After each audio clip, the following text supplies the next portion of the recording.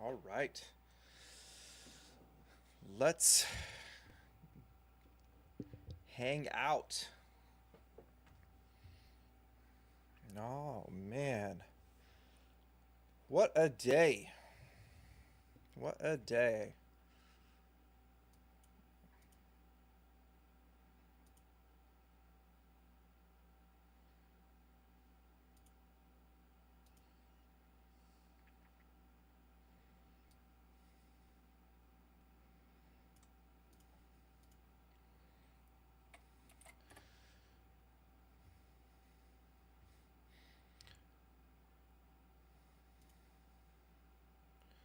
What it do? What it do?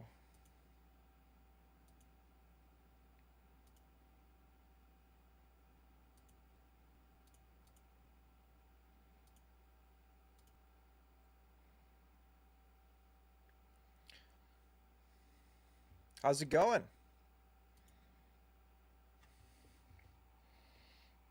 Getting myself situated currently.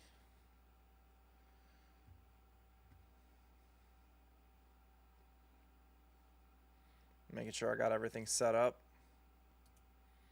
and right.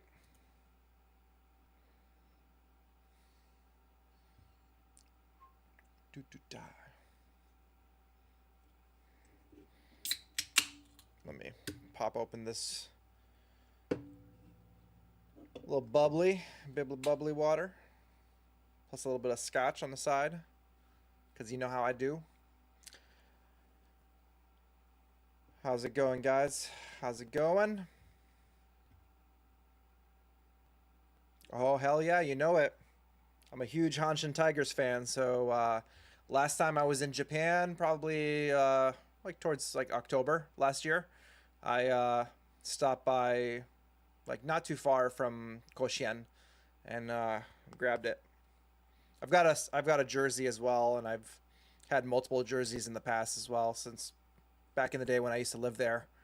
I used to hit up Hanshin Tigers games all the time.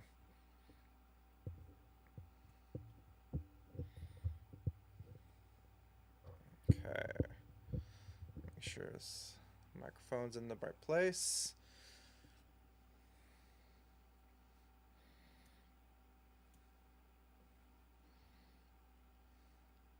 Are you a Hanshin Tigers fan, Armis?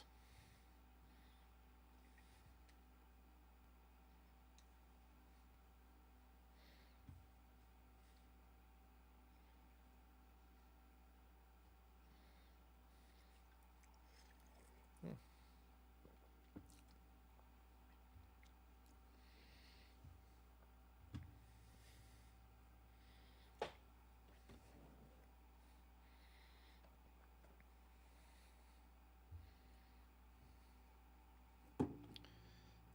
Right.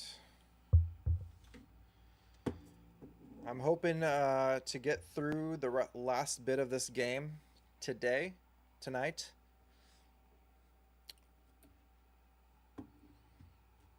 Um, we'll see if it's possible. Hopefully. Pros, I'll probably want to move on to some other games after this. Got a few in the that I'm thinking about. I might have to maybe put a little poll out and see which ones you guys are interested in.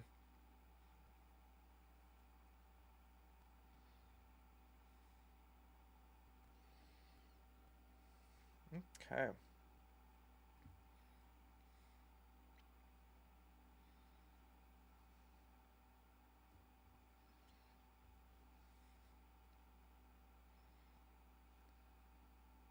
I'm gonna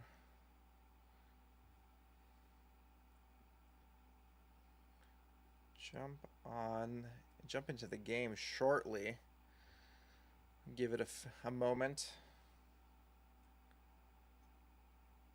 But yeah, um, I've been enjoying this game. It's actually quite fun. Fortunately, I wasn't able to stream last week because I was completely dead. Um,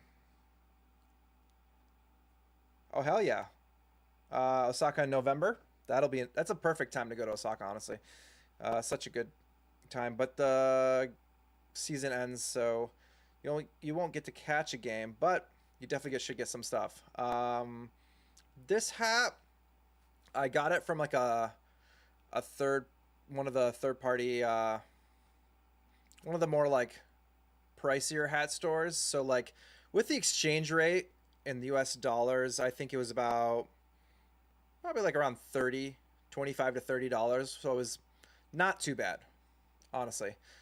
That's the beauty of going with American money to Japan right now. It's just the yen is not doing well, so you get that 20% discount no matter what. But I got this. I got like a baseball hoodie, like the more like thick ones that come that like the players wear. So I got one of those. That was expensive, and then the jersey as well. But definitely show some love. There's lots of really fun, great swag that you can pick up from there. How long are you going to be in Japan for?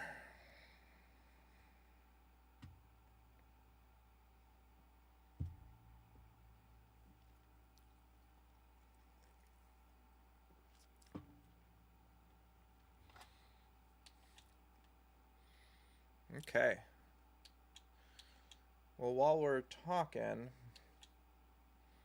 I might jump in 2 weeks. Not bad. Is this your first time going to Japan?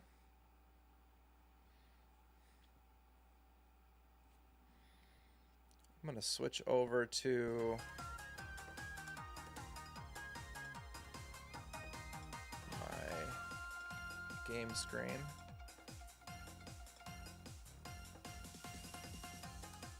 Also, let me know if audios all sound good. Make sure the game is not too loud.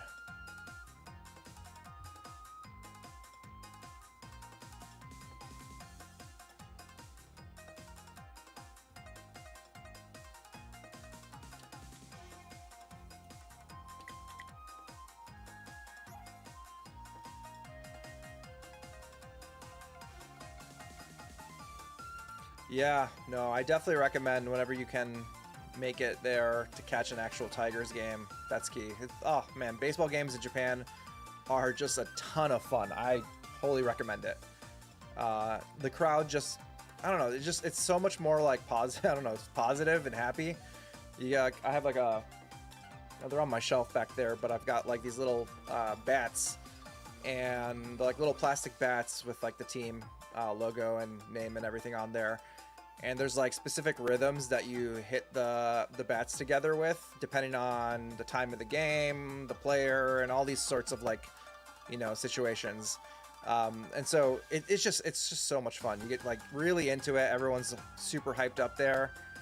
Oh man, baseball games there, top tier, top tier. All right. I'll jump in, and we'll keep talking. We'll keep talking through this. Man, I gotta remember, what was I doing? Where was I last? All right, so I finished these guys. Miyazaki. All right. Oh, interesting. Okay.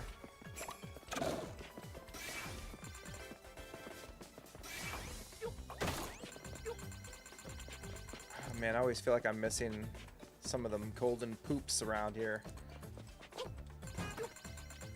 So before I run around, make sure I didn't miss anything.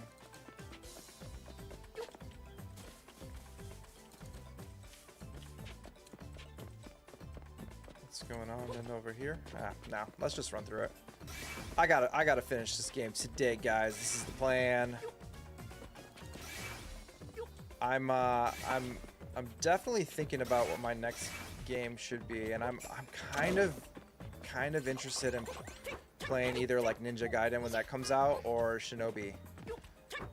I'm really feeling that right now for some reason. It's like I've been really hyped about those games coming out. what's going on over here?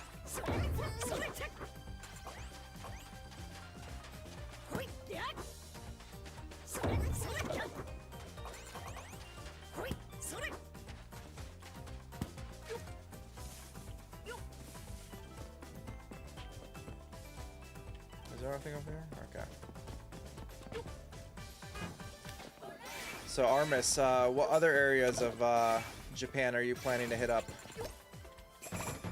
Dude, Alexander, yes. Ninja Gaiden looks incredible. I was like checking a look at that today, just like more and more of that, and I think I'm kind of obsessed. Like the look of it, everything about it looks fun. I might have to pick that up and do like, I don't know if I'll maybe beat the game, but I'll maybe do like at least a couple of streams or a stream of it, depending on how everyone feels. Okay, what is this thing? Oh wait, I can turn. Oh man, I gotta remember. Okay.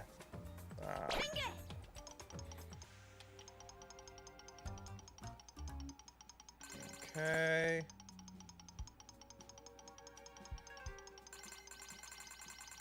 Oh shit. Okay. We're all good. We're good. Alright, let's go over here. Beat the crap out of these guys. And Geto.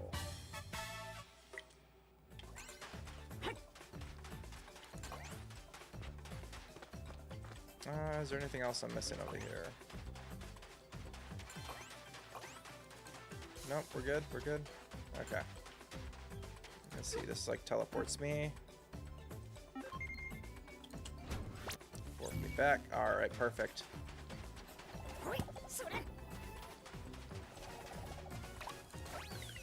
Oh crap. Oh, this guy needs to...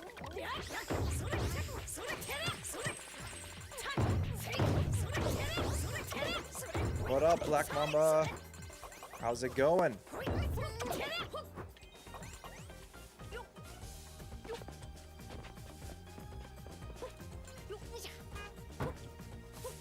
Oh, here we go. First golden poop of the day. Alright, let's see what we got. Alright. That painful feeling when you eat something cold is known as brain freeze, or an ice cream headache. Well, that won't stop me. I mean, that's accurate. Never stops me, and usually, so. How's everyone's week going? I think we're halfway through. I'm just trying to figure out, what am I gonna do next with these games.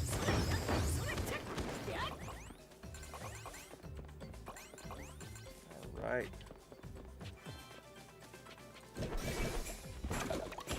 Take that. Wind it back.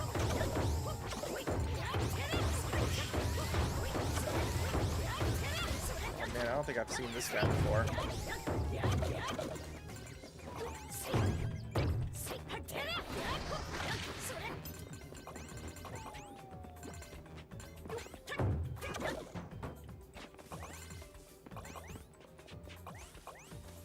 Hell yeah. I've been playing that too, man. That game is just the most fun I've had in a while. Like, it just kind of tickles that part of your brain that you're just like terraforming the whole place. Man. I've been having a ton of fun with that.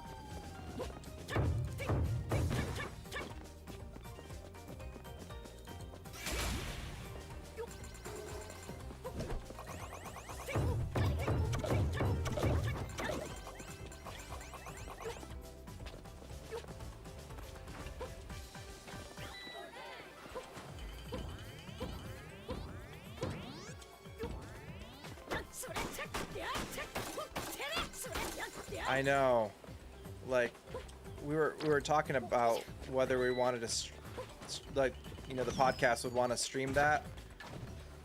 It's just way too early for Emily, and especially if since it's like a partner direct. We weren't sure. I mean, I'm guessing we'll probably see.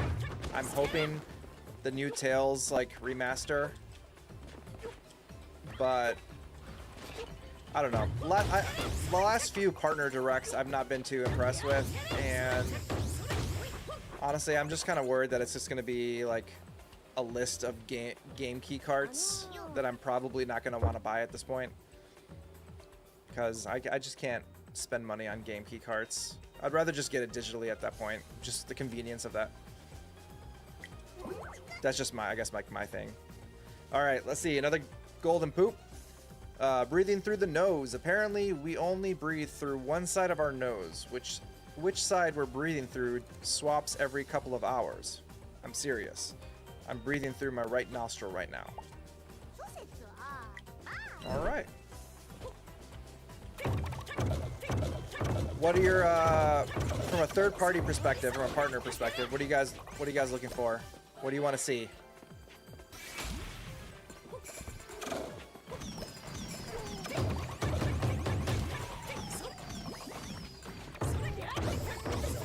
Because I don't know. I'm thinking we'll probably see Atlas with some things, whether it's Persona 3, like Switch 2 version, or Metaphor Refantasio.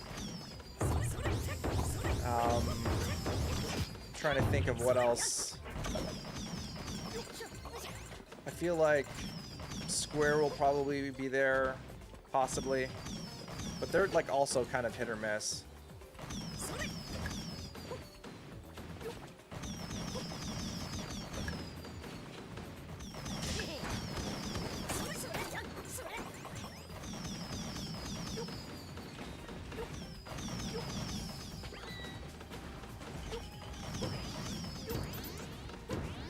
Yeah.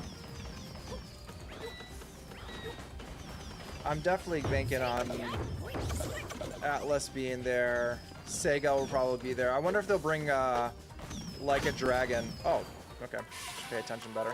I wonder if they'll bring Like a Dragon. Oh, hey, Radical Reggie. What's going on, man? Yeah, no, this game, I've been having a blast with this one. It's very much like got that, you know, Goemon feel. It looks good. I've got it physically on the Switch, but I'm playing it on Steam right now just because it just plays a little bit better. Granted, the Switch 2 version is much a better experience.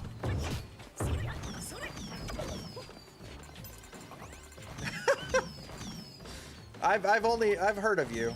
You know, we only hung out a little bit, but we it was good seeing you at Siege, though. I look forward to we got to get our podcast to join your podcast.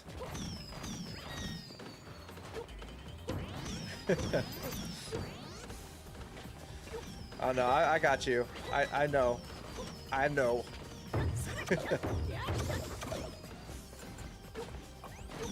Yes, we were hanging out up in the green room. Oh, in the same spot. Got me talking. Oh, okay. Yeah. Hanging out. I was like, we were talking about Final Fantasy at the time. Yeah, we were talking about Final Fantasy 7, 9, 8, all the Final Fantasies. And yeah, it was a good time. I'm excited to we got to get the podcasts together. I'll talk to Brandon and Emily so we can kind of plan that out. I was like deathly ill last week, so I have not done much planning since coming back.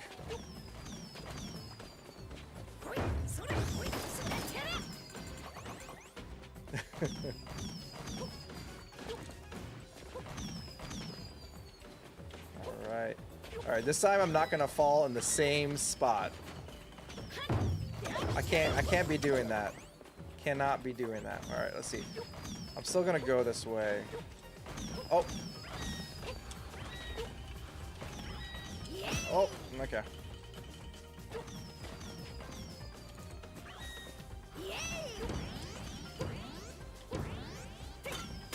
Gotta get myself. What do we got here? Some sweet mango. That decadence. All right, let's go.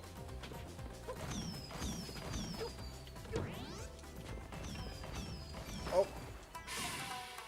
All right, people. I swear I can play. I swear. This is,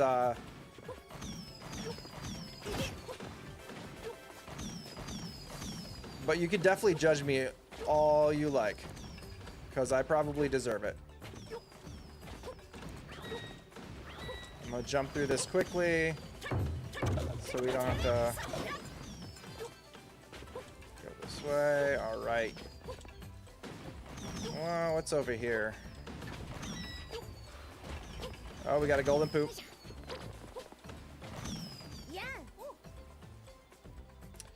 Oh man. Holy Grail RPG. So, actually just at Siege, I bought one of the games I've been wanting to buy for a long time, and that was Wild Arms 5. I kind of highlighted it in our, like, not this week, but last week's podcast episode. But I picked that up, and that was a big deal for me. Actually, I didn't read this. Let me do that. But outside of that, now I think I want to pick up. I got to pick up some of the Suikoden games, probably 4 and 5 as well, and then. I mean, there's some games I'd like to go back and get for the SNES that I don't have right now, but they're just like way too expensive at this point. Trying to pick up, like, I don't know. I don't have Earthbound, so like, but that's like, I can't justify that at the moment. But no, is there anything you guys are looking in terms of Holy Grails? All right, so did you know that some medications don't work well or can even be dangerous when taken with other medications? This is why you must always read the directions. I tell you, Bakeru is like teaching you. Why go to the doctor when this will teach you everything you need to know? Well, you should still go to the doctor and learn what, shouldn't go together, but yeah. Oh, come on. Ooh, Panzer Dragoon Saga, that is, I would love that, but I should pay attention. But at the same time, with Panzer Dragoon Saga, like, the fact that, just like Sega Saturn is so prone to disc rot, I'm always so worried to spend, like, the thousands of dollars that goes into purchasing those games, but I would kill for that.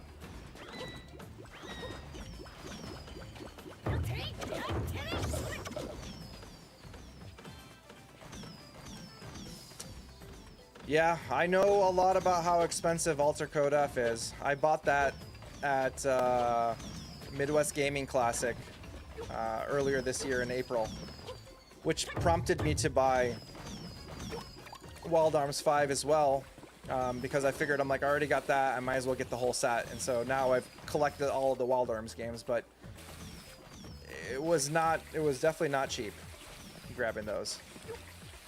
But I'm excited. I'm gonna play through those. I think leading up maybe into the holiday, I'll start like playing some of the games, depending. Yeah, so like those, unfortunately, Sega Saturn, when it came out, like the type of pressing they did and the type of discs they use were just not very high quality. And so, like, people have started to learn that they prone to like disc rot and everything. So, I mean, you might get lucky, like you might not have it, but you have to be very, very careful how you kind of like house your Sega Saturn collection. Make sure there's no humidity. Just be very careful with it.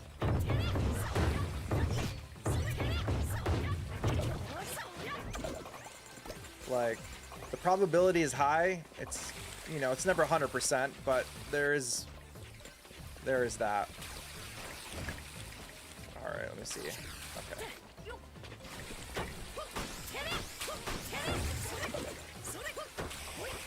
So what's everyone playing right now other than Donkey Kong Bonanza?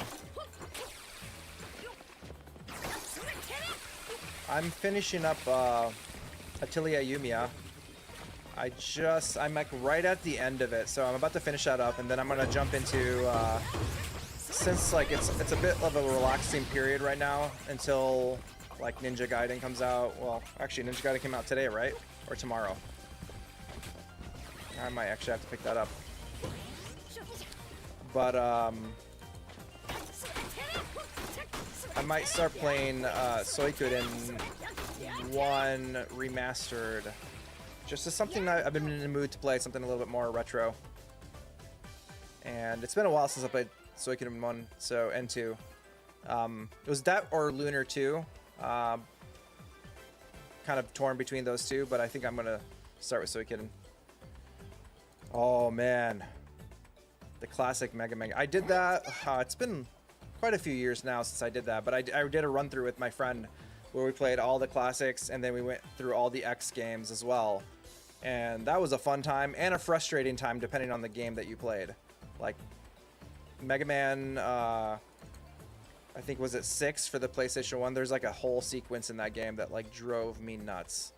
And then once you get to the X games and you get to X6, and that's just a rough time for everybody. X6 is like, I mean, I feel like that's probably the worst of them. Granted, like X7 and such is not good either, but I feel like X6 is probably worse. Alright, praying mantis eyes. So praying mantis actually have compound eyes on both sides of their head, as well as 3 smaller eyes on their forehead. In other words, they have a total of 5 eyes.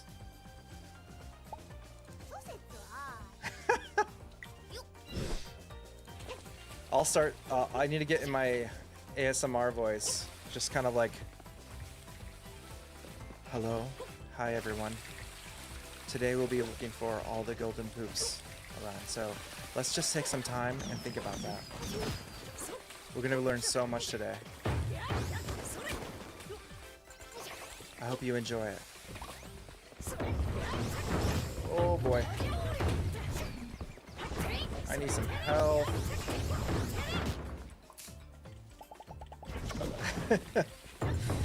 I mean, I feel like it defeats the purpose to do ASMR, but like talk about golden poops. I feel like, I mean, I guess like people might be into that. So I don't know. I'm not, no judgments. It's a judge-free zone, guys.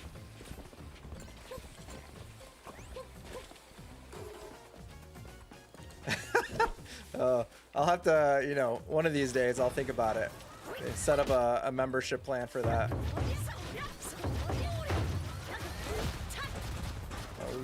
Okay.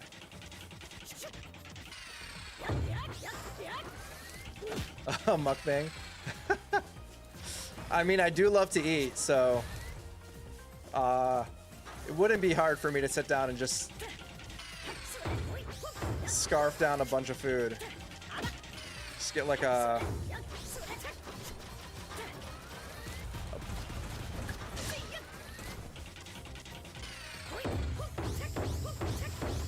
I should probably get swole. Okay. Oh, was he already gone? Oh, I thought he was dead. Okay.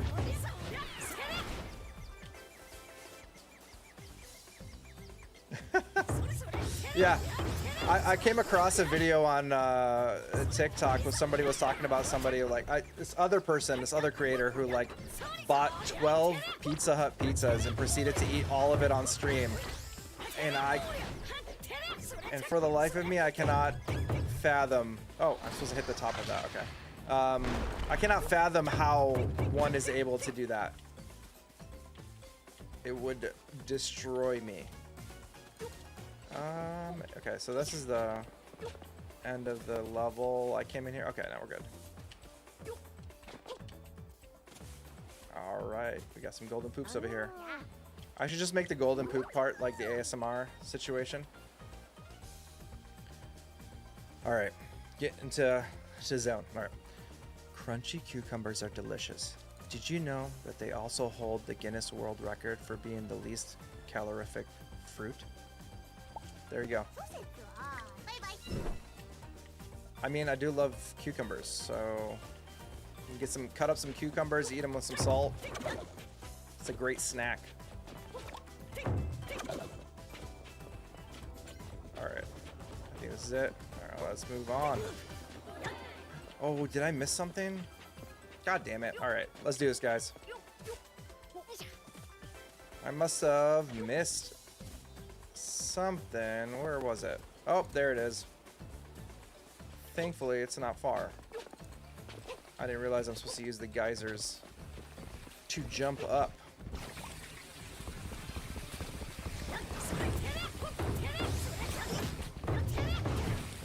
I really wish they would let you, like, cancel out of an attack into a dodge, but all right.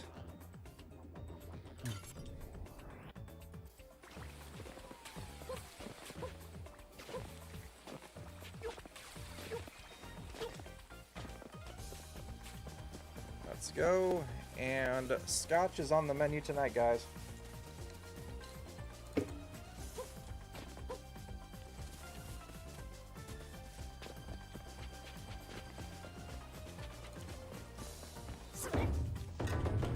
Let's do it.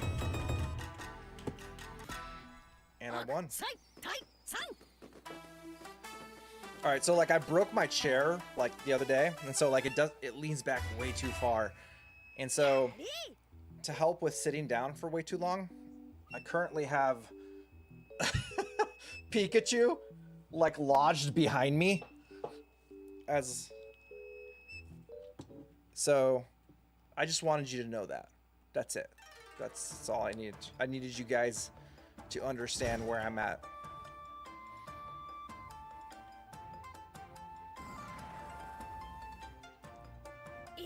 Kagoshima. So Kagoshima is pretty amazing. If you go down there, that's where Princess Mononoke, like, I know, poor Pika. He's just been thrown aside by, kind of forced into this situation. Daikon. Yeah, he's like, I don't know, probably like a good 6 inches. No, 6, I don't know, about like a foot, maybe. I'm gonna say 6 inches, but yeah, he's a decent sized Pika. Just works well back there.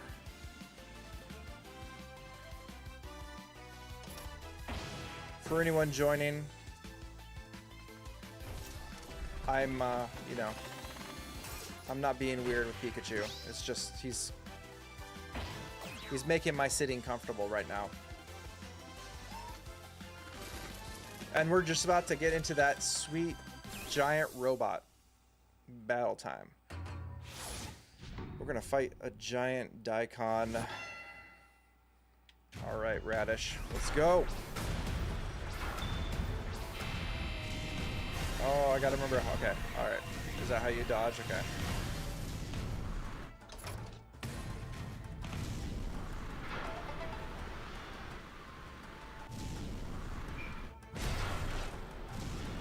Oh wait, I'm not like not hurting it. Oh, I probably got to get through its defenses.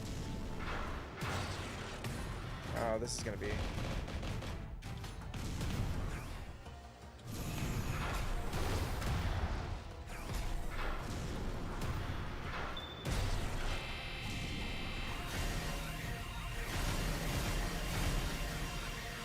Oh, this is not good. 1, 2, 3. Get up, get up, get up. I gotta remember to...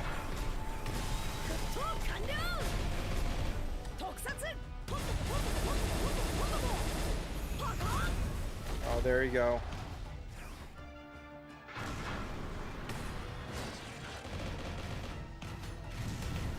Alright, do I have to like knock out all of its...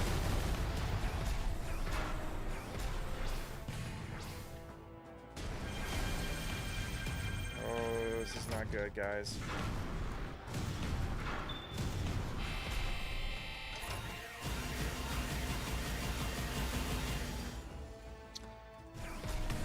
I'm using the Schwartz, and that's not doing well for me.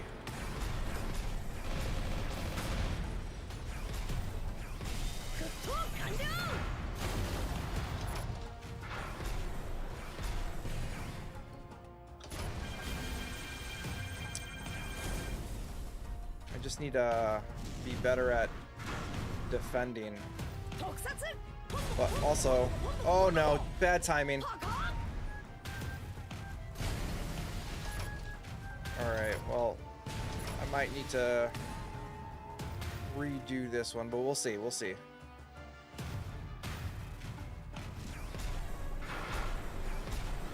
It's not looking good.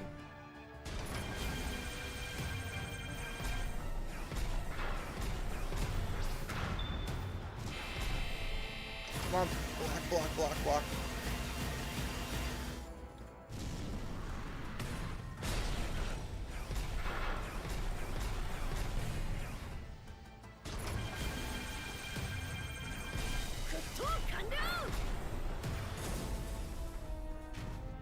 Did I miss one?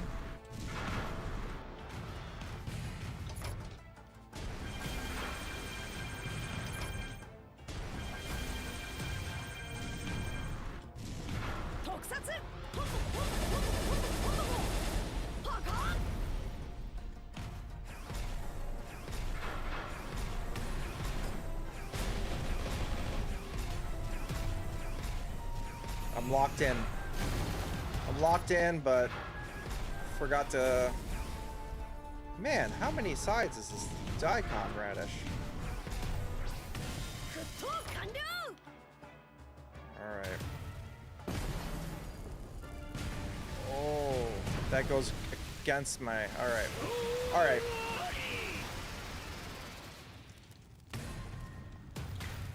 I got this. I got this.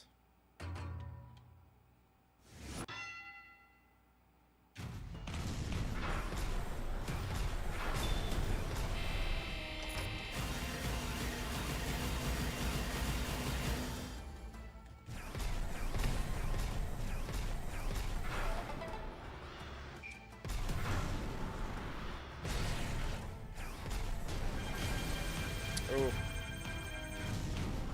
Such a lag for the break, for the guards.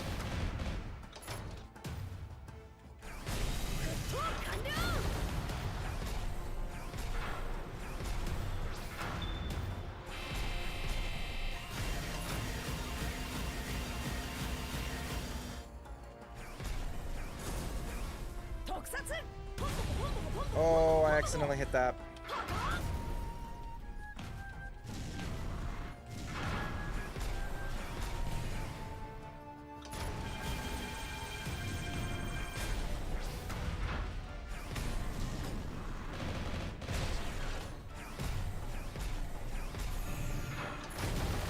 Oh boy.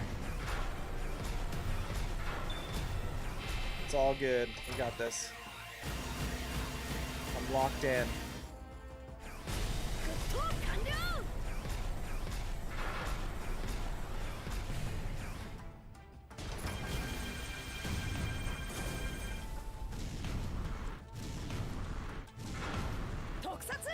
Going in for that. Oh, come on.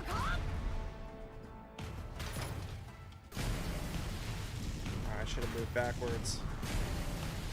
Oh, I didn't. Does two of those?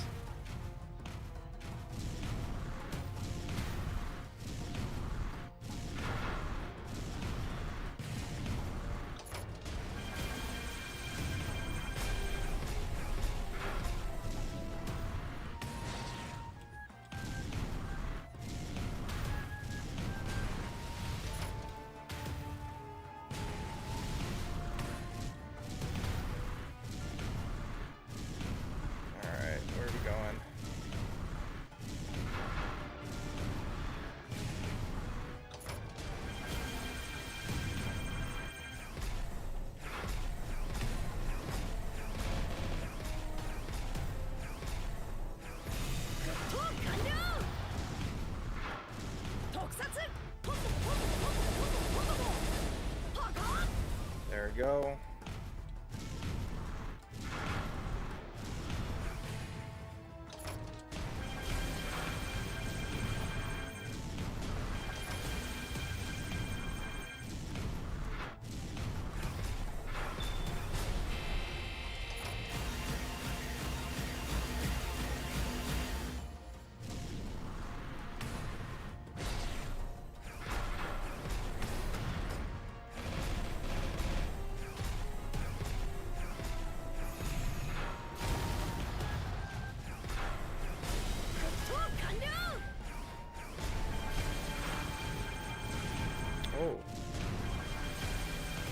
Why? Come on.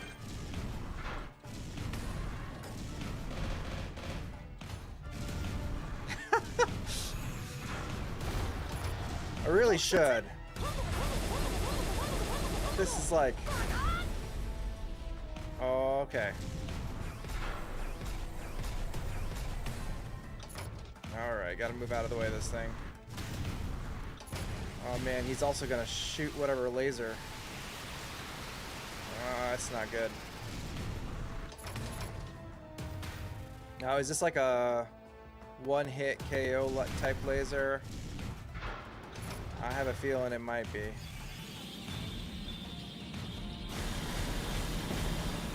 Yeah. Alright. I gotta figure out... Okay, let me see. How do I...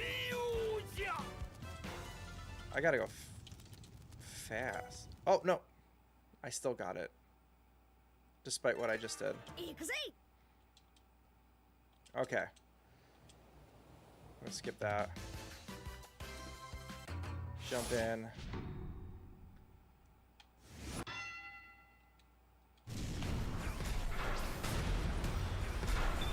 This is like the most annoying radish I've ever experienced.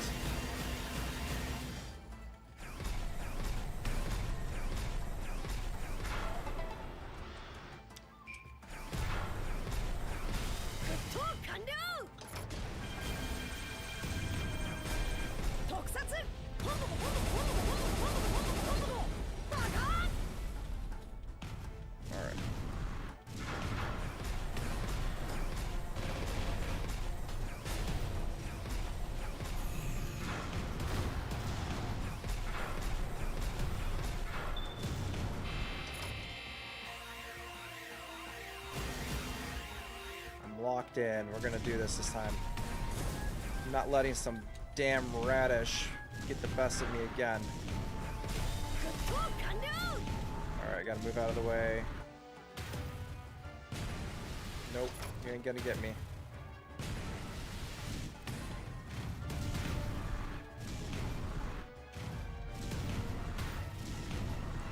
Come on, move faster, move faster, move faster.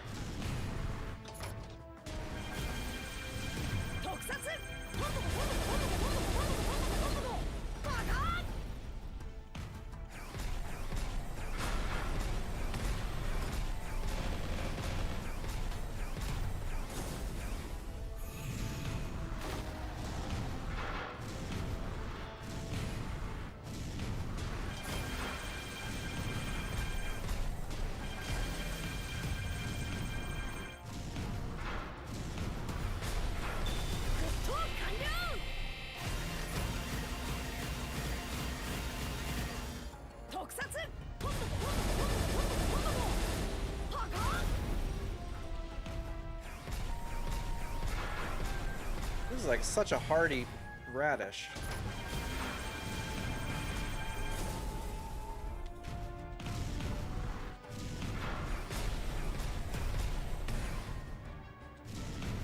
All right. Hell no. I am not going to allow this. This radish is going down.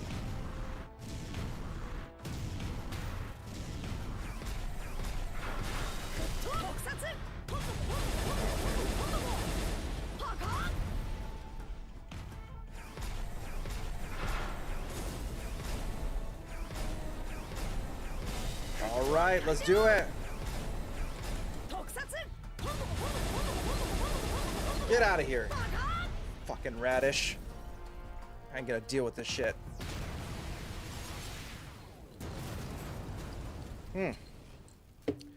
Fool me once. Fool me twice. Third time, fuck you. That's it. That's all I got.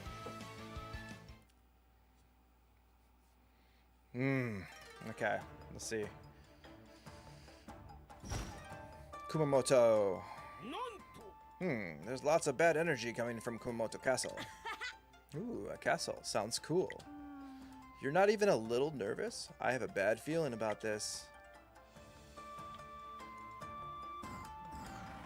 I mean, I just fought a giant radish. I mean, nothing matters anymore.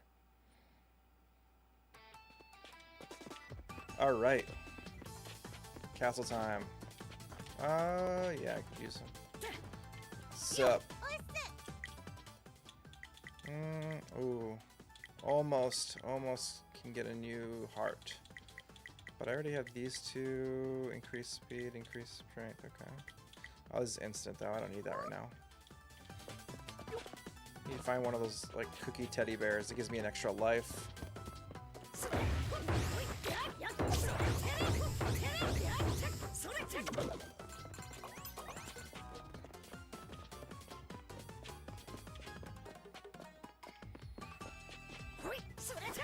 Oh, we're good. Alright. What's going on over here?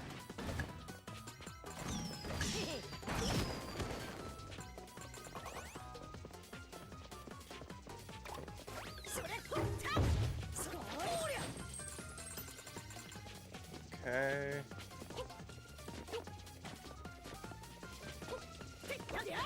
Can't break that. I was trying to.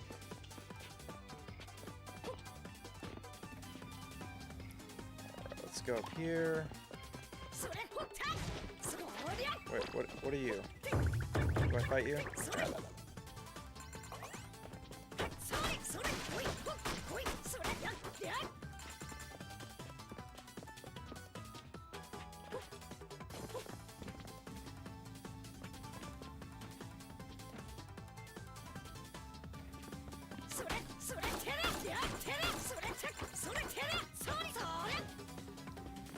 I don't think I've heard of that anime. When did that come out?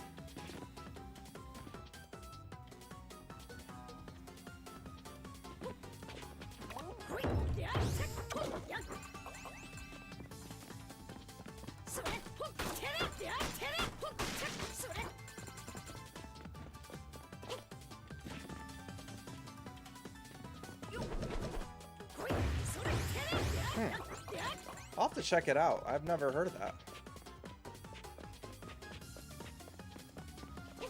Okay.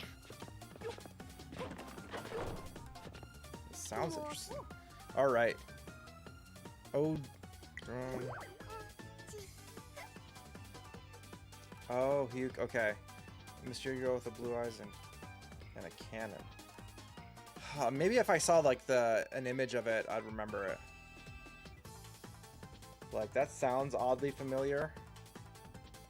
But, yeah, I don't think I've ever seen that. Plucking nose hairs. Your eyes start to water if you pluck a nose hair. I've heard that only the eye on the side that you plucked from will get watery. I'm gonna try it. Ouch. Alright. Somebody in chat needs to try this right now. So that way we can figure it out.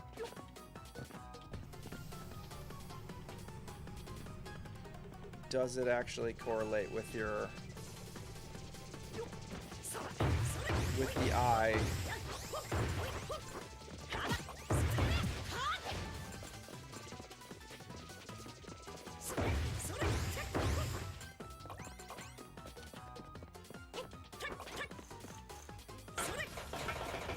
Alright, not that way.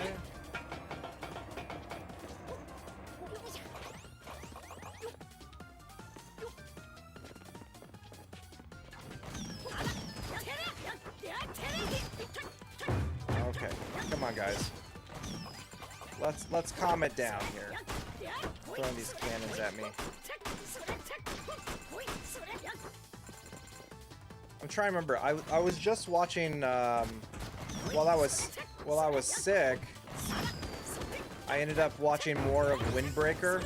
I'm like 2/3 the way through like the first season. Yeah, I mean, I don't know. It's got like, it's fun. It's a fun series.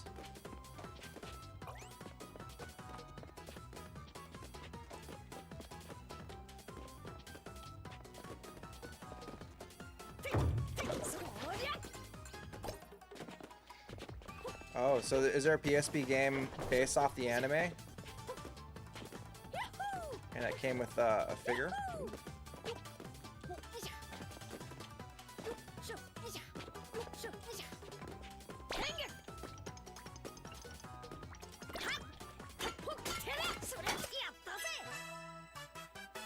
Oh, okay.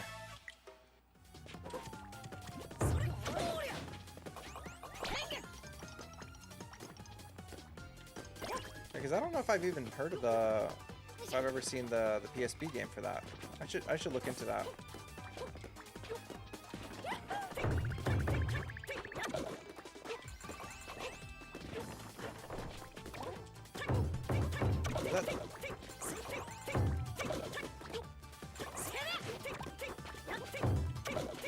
Oh, okay. That's probably why I didn't see the PSP game, at least for it. Ooh, okay.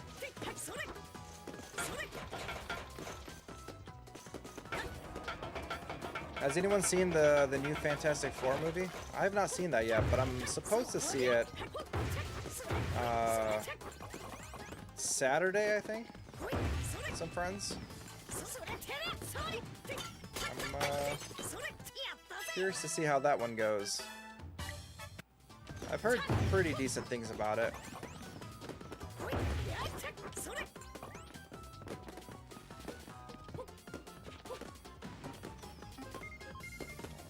Warp away. Okay, nice.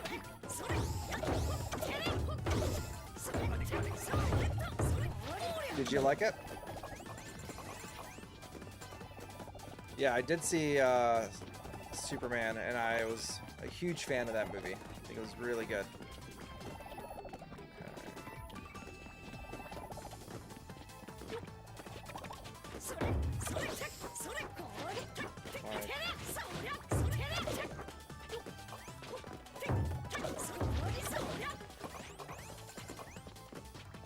For the Superman movie, I was just like happy to see kind of a more like typical Superman. Okay, that's good. So I'm looking forward to seeing that movie because, like, I mean, we've been overdue for a good Fantastic Four movie.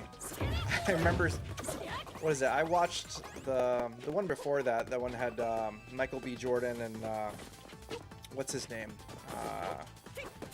I forget his name. I think he was in Whiplash or something like that. But he that movie was just god awful. Ooh. Does Eye of Wakanda come out tomorrow? Oh, Friday. Yeah, today. Tomorrow's Thursday. Okay.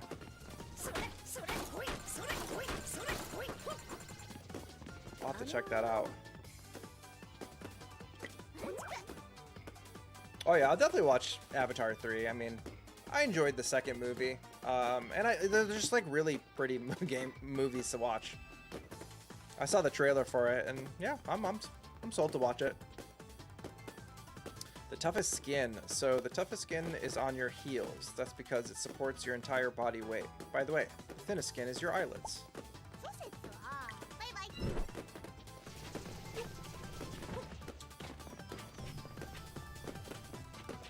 Yeah, I'm actually like impressed that like it's actually coming out relatively soon too. Because like the wait between the first movie and the second movie was just so damn long.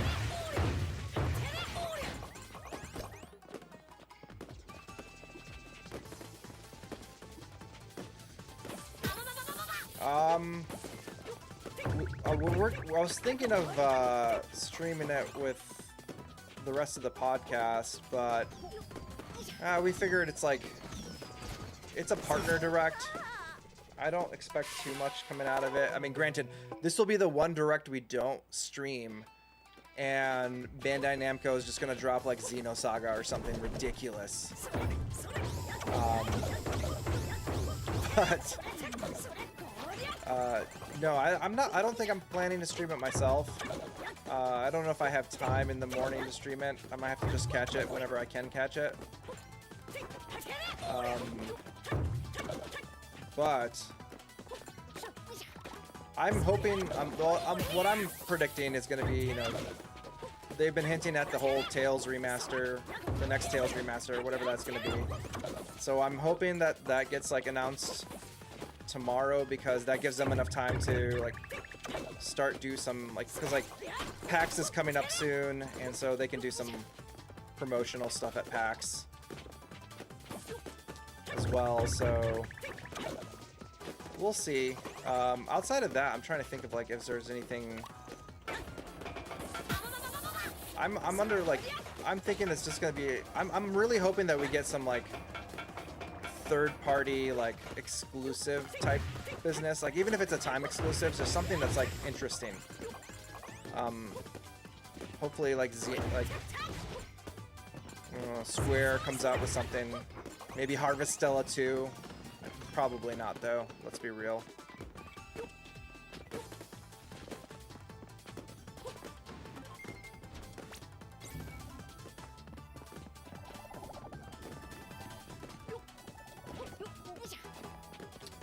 Honestly, I'd love to see like Tales of Destiny get remastered and brought over here, because like I've dabbled a little bit in the translated version of it, but I've never played it completely.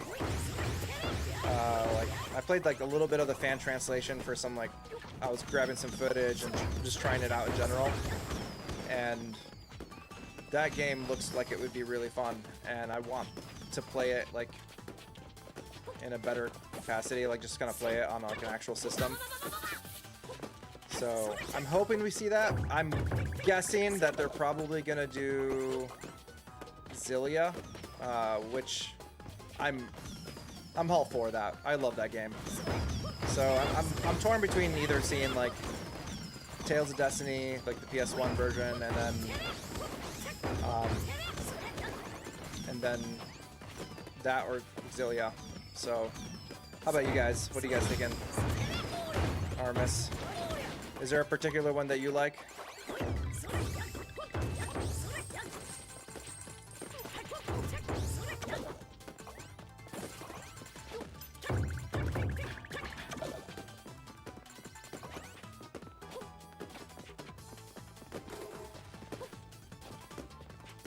Anything over here? Oh yeah. Honestly, that would be a good one to remaster. I think there has been the thing that's like drawing me towards like Xillia is that like I think wasn't there some like IP like renewals and stuff like that they were doing.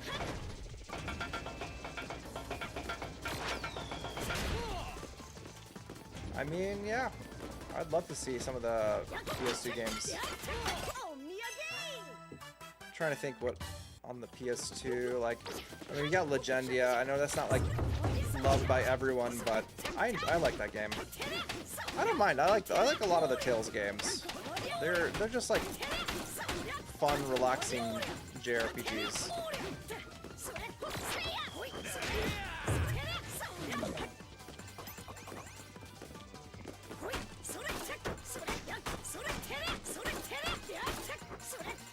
I'm just like really hoping that we get like some sort of news about the next, like whatever the next Tales game is going to be in terms of like mainstream, like new. How do I get out of here?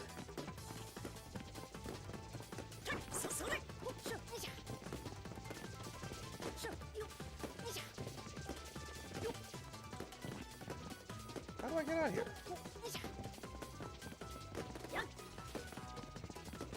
Alright, we got that.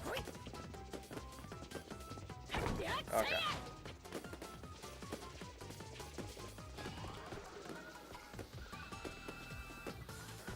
Oh yeah.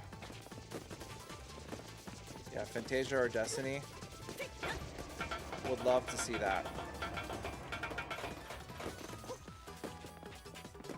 I'm trying to remember which one was which PS2 game did not get translated. Was that Destiny 2? I mean, it was like fan translated. I remember I I should know this. Tales of Destiny, okay. Because I started playing that one as well for fun. Just to try it out. But I never finished it. Okay. Some health.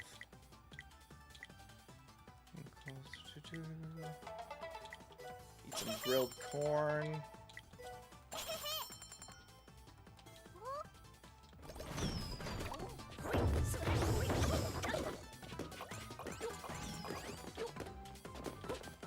Come on. Alright.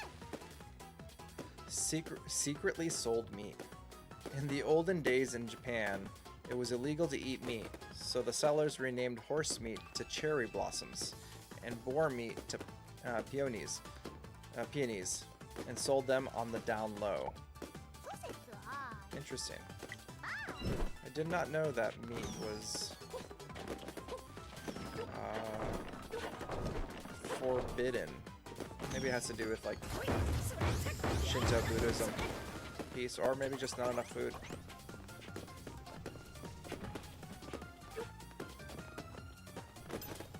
Oh boy.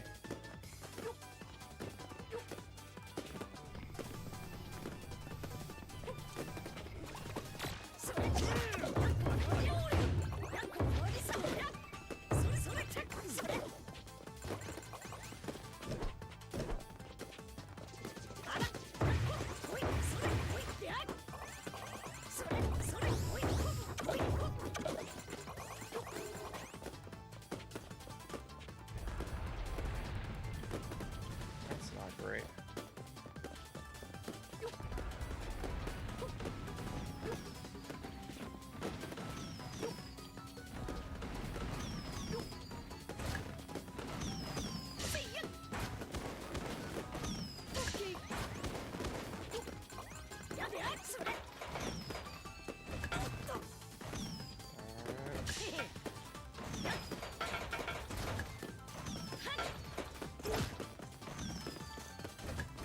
Alright, I need to like... There you go. Okay, is it this side? Okay. Alright.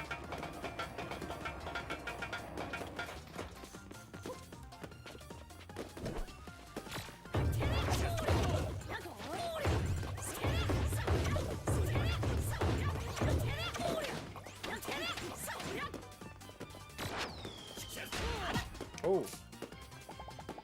Didn't realize a shockwave was gonna get me.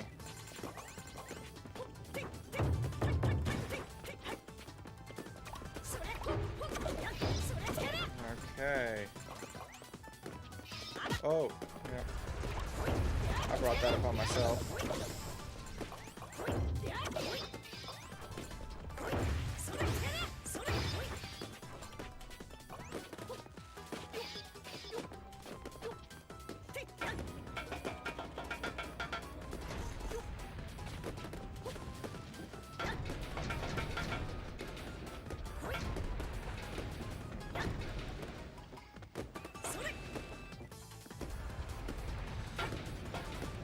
Yeah, I feel like I'm at the end of Bakeru. I'm gonna try to finish that up tonight so we can move on to a different game. I don't know if I'm gonna finish games every time on stream. I figured this is like the first one I'm doing, so like I'll just finish it. But I've been thinking about what the next one's gonna be, and I'm contemplating between like maybe the new Ninja Gaiden game or Shinobi. So, because those look so much fun. Like they're so much fun. I'm really pumped for those.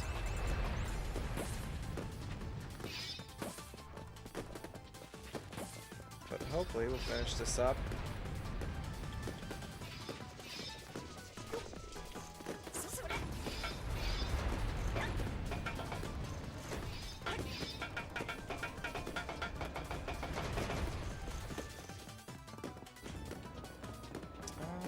Alright, let's go this way.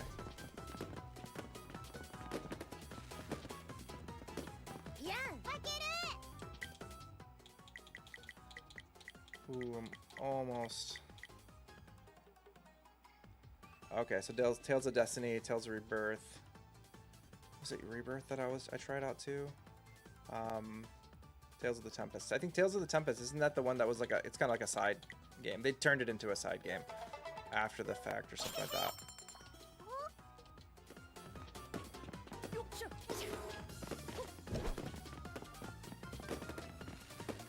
Alright, I'm just gonna go crazy on this guy.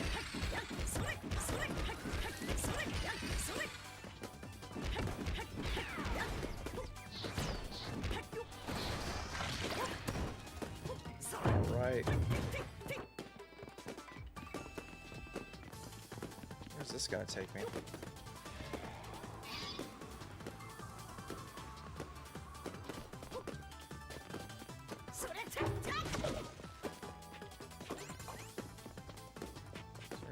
Here. Nope. There's got to be like a golden poop somewhere over here.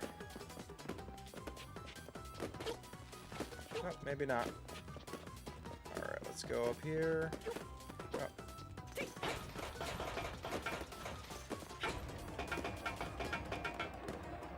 Take me away.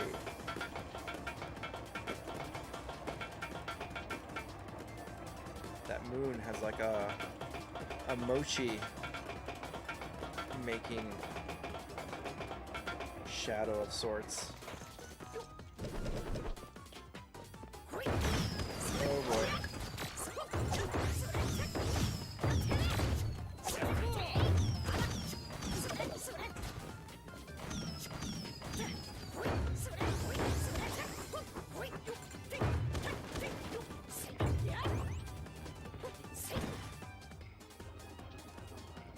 Yeah, I'll definitely start jumping around different games to kind of just try and just play around, and then also kind of give you guys a chance to like pick some games as well to make it more interesting. Also play some things that maybe I haven't played yet.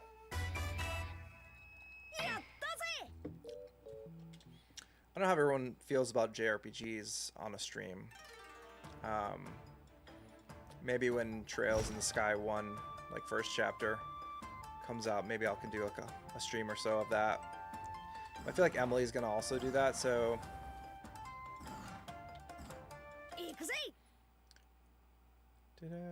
Okay. So we're gonna go up against... Oh, sweet, okay. I can get a decoy. Oh, I don't have any. Who's there? The voice is unmistakable. Okay.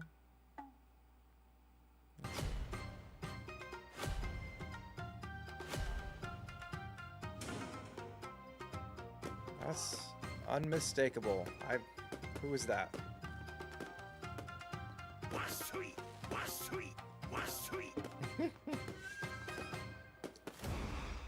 Oracle Saitaro. He's the festival troop chief. It's Oracle Saitaro. Wait, the dude dressed up like a clown is actually Oracle Saitaro? Clown? Do you not have eyes? This is formal festival attire. Never mind. Why are you worms messing with my festival? I received orders from the heavens to hold festivals all over Japan.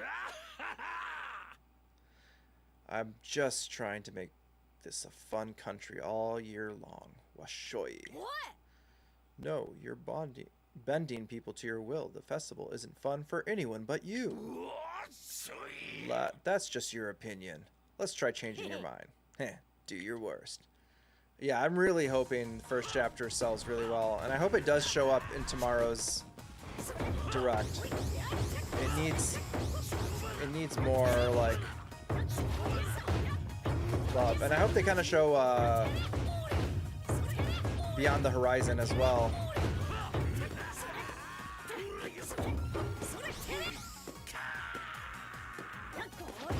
Yeah, like it is a beautiful looking game.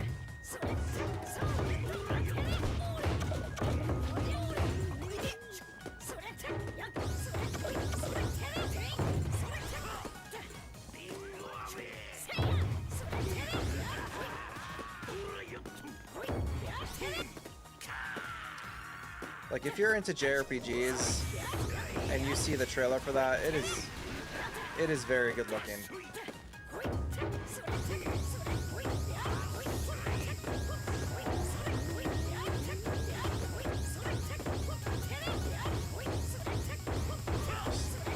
Slaughtering him.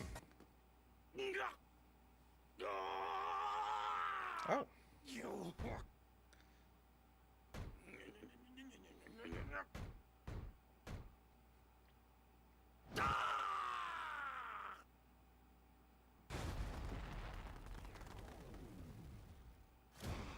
There you go.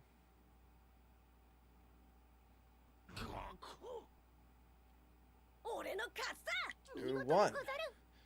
You did it, Bakeru. Awesome job. You worms were tough. I can't believe I lost. Washoi. I'll admit it, you're strong opponents. Washoi. This won't happen again. You win this time, but I'll be back. Mark my words. Blah. No, he got away. Maybe Oracle will learn from this experience and mature a bit. This is the typical, like, anime situation. The bad guy runs away, and they're just like, yeah, he's gonna mature. He'll be better.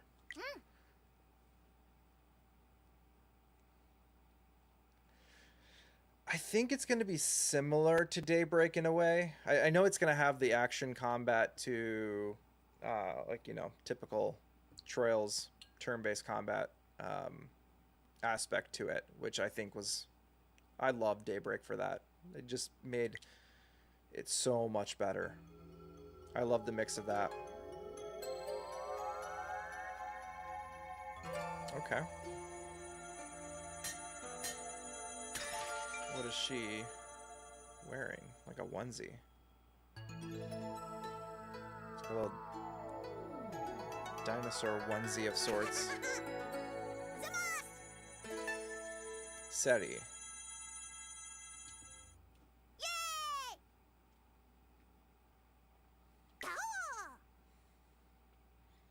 I'm 5 and I love dinosaurs. Grar. Aren't you energetic? I guess some of Nana Kusea girls are just kids. Oh, Seri, I'm happy to see you safe and sound. This boy is going to need our help. Will you help him? Sure, Grar. 2 is company, 3 is a crowd. We've rescued 3 girls so far.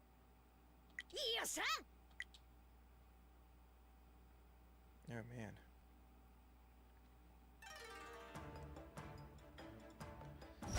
Yeah.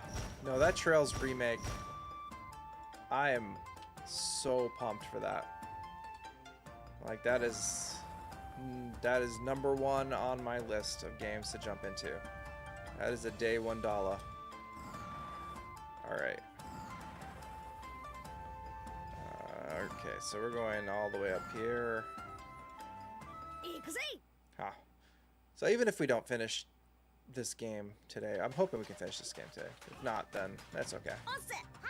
We'll just move on. I need some more coins. I need to get that last that heart.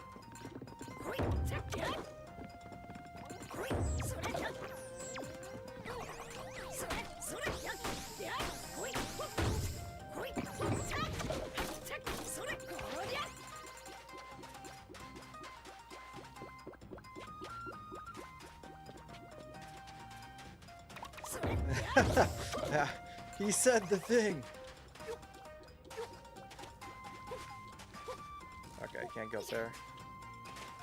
No, 100%. That game is the most day $1. Like I'm gonna drop everything I'm doing to play that because I just want to see some full like 4K Estelle Joshua business. Oh, I just want that. It looks so good. Golden Poop, the Mackerel Road. The road that used to transport mackerel from Fukui to Kyoto is known as the Mackerel Road. They would apparently pickle the fish in salt to transport them.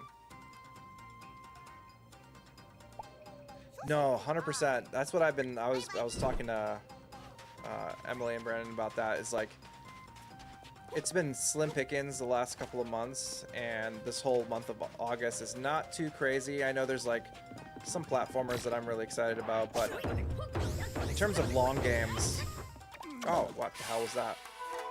I'll flow off there. I'm not too like swamped with like major games I need to play, so I'm just gonna go back to the backlog or play some older games I've been meaning to play. It's like some good catch-up time. What's like the #1 game in the backlog that everybody has been wanting to play?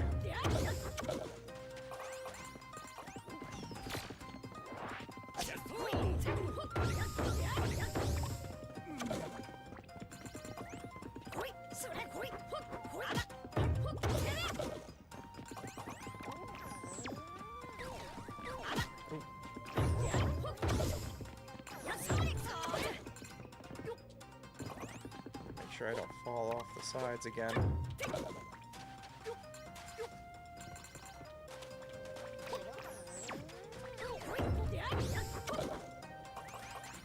Alright. Either go that way or...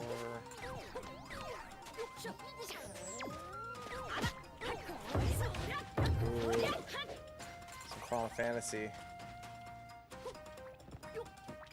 Man, I've been talking about Final Fantasy VIII a lot lately.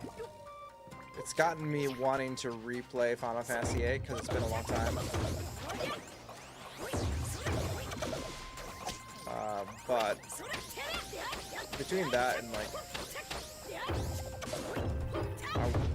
9 is so good. And even 10. I haven't played 10 since like... I can't remember the last time I played 10. Probably was like not too long after the PS2 came. Well, I'm trying to remember when, because I played it when it came out, and then I'm trying to remember if I played it after that again. I don't know if I did. Nose pieces for glasses. Glasses have nose pieces, but did you know they were thought up by a Japanese person? Now they're used all over the world.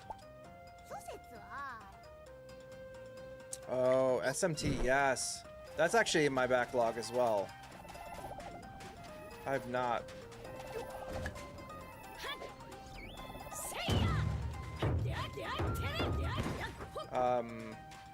The Persona 3 Reload is in my backlog. I've yet to play the remake. Yeah, there's too many. I've got, and like every day is a battle for me to not want to replay like Xenogears. Like I've been fighting it for a while now. That and Terranigma. I keep like having this urge to play those two games. But I'm always just like, I've played them so many times and I need to play other games. I have so many games to play. Yeah, I've been meaning to like go back and play. I kind of want to play one of the GBA Fire Emblem games. Because I never played those, so I definitely want to see how they play. Do I want to go this way?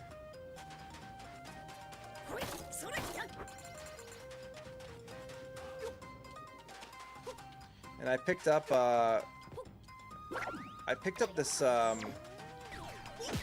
it's the same game that Emily picked up, and I think she showed it off on the podcast. But it was the Scooby-Doo for the Game Boy Color, and it is basically just kind of a Scooby-Doo game, but the whole premise is like the gameplay is Maniac Mansion, which I didn't even know was a thing, but it is like the smartest way to use the Scooby-Doo IP, and I definitely want to like take time to actually try to play that. which I'm sure it's not very long.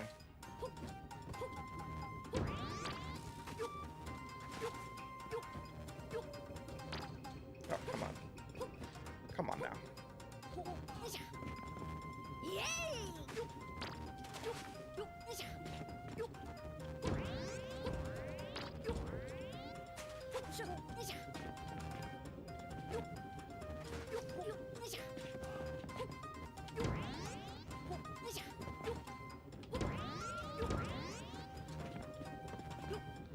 Oh yeah, Baldur's Gate. I have it on the, like, the console, but I want to pick it up on PC because I feel like I'd like it more on the PC. Oh man, these things are annoying. Just because of like just all the button presses and like it's keyboard.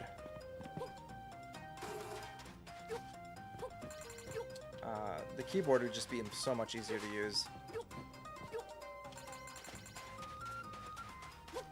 I know. That's what keeps, like, I'm waiting for it to go down, like, much further to, like, justify buying it again. But until then, I'm no rush, I guess. But I do want to get it at some point.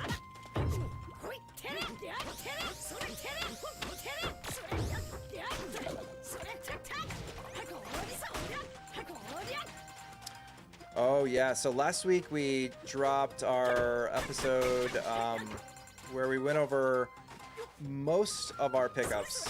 So we had to we filmed that Saturday night instead of Sunday because our buddy Mark, or Triforce from My Life in Gaming, had to leave that night and we wanted him to be a part of it. So we filmed that. So but it's more or less like most of the games. We didn't get too many games on Sunday, but we went over like all the pickups and everything that we went through. I didn't get too many things, but granted, I did pick up like Wild Arms 5, which was pretty expensive. I also did pick up a couple other things. I have them right here actually. I picked up King's Quest, the physical version for the Xbox. I think this is the only physical version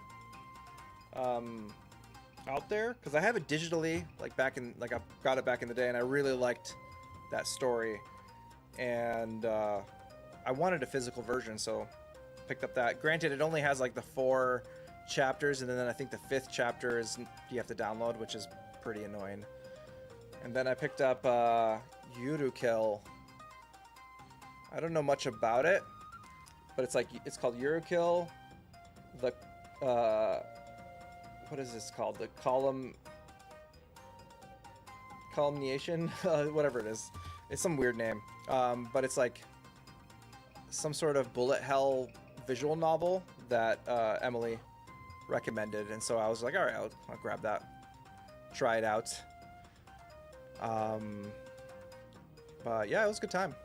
Fog versus clouds. Fog and clouds are actually the same thing. When they're floating in the sky, we call them clouds. When they're low to the ground, we call them fog. But I'm actually getting the physical version of King's Quest kind of makes me want to play that.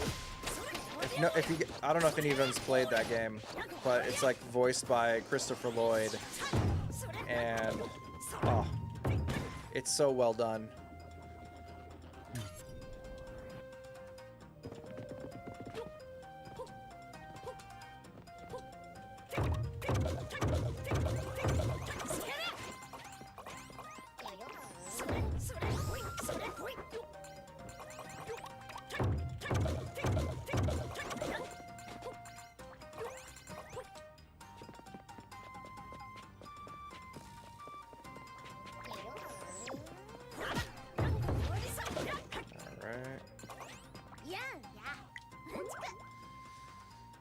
Did you know that the words for lens, the things found in glasses and cameras, comes from the word lentil because of the bean-like shape?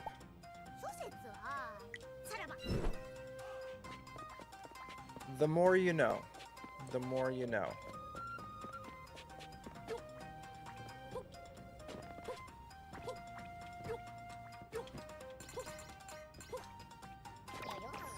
Okay.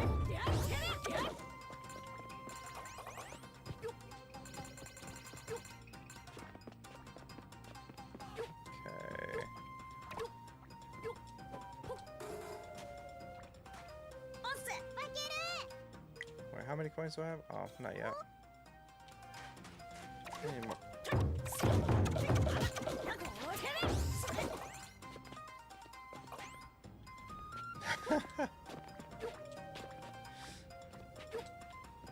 Eye exam. Lentil 1 or 2? Let's...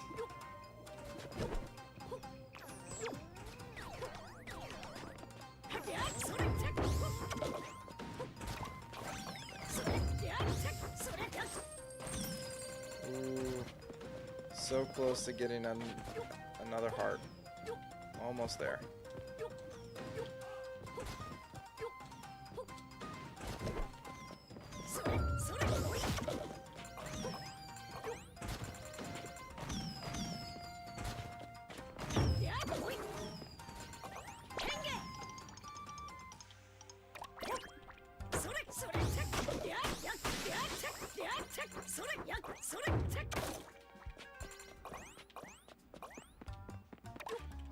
Let's see.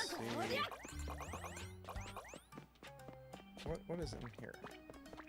Oh, there you go.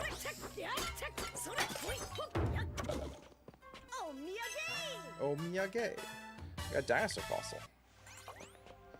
Alright. That's cool.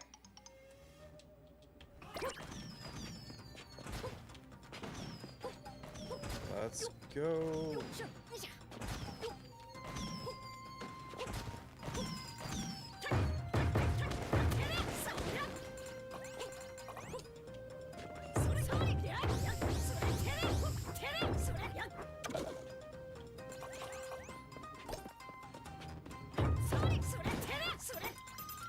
Ooh, okay. Now I can get a heart. I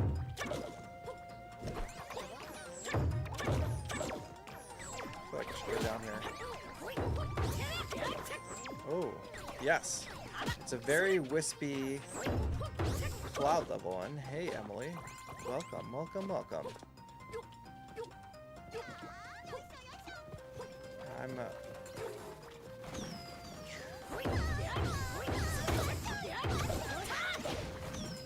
we are trying to get through this. Oh, just in time for some poop. Alright. Panic at the bookstore. Some people in Japan say they need to use the restroom when they visit a bookstore. But why? Maybe it's the relaxing atmosphere or the smell of the ink. Nobody knows for sure. Have you guys ever heard of that? That is like a thing I've heard multiple times, is that like people have this sudden urge to need to go to the bathroom when they go to a bookstore. And I feel like it's happened to me.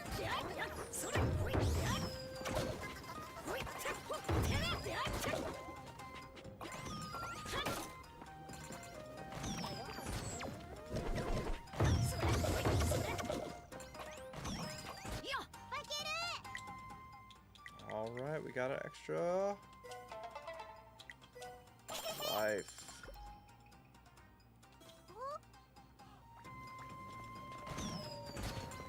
Yeah, I've heard it multiple times. Oh yeah, that was it. I totally forgot. That's probably where I remember this from. Subconsciously remember this episode. I've like binged that show a couple of times, so.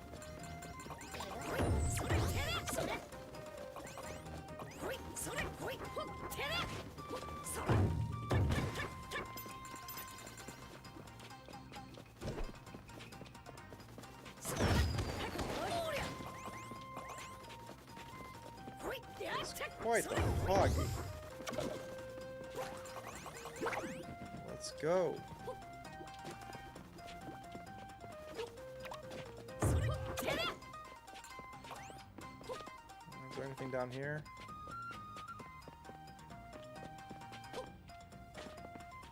Am I missing anything over here? Nah, it doesn't matter. Let's just go.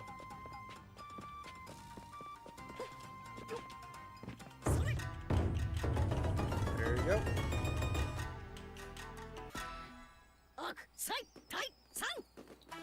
Hmm.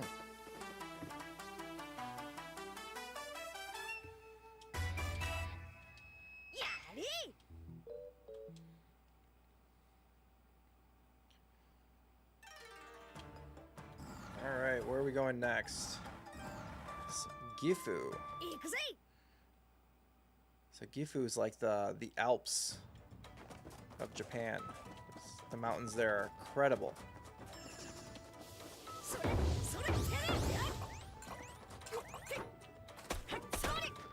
Nope, can't break those.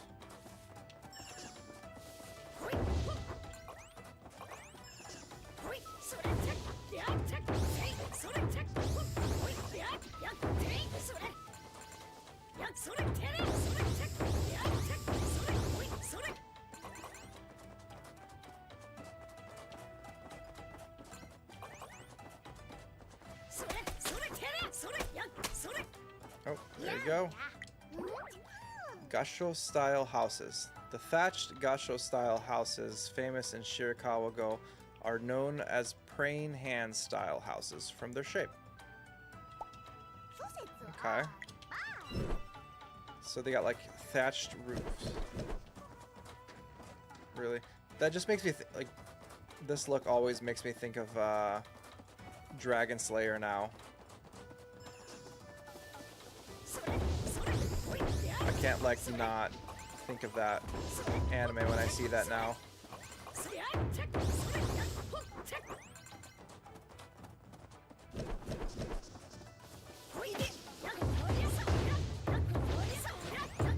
This level just like all snowballs of sorts.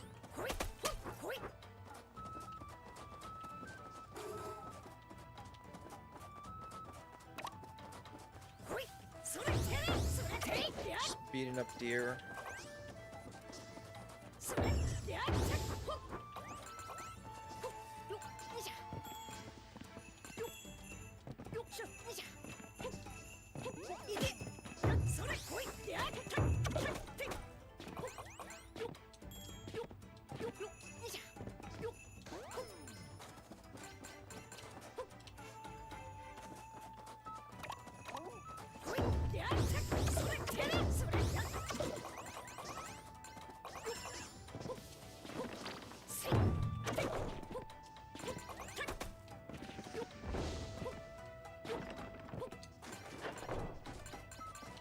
Oh, hello. Pass it on. In the Gifu dialect, they use the term mawashi, pass it on, for get ready. Want to go on a journey? Then you better pass it on.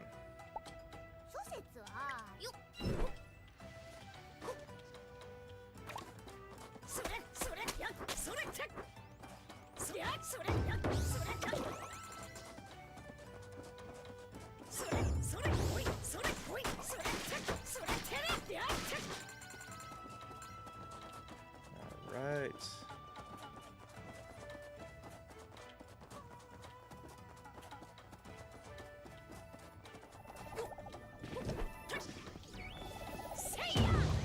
Take that.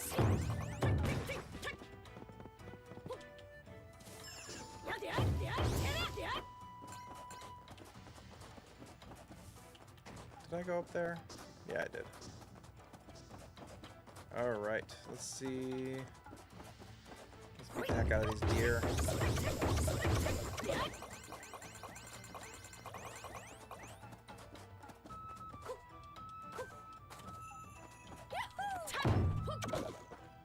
That's like that somersault it does in this really reminds me of Super Mario.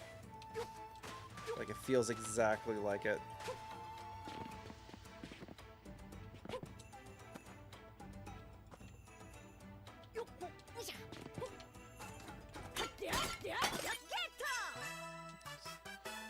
Alright. Is there anything else on there? No, I don't care. Alright.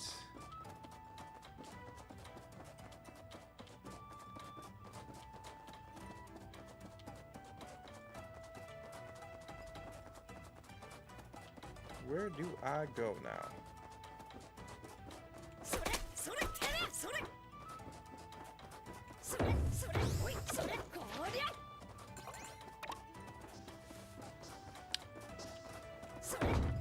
Oh, okay. I can open these things up.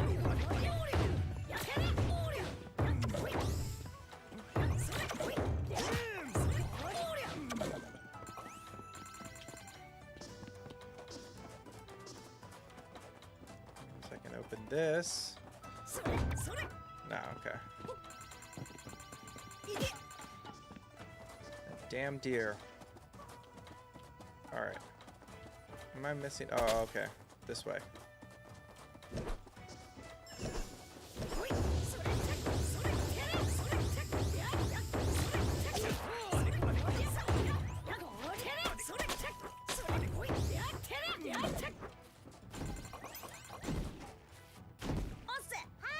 Got some health.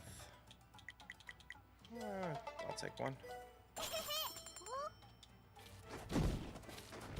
Okay. What you doing?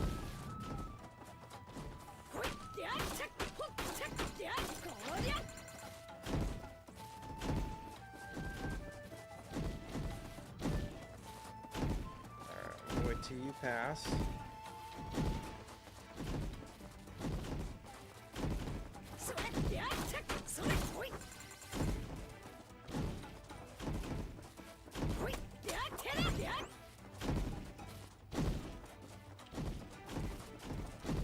Gotta get past before that house comes down on me. I feel like the wicked. Well.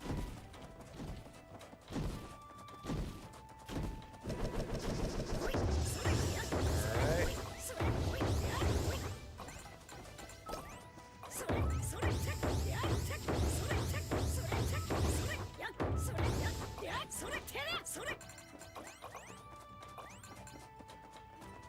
Okay, going this way.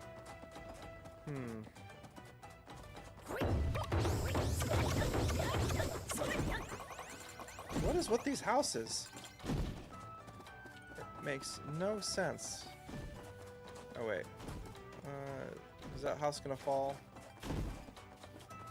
Do they take turns? I guess they take turns.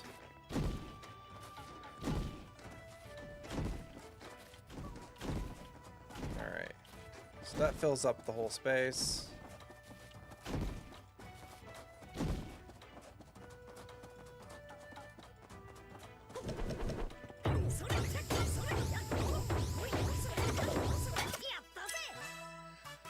No, not as bad where I was, because I was like more towards like Hiroshima. And so we'd get like snow a little bit, and like I could drive out to areas like near the mountains that would get lots of snow, but directly where I wasn't too bad.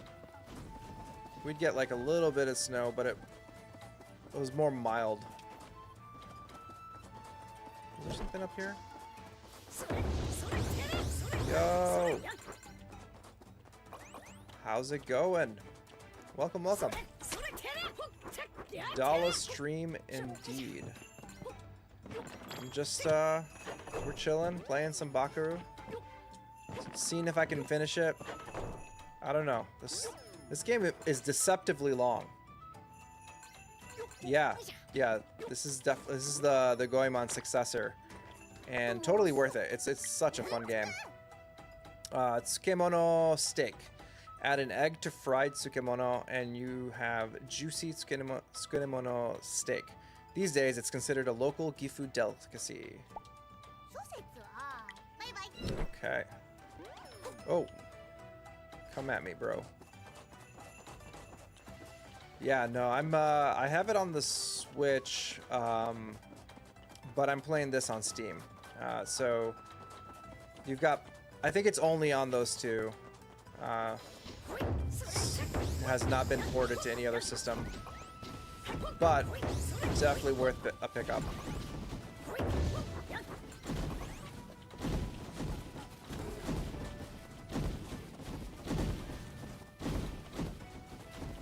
I've been having a blast with it.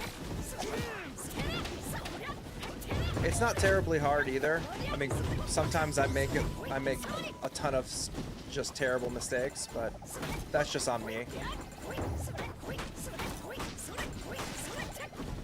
You know, busting out my gaming abilities. All right, so just got. Oh yeah. I definitely got the physical version for that reason, but on the Switch 1 it played a bit. It did not play very well.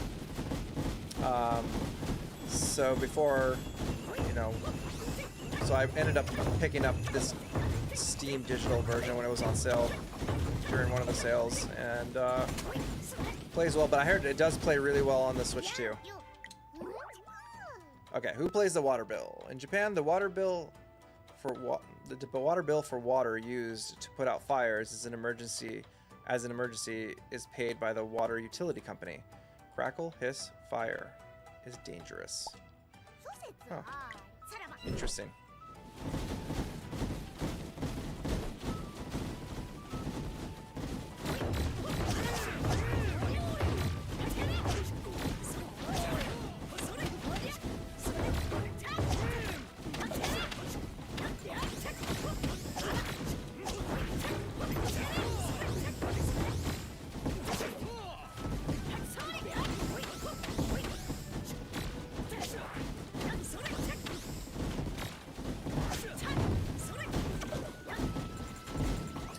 Houses are just crazy over here. What is happening? You can't be living life like this, guys.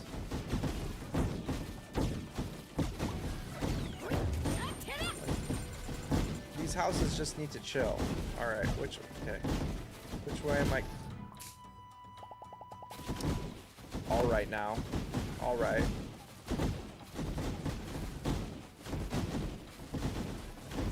Is it this way? Nope, not that way. Alright, let me see. So I came...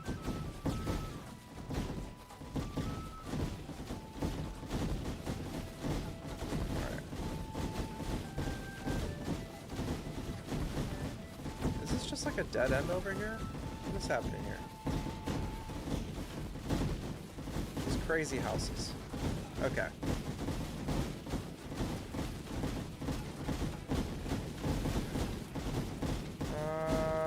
Let me see. There's got to be a way out this way.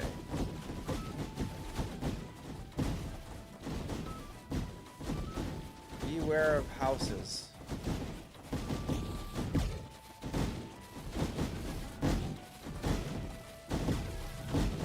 Alright. I'm not gonna go that way.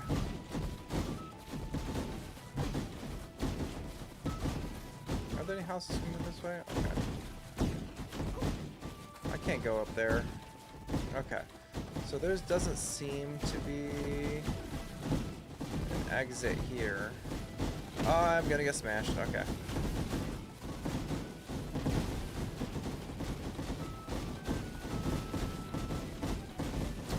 Ooh, gold standard for turn-based. I'm trying to think. In terms of just straight up combat, yeah, I think SMT has a really good combat.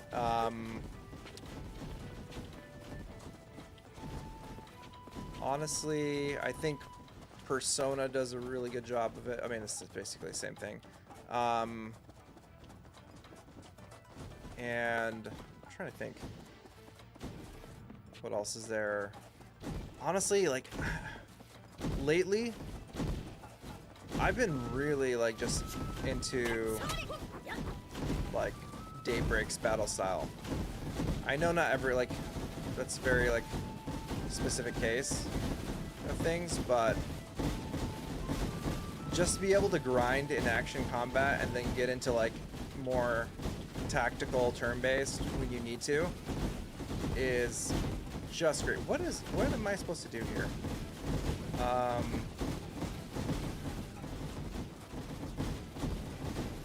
But honestly, like, also, if you played the Xenogears,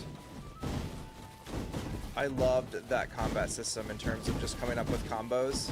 Oh my god, it's like sneaky little... How did I not see this?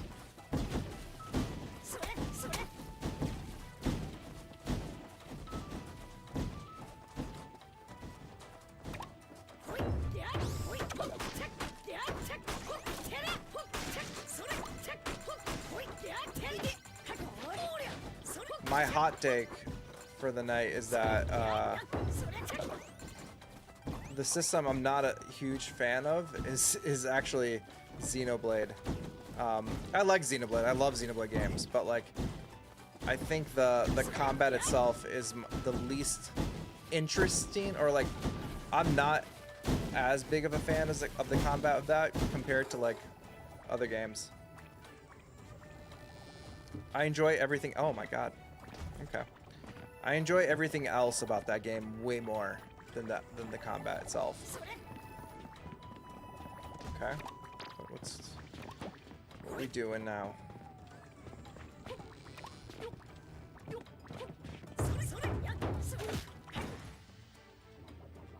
We thought it'd be a good idea to get in one of these houses. Wait, how do I get over here? Oh yeah, you're a fan. Yeah, I mean, I know a lot of people who are really huge fans of the Xeno, like, combat. And you can do a lot of really fun stuff with, like, that series. But it's, like, a little too MMO for my taste sometimes, like, in terms of it's, like... But I still enjoy it. It's just not my, like, my favorite part of the game itself. But I will always like anything Xeno is going to be top tier for me. It's true. Xenoblade has the most incredible chaos that you can deal with in some of these battles. It's like what also drives me nuts is like the UI is also very busy. So like on top of like the UI and then like with like Xenoblade 3 just having so many people on the screen, it's just like pure chaos, which is don't get me wrong, I played my share of MMOs. I like a lot of MMOs growing up. Yeah, Emily. Beautiful chaos. I played a ton of MMOs as a kid. And then I played like, you know, World of Warcraft and things like that. And then for my own, you know, I haven't played an MMO in a while, but I don't know. Emily, maybe one of these days we'll have to sit down and actually play Final Fantasy 14. You, Brandon, and I probably bring Mark and EverQuest. I did play EverQuest back in the day on PC, so I had a friend who was really into it, and so I ended up picking it up and playing that. Really had a lot of fun with that game. And then I played a lot of free like Korean games back in the day. Like, was it like I can't remember if it was Korean or Chinese. It was like Conquer Online. There was like Fairy Online, but it was like spelled differently. There was like these weird like it was like a weird time. It was like, you know, 2005, 6, and there was just like a ton of free to play MMOs coming out on the scene. And I would just dabble into that because I just like, you know, I was a broke college kid. So I'll just like play whatever games I would play with my friends, and we just like played a lot of those. Naming the Japanese Alps. The Japanese Alps in the Chubu region were apparently named by foreign visitors. There are a lot of different theories as to who named them. And I played a lot of RuneScape and things like that, so I've got a huge like nostalgia for MMOs. Every once in a while, I take a look at like WoW Classic, and I'm just like, maybe play for like a month and just relive those moments, and then I'm like, nah, I can't do that. It'll only go bad. I'll spend all my time. Oh yeah, Maple Story. I used to play that a lot too. Oh man, I used to like, yeah, sit on the phone and just like, we'd all like hang out and just play like these different MMOs. It was a good time. And I would always bring, because I had like a laptop. It wasn't like anything great. I think it was like an Acer, but it would still like, it would be powerful enough to play like very like basic MMOs on like low settings. So I would just go to my friend's place and like we'd hang out in the same room and just like play. Like we'll just go like run, you know, some quests and do things like that. A city of gems. A lot of crystals are found in Kofu City. Yamagata Prefecture craftspeople would polish the crystals that they dug up. This eventually developed into the processing of gemstones too.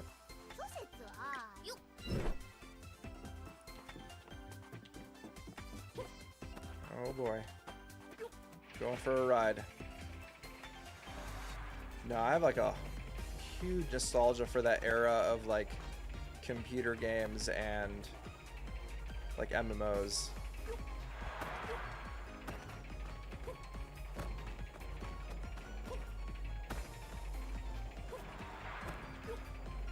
I was very much like a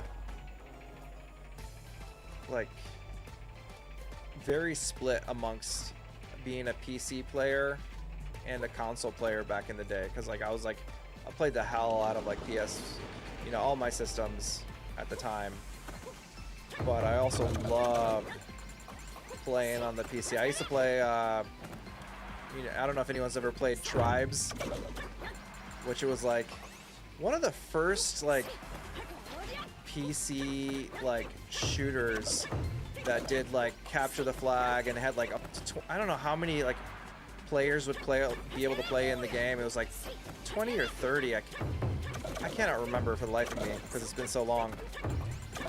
But it was like one of the first like PC games to be able to do like that many people multiplayer, like in a team-based perspective.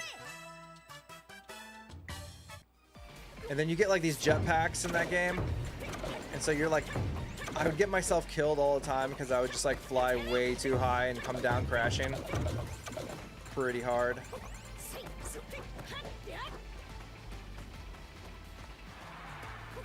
Oh yeah. I played a lot of RTS games. I was a really big fan of Command & Conquer back in the day, and Civilization. So I had like, I think I still have my copy of Command & Conquer, like Tiberian Sun. I love the cheesy like FMV sequences that happen in between each mission. Just the acting was so funny. I always played Alliance because everyone I knew played Alliance, and so we always ended up playing Alliance.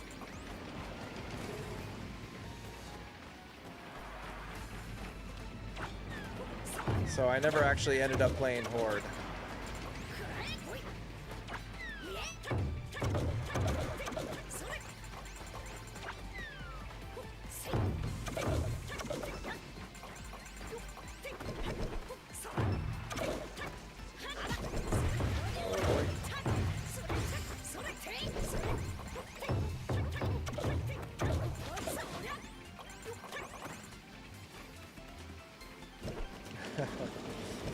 Did you play Horde or Alliance? Oh man, I have like, now I'm thinking about it, man, so many good times playing like the classic version of World of Warcraft.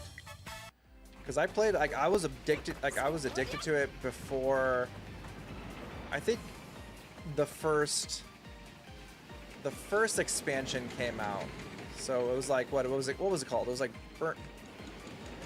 Burning, was it Burning? Something, I don't remember. like after the first expansion came out, that's when I started to like slowly, like my college career got really busy in terms of just like classes and things like that. So like once I got out of like the gen ed area of like college where I could just like kind of skim by, I got really swamped. So I had to like, I just took a break from that. Oh, I didn't play a lot of PvP. I was mostly in like PvE like servers.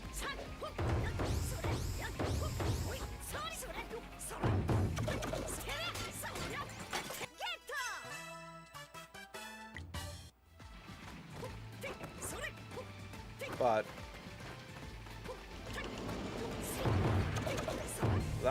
it was a good time though. Between that and like Chris, like I played a ton of Flash games as well.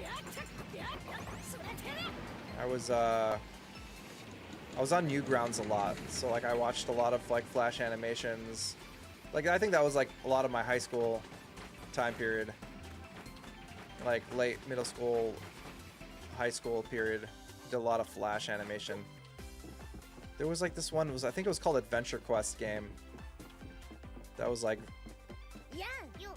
I think it's like I've seen it come up in some places online, but people are like, oh, do you remember this thing? And they'll show like an image of it, and I'll be like, oh my god, I cannot believe that someone remembers that.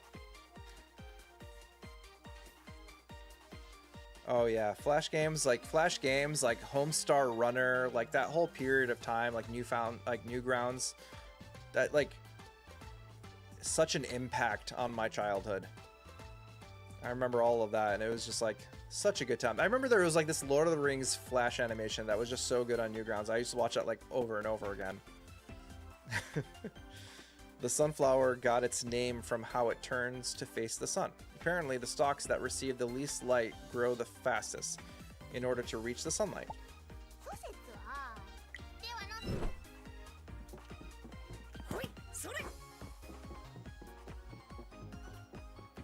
Like extremely nostalgic. Roller Coaster Day. July 9th is Roller Coaster Day in Japan. It was the day the very first roller coaster was built in Japan. Huh. Interesting.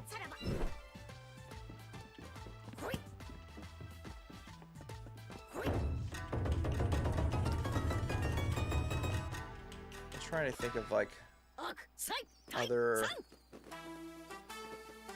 like that period of time. I'm trying to remember if there was anything else like used to play.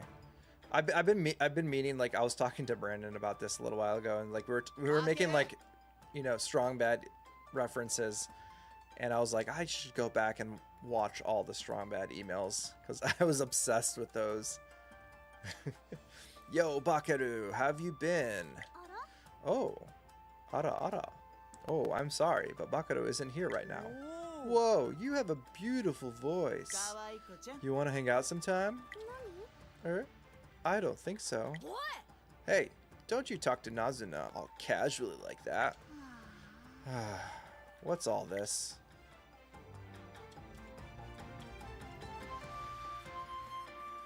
Alright, Nagano. Slip and slide. Can't read that. Oh, I think we're gonna one of these levels. We're gonna do snow this time. Let's go.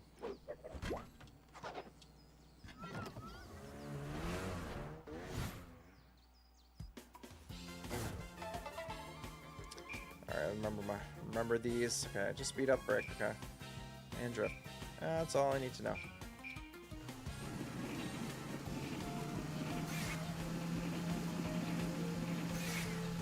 Oh, I went straight into that like some kind of crazy person.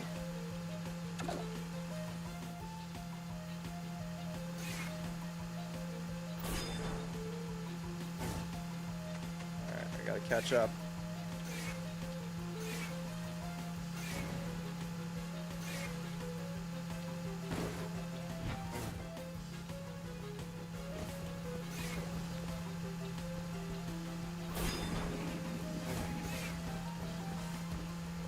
Let's go. Ha.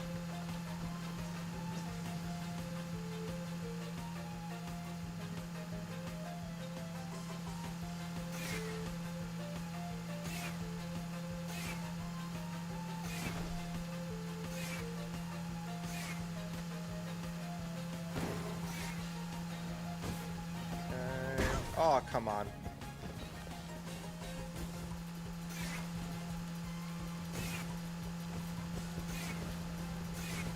Let's go.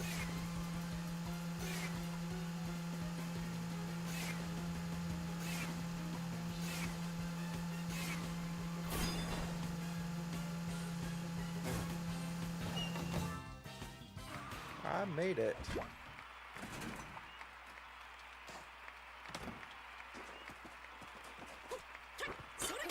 What do I get? Got some grapes. Grapes, the king of grapes. Look at that. Look at that kingly mustache. Alright.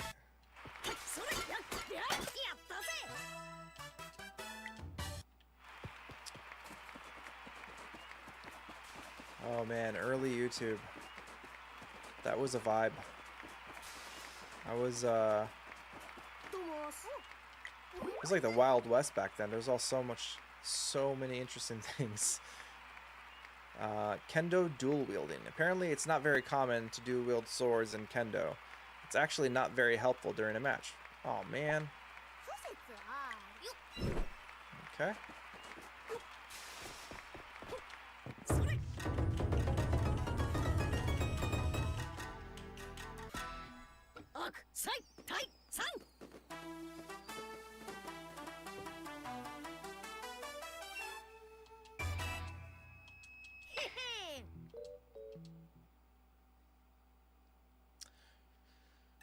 Yeah, I'm trying to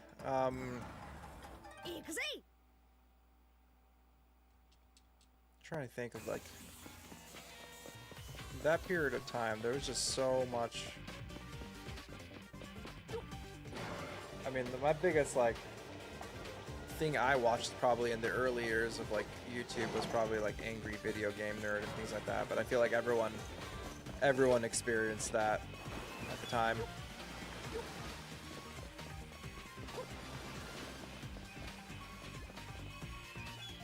Oh, I know. That and like I would watch like a lot of like covers, like music covers, a ton.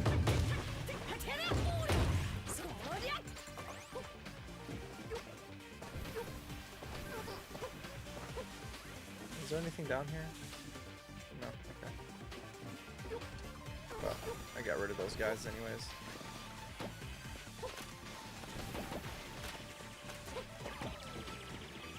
There was this, I forgot this channel.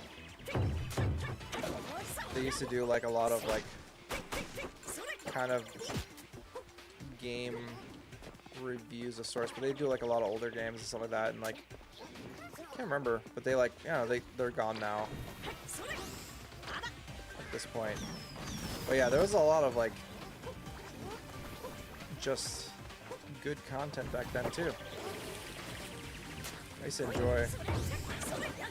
But now, like, there's just so much content to consume. It's overwhelming. I don't have time.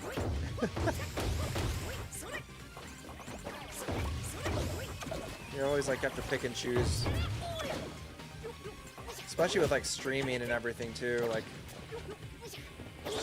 there's so many movies and TV shows coming out constantly.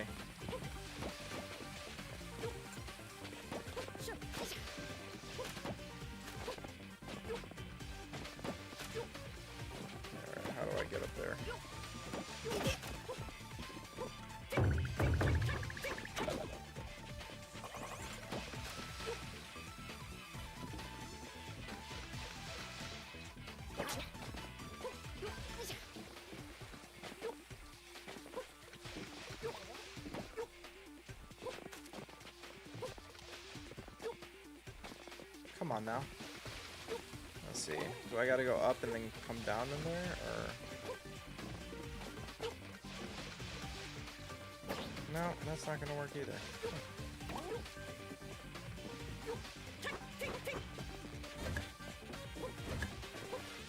Oh wait, I can do... I think I can... Remember what the... Oh, I can't juice over there. If there's a way to get there up here.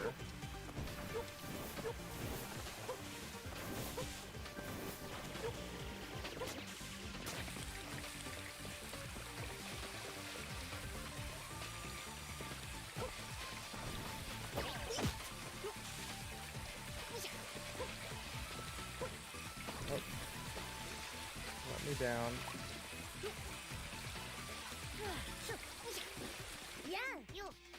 Alright. Neat trading cards. Did you know that in Japan, the government produces collectible trading cards based on the nation's dams? They're packed with info about their respective dams. You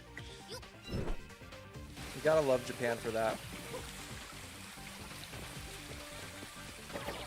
They make such fun ways to learn about their nation, like for the kids there. I was reading something about a town that they wanted to like bridge the relationship between the older generation and the younger, and so they like turned all their like everyone, like all the elderly in the town into like you know, like Yu-Gi-Oh or Pokemon style cards, and they all had like, you know, stats and things like that. So like they had to try to collect all of them and then like battle it out using like actual people in their community, which is such a creative idea.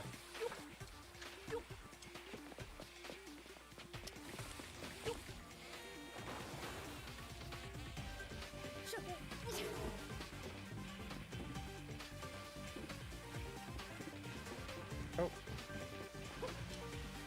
I see you. Mirages are a phenomenon caused by the bending of light. This makes distant objects appear stretched or flipped. Yeah, I was reading about this and I was just like, this is like such a cute and like good idea to put like kind of bridge like the generations. And so they'd have to like go meet with each one of them and like talk to them a little bit, and they would get like a card and stuff like that. So like it was just like, yeah, it's such a cool idea. It's such a smart idea.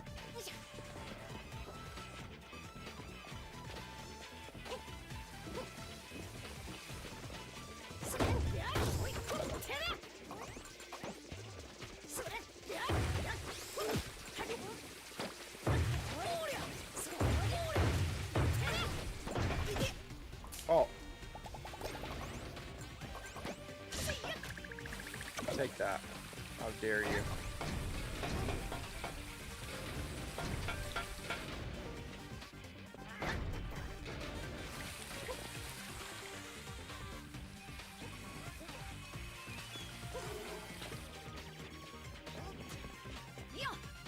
You have another... Sweet. I need another one of you. Good for now. What's over here? Oh, okay.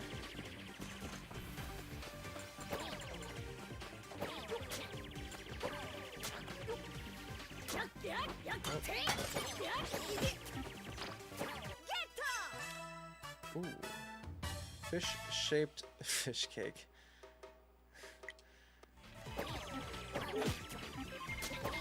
Oop. Oh. Why aren't you? Oh, I'm hitting the wrong button. No wonder. Oh my goodness. Oh, you can catch it? Alright, well. Oh, I can't go this way.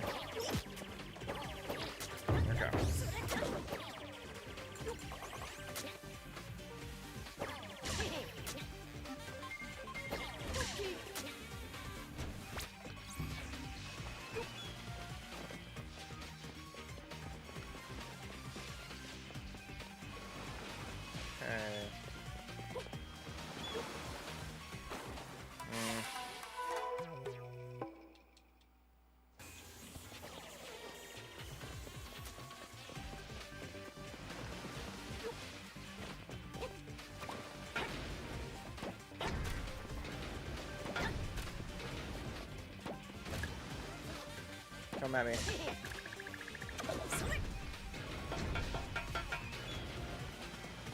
Alright. Oh, shit. I was not paying attention to that one.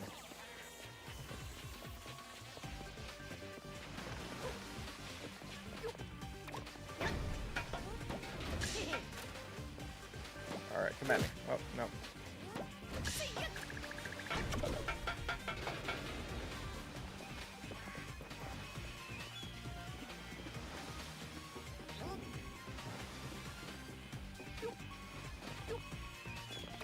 It's over here.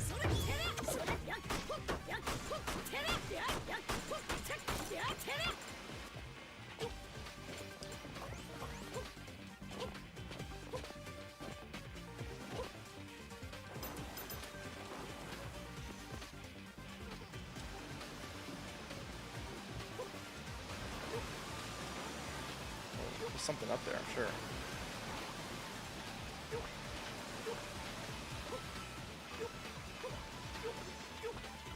Come on.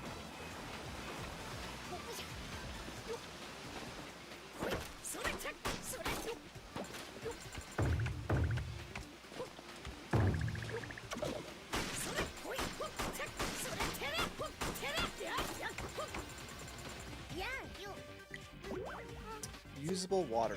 There's a lot of water on Earth, but the amount of fresh water usable by humans makes up only about 0.01% of that. Conserve water.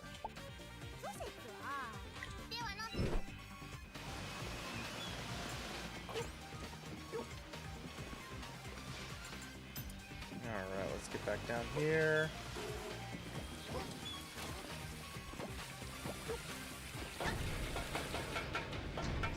Turn it this way.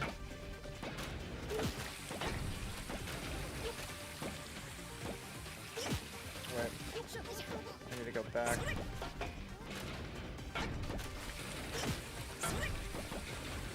Oh, these guys are so annoying.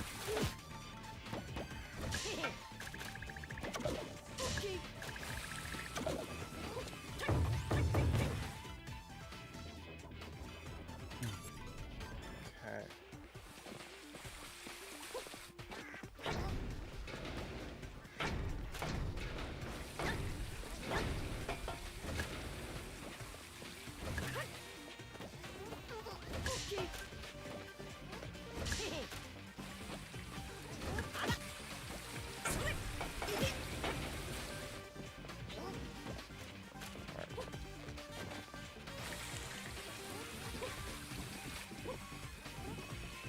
Alright.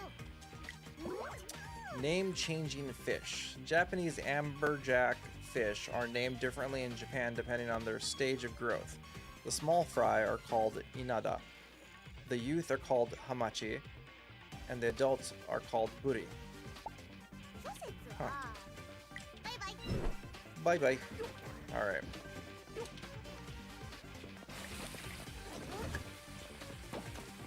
Gotta get...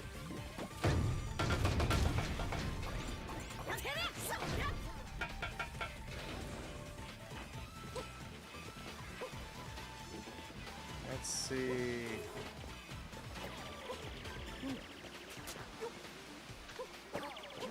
Oh boy.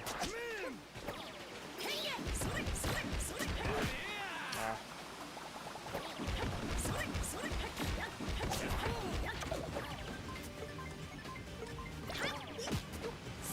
Man, that used up my power pretty fast. Okay. Still alive?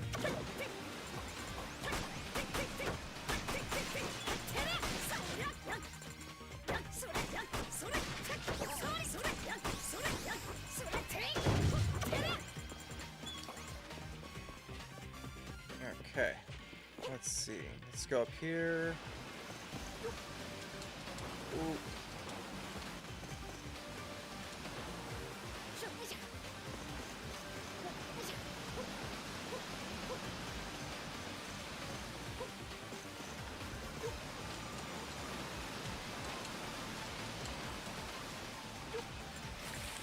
Going up. Alright, there's a guy over here. Runny nose. Apparently more than 1 liter of snot is produced by the nose each day to keep the body safe. Sniffle. Ah, my nose is runny. That's good. This all be well lubricated.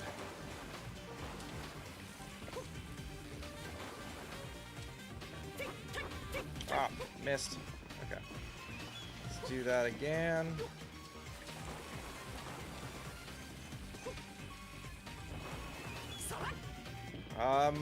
That is a good question. Where does it all go? It just kind of probably goes through your body and is excreted in multiple ways, probably. I'm curious, but I don't know if I want to know.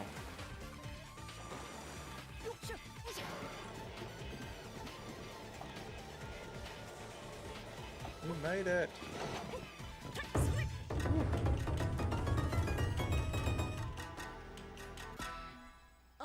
Cheers.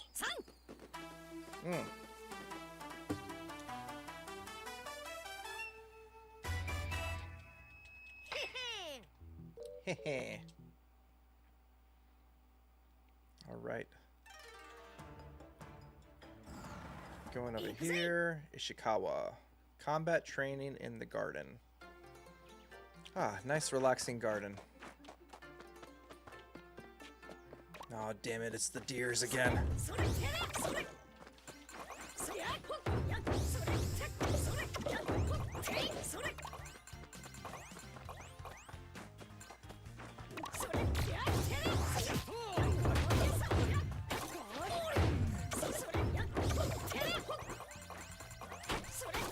You guys think PETA approves of this game?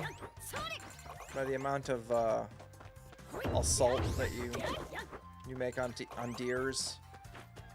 I feel like probably not.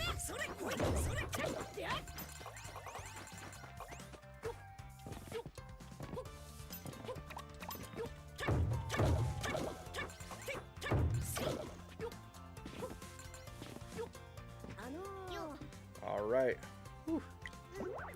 Birds hate this one statue. Okay. So the birds in Kenrokuen Garden won't go anywhere near the statue of a folk hero, Yamato Takeru. They say it's related to electromagnetic fields and weird smells. It's true. No one should ever tell them. Honestly, with how aggressive they are, yeah. Look at them. Like, I didn't start this. I was minding my own business. They went in head first, quite literally.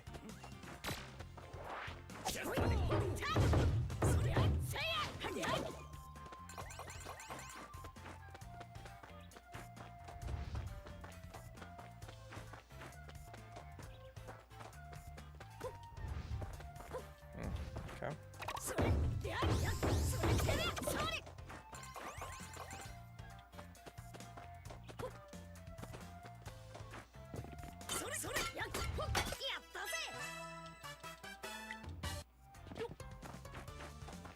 Okay.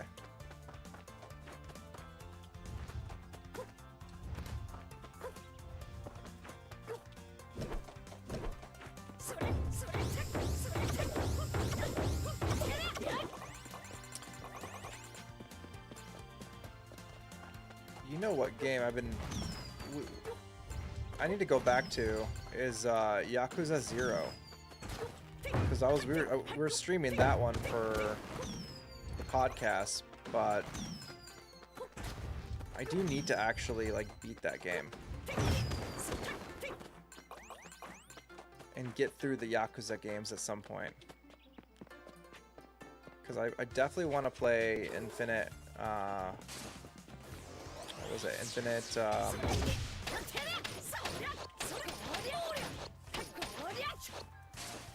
For the life of me, I cannot. Infinite Wealth. That's what it is. Yeah. But before I play Infinite Wealth, I need to play through all of the Kiryu's I want to play through all of Kiryu's story, so I just know it. So, I mean, I'm used to that kind of life. I play the Trails series. It shouldn't be that hard. I'm used to, like, being stuck in a series that takes way too long. Oh.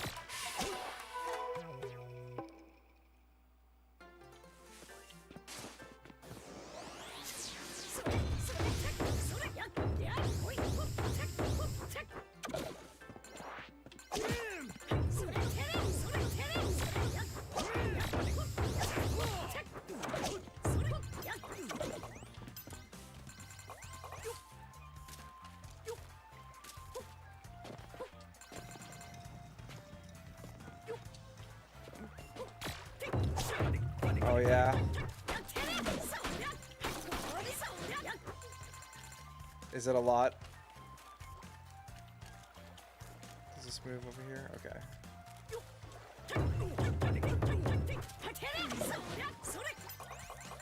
Yeah, I don't know.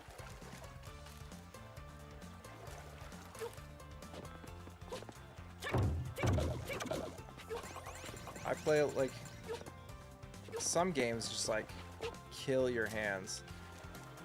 It's like when I played Celeste for the first time. Like the amount of like holding on to that like controller, like I didn't realize how like hard I was holding onto the controller as I was playing that game because of how like like not stressed out, but I was like trying to like focus so hard.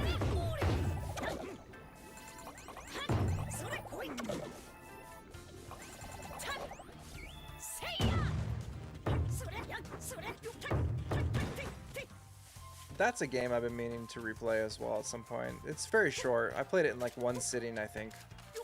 The first time I played Celeste. That was a ton of fun. I do recommend that if you guys haven't played it. As long as you're okay with like precision platforming, it can be a bit... It can get pretty rough, but I think like that game gives you a lot of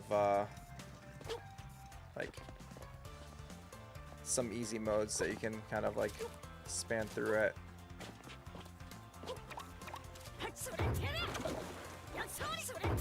But the soundtrack for that game is so good. I know, like Celeste is such a good game.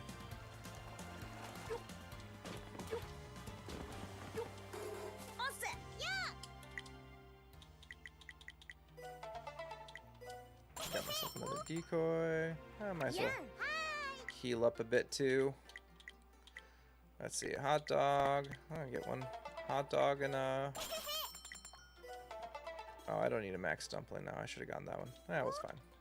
I'll get that later. Depending on if the deer attack the heck out of me.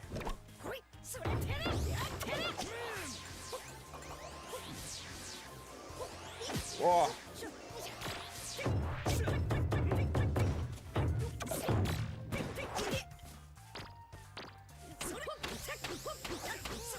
Yeah, so I've had all like I've bought a lot of the Yakuza games like since the PS3 era, and I've always been meaning to play them, and I always start them and then I just never like complete them, and then I played Like a Dragon all the way through because I got just like addicted, and then I was like, oh, maybe I could just keep going from here, and then I realized that like Infinite Wealth is gonna pull in Kiryu and his whole story, so I was like, okay, well, I guess I've got to go all the way back and start it over and just kind of run through the games again at that point. Same day of the week. The dates: April 4th, June 6th, August 8th, October 10th, and December 12th all fall on the same day of the week. Is that consistent?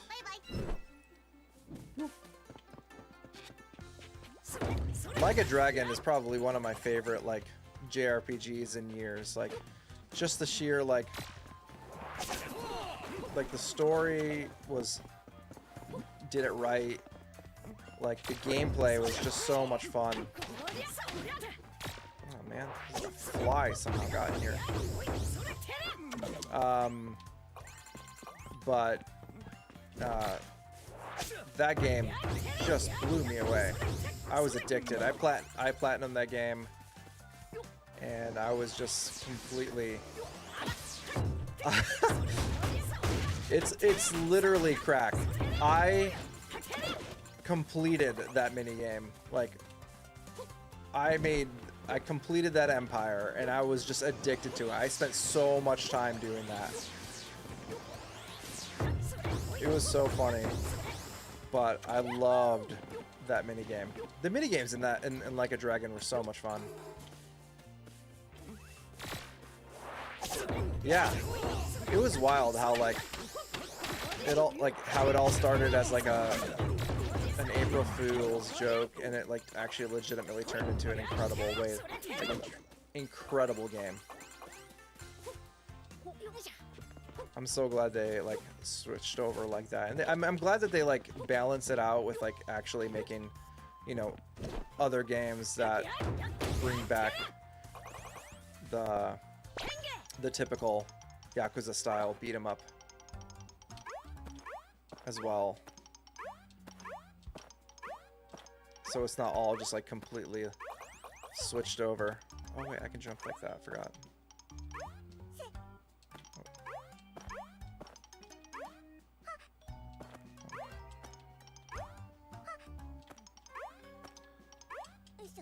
Oh, I gotta do it like that. Okay.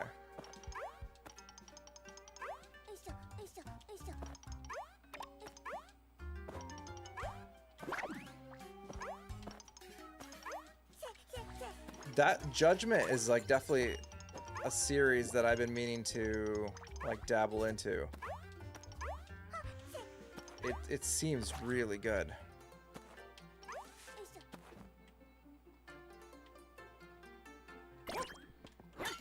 I've only heard great things about it.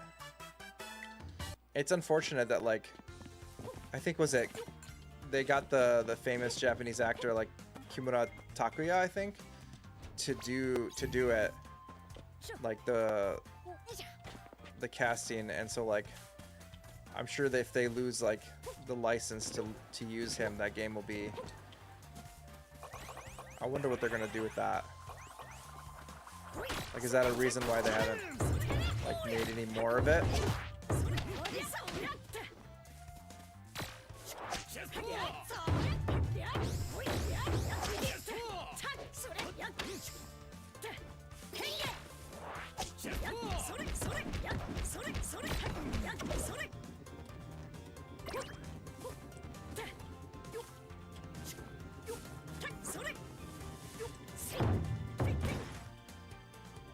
I know. I really like.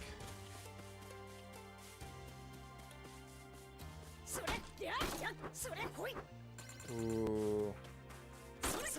That would be amazing. I think, man, they would do it so, like, justice too. That would be amazing.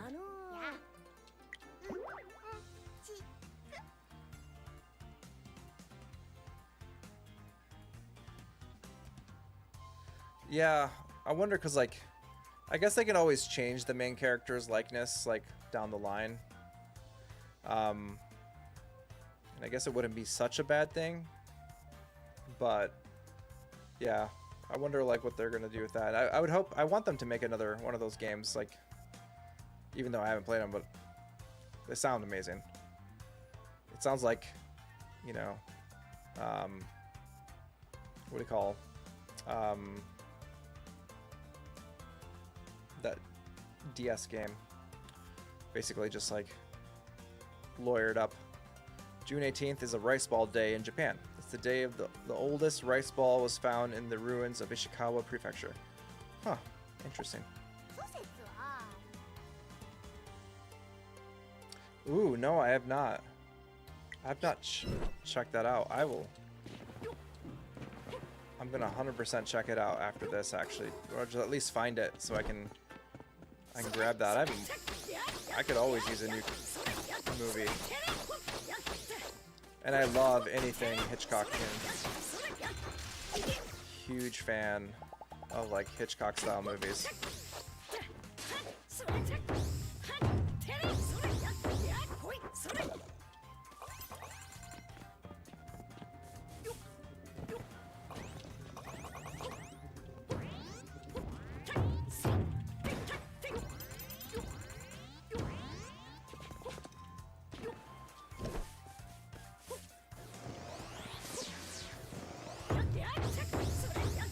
Oh, I was trying to jump at the same time, but did not let me.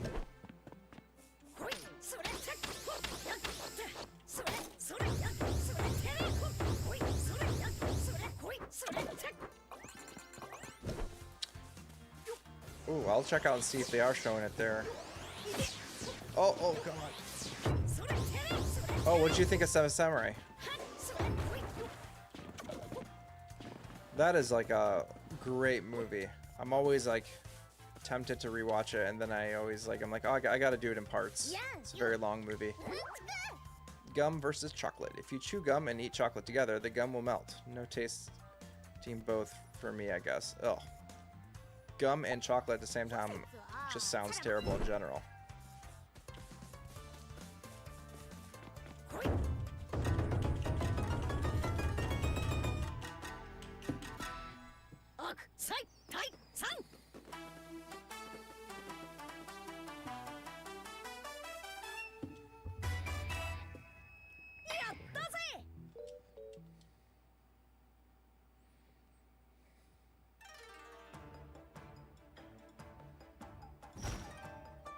Oh yeah, it's way ahead of his time in his style. Like it just holds up incredibly well. Whoa, big energy from the countryside in Niigata Prefecture. Festival troops have spread to the countryside too. If they run wild out there, it'll ruin the rice harvest. Which means no more rice balls. We need to go there now. I didn't know you like rice balls so much. I like them too, so let's go.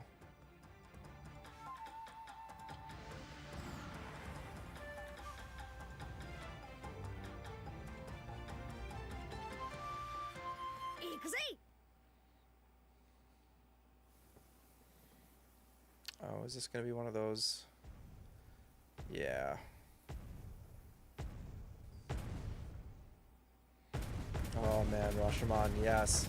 Yeah, Kurosawa's films, like, incredible how much they've like really like stand the test of time. It's really cool.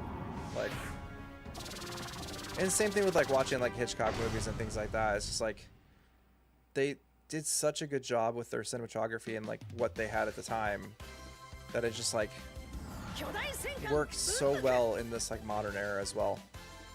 Like it still hooks you in.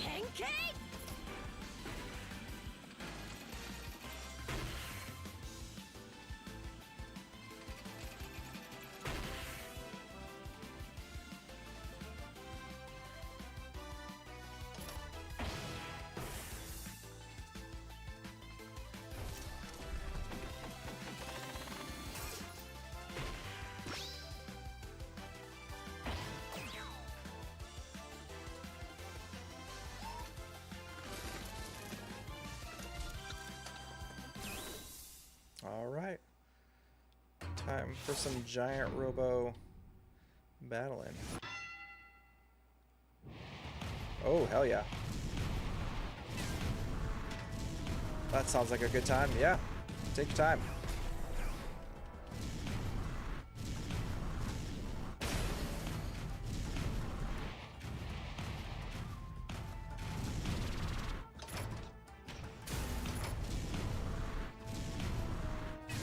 Oh, I gotta be faster.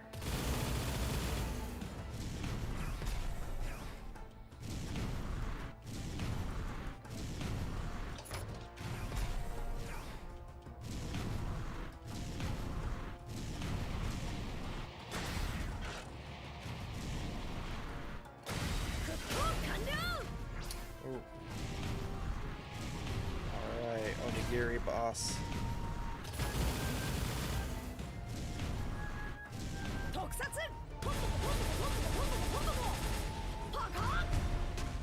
Hell yeah. 1 2 Two. 3 4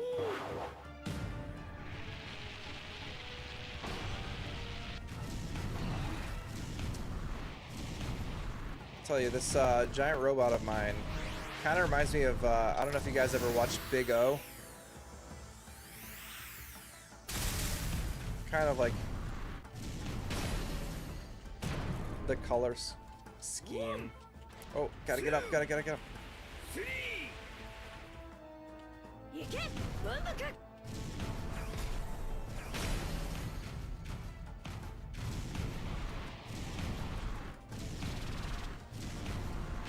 Oh.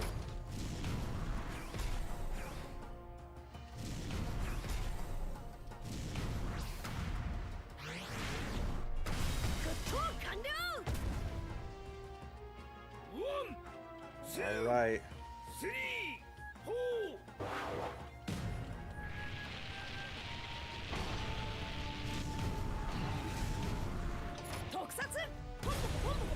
Oh, come on. He blocked it.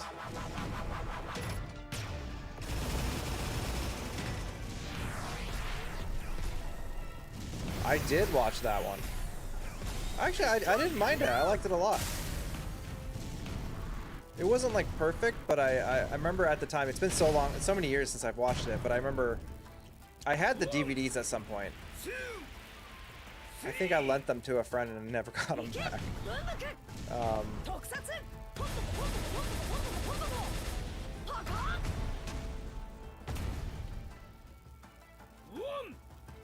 But I did really like that series. 4 Oh, 5 6 yeah. Unfortunately. I learned after that, just like never...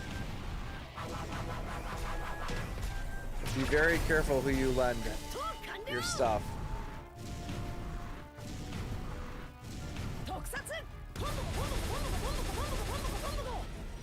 It's like, I need to know where you...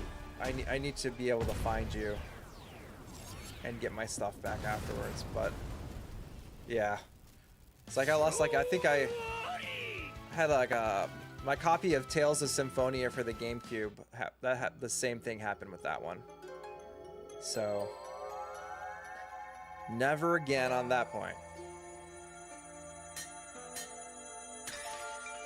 All right, we got a little baby, little babby.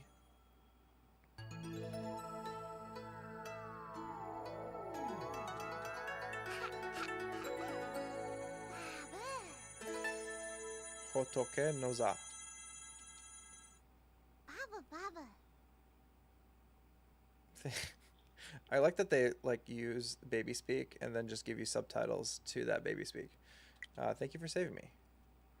I am Hotoke noza, a Nanakusa's girl. What the? I can hear her in my head? Same here. I hear a warm, calming voice. Well, Hotoke noza is a special baby with magical powers. She communicates telepathically. Baba. I've been watching you. No. Not Rule of Rose. That's an expensive one to lose. Oh God. I would we need to collectively track this person down. 'Cause that is way too much. That makes 4 girls saved. Just 3 more to go. So let's head further north. I didn't realize there was that many. This game is deceptively long.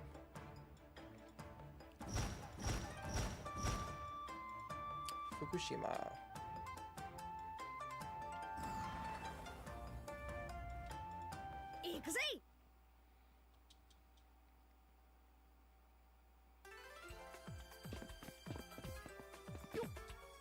Man.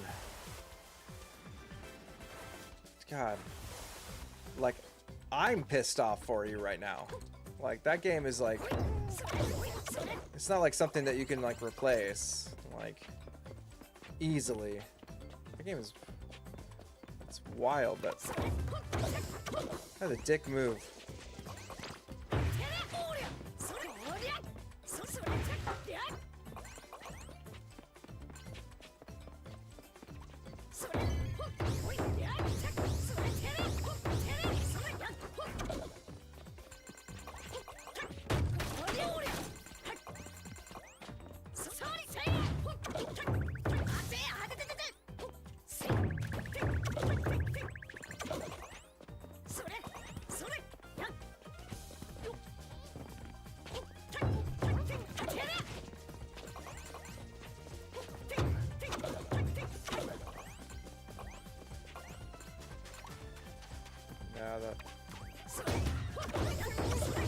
I saw, I think, a couple of copies of that game when I was at Southeast Game Exchange, and yeah, I mean,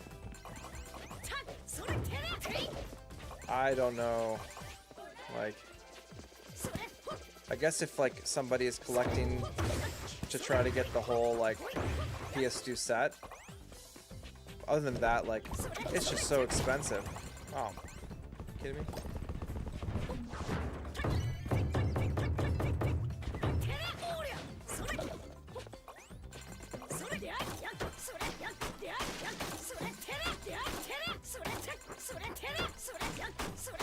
They were about, I think, around 1,000 or so. Like just maybe shy of 1,000. So yeah, like that game is very expensive.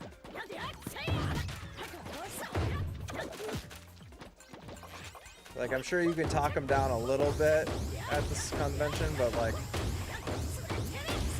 you're still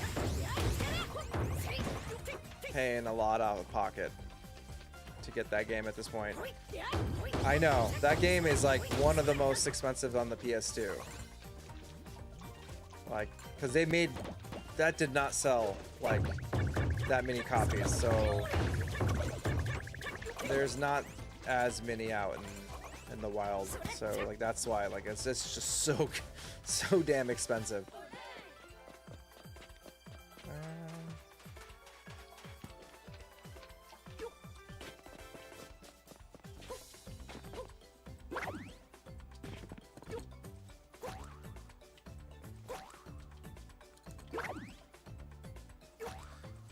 Oh, I mean, that is a goodie. That is a good one to have. But man, that's a terrible friend right there.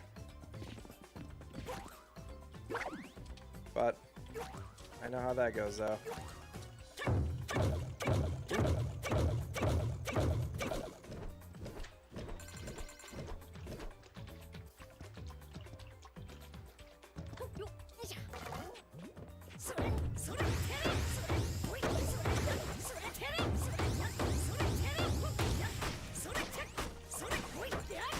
Yeah. I know, like, before it came out, I really wanted it, but I was, like, I think I was abroad when it came out, and I just never got it.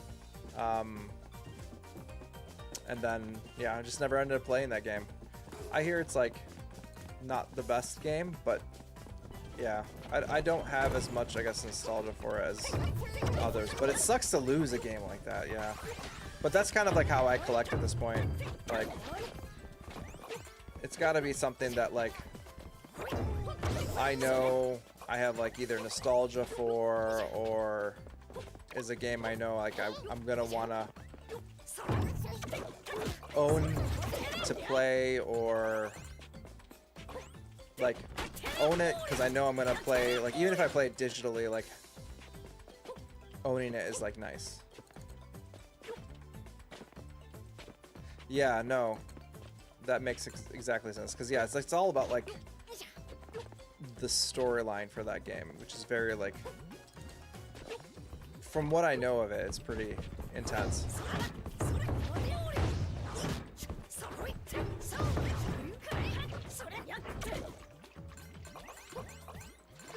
I should get around to like the only way I'm gonna ever play that is probably through. Oh, I did soft mod one of my fat PS2s, so I can throw like games on a hard drive to play them. So like I can't remember if I'm pretty sure I put Rule of Rose on there, but I should play it just to experience it.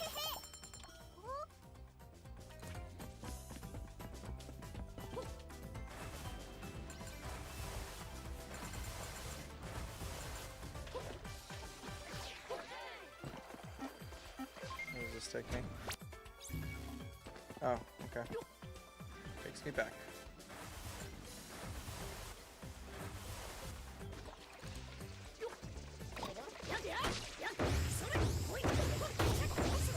Oh yeah. I recently got well, I just can't play a PS2, but I got like I was gifted an Anbernic. But I think that's like the extent I can play on that is probably like maybe the GameCube emulator. The PS2 emulator is pretty, it needs a little bit more power probably. But I do need to make like a little mini PC like Batocera kind of. That would be a nice setup. Or maybe one day when FPGAs can be powerful enough, somebody can make a PS2 core for the Mister, or whatever the version of Mister turns into at the time. But I do like to play like there's a lot of people that make like HD like mods for PS2 games, and they're actually pretty impressive. Like, and so like if you play with like PCX2, you can upload, like you can basically download those like texture packs and add them to the game. Oh, that would be nice. I did buy I don't know when that's gonna come out, but I did purchase so there's a guy on Twitter, his name is Taki Udon, and he has like a YouTube channel too. I think he at least I don't know if he still does that stuff anymore, but he used to do a lot of handheld stuff. But he got into like the Mister world, and so he made his own version of like Mister called Mr. Pie, and then he made like a PS1 Mister styled like project, and then he like basically built it to look like the PS1 Slim, and it looks like that. It has like the controller ports for the PlayStation 1. It does run like Mister, so you can also run like other cores on it, but it also plays like your physical games. So it has like the disk drive and everything that you can hook up to it. And so I pre-ordered that like, I don't know, probably earlier this year. But with all the tariffs and everything that happened early on this, like a little while ago, I don't know if that delayed anything, but it's supposed to come out sometime like this year. But it is really cool. But yes, the Mister can emulate PS1 games. The Mister can do Nintendo 64, not like 100%. There's some limitations on the Nintendo 64 bit, and there's somebody currently developing the Sega Saturn core, which I think is like well on its way to be complete at some point, like soon. I know he's been working on it for like a while now, but he's been doing a lot of updates, and that's going to be like probably the best way to play Saturn, just because of like how expensive Saturn is, and also how fickle like it is to get that system going. Oh, there's this guy. But Yeah, I'm a huge fan of the Mister like project and everything. Like,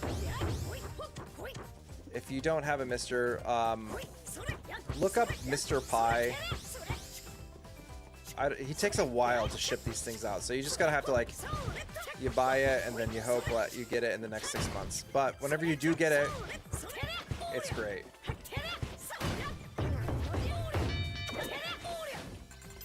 Yeah, the Mr. FPGA is very expensive, but if you get the Taki Udon's version, because he like he sourced and built out his like boards. He's priced at like, I think Brandon picked up the Mr. Pie and he paid maybe like at most $200 for that set, which is like a third of how much like Mr. FPGA, because like the typical Mr. FPGA costs like what, like $600 almost to get all the pieces for it. So I would look into like Taki Udon stuff. It takes a while for things to ship and for him to like get everything ready and shipped out, because they're coming from like factory in China and like Taiwan and stuff like that. But once you do get it, it looks really good. And for my Mr. setup, I use HDMI right now, but I'm contemplating picking up a analog board. I got the HDMI just because I think that one you can fit two RAM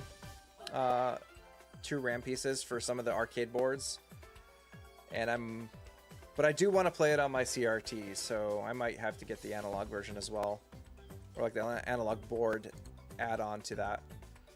Sazeda Temple Staircase. Sazeda Temple has a double spiral staircase, so visitors going up won't pass by the visitors going down. It's a very strange and rare structure.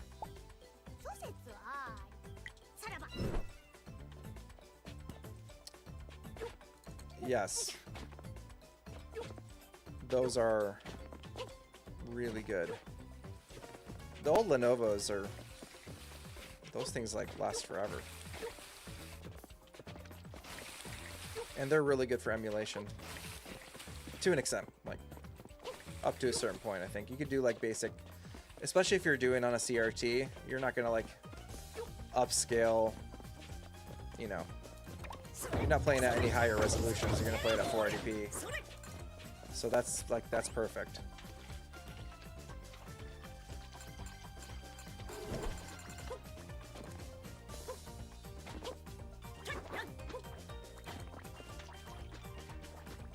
There's a lot of really like...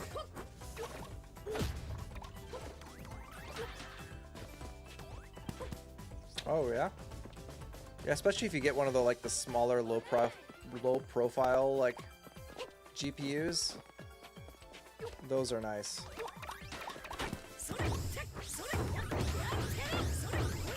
I have like an HP... I think I took it from one of the places I worked at before. They were getting rid of like one of their like, they're like the mini ones that they would mount behind the screen. And so like I grabbed it and I like used that for a little while. I also used it as like a server for a bit too, for like media and stuff like that. But then I realized encoding 4K required me to like level up that system in general, especially if you're using like Plex and then you're like trying to stream like full 10-bit like HDR content.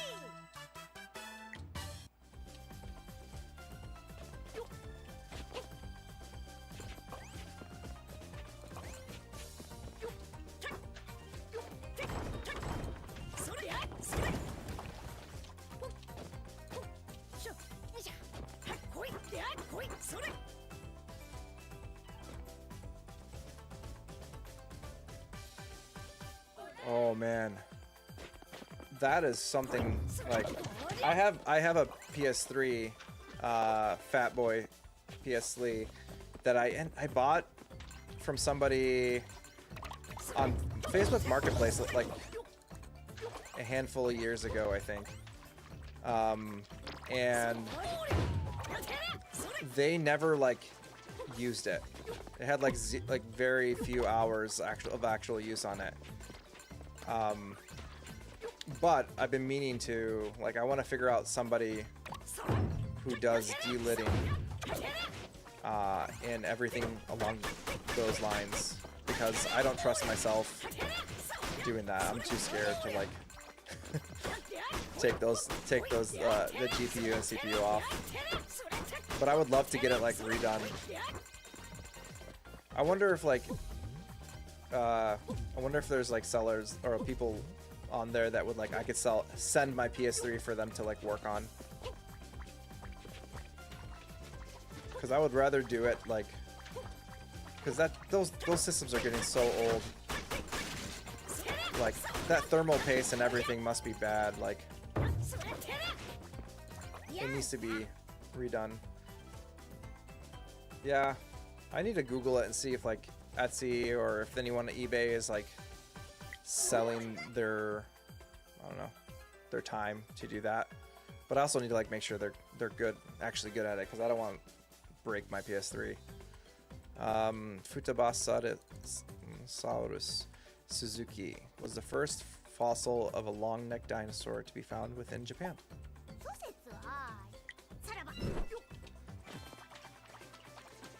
But yeah, it's a convenient way to play like PS2 games on my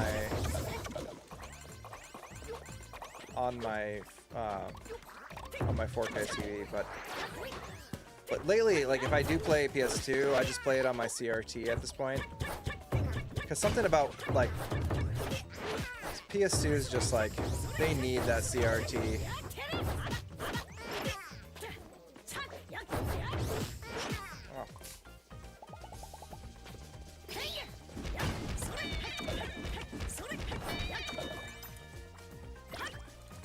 It's that deinterlace like resolution that just like looks so good on a CRT because of the scan lines and everything.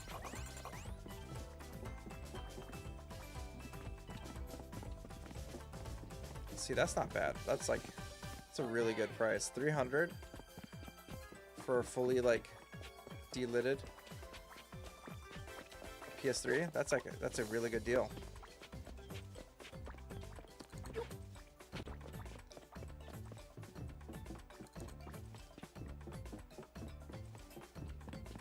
Yeah, I mean resolution is like it's like very subjective to like everybody's eyes in terms of like what they like to see.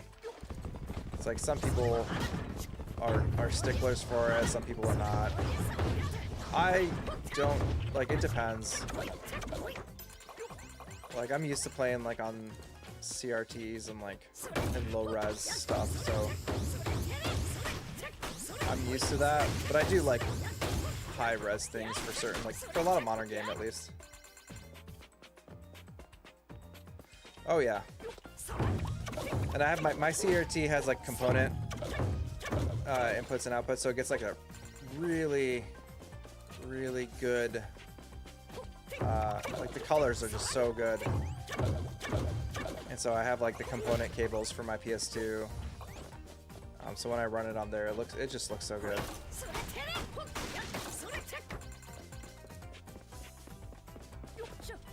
CRTs, like, it's definitely not something that you can, like, it is very much space related.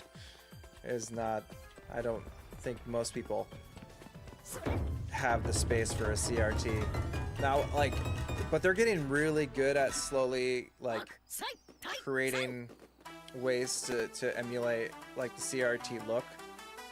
Especially if you have, like, one of the new LG, like, TVs, mixed with, like, a RetroTink 4K. But then, I mean, that's expensive, like, a whole expensive situation.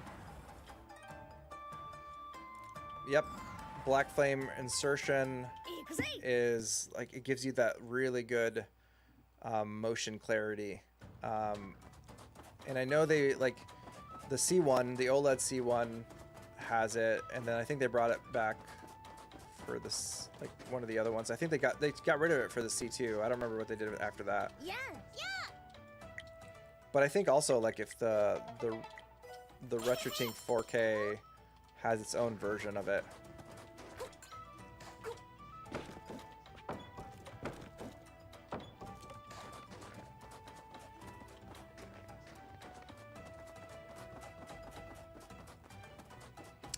Honestly,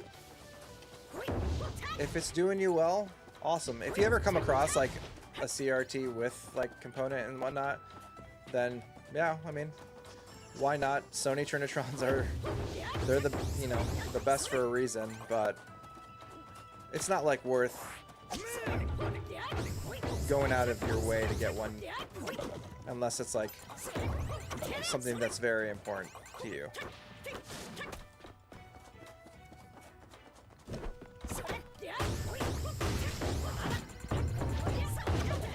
Oh yeah, I've had my CRT for years now, and I love that thing. A 45-inch Sony Trinitron. Wow. There was a I can't remember the video who made this video. I met the person who did this when I was at Midwest Gaming Classic, but they made a video about picking up the biggest CRT like ever made, and I forgot how big it is. It's like, it was like a rumored, it was like a mythical CRT that like it was like referenced in like material, but no one has ever seen it in the wild. And there was a video about a guy who like found out that it was sitting in an old Japanese restaurant that was about to close down. Yes, that's, yeah. And it's such a good video. I'll have to remember. I can't remember the. I'm sure if you'll find like, you know, you search something along those lines of like old, really like, you know, big CRT and stuff like that, you'll find it. But it's such a good video of like him like coordinating with the, like people in Japan, this guy in Japan, to help like scope it out, talk to like find the owner of this like restaurant that's like plan to close down and like about to, I think that the house, like the building was gonna be demolished or something. And so they like, end of story, like he'd actually get it back here, and it's like epic. Like he's showing off this thing, and it's just like the biggest. It's incredibly big. But it's a really cool like video, like story. He's like really good. He's really good at telling the story of like how he got it. But he was at Midwest Gaming Classic, and I remember like I was hanging out with My Life in Gaming there, and they were just like, oh yeah, like I was like, I brought it up with them like early on, and they were just like, oh, by the way, like, remember that story you were talking about? I was like, yeah, like this is the guy. And I was like, oh shit, that's cool. But I don't know how they shipped that. Like, they had to go through like a logistics company, and it was probably very expensive, but I mean, definitely worth it for him.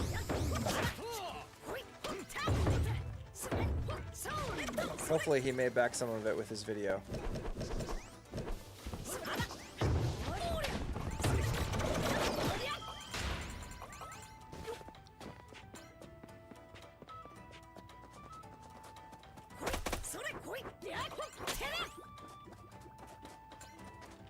I have the LG C1.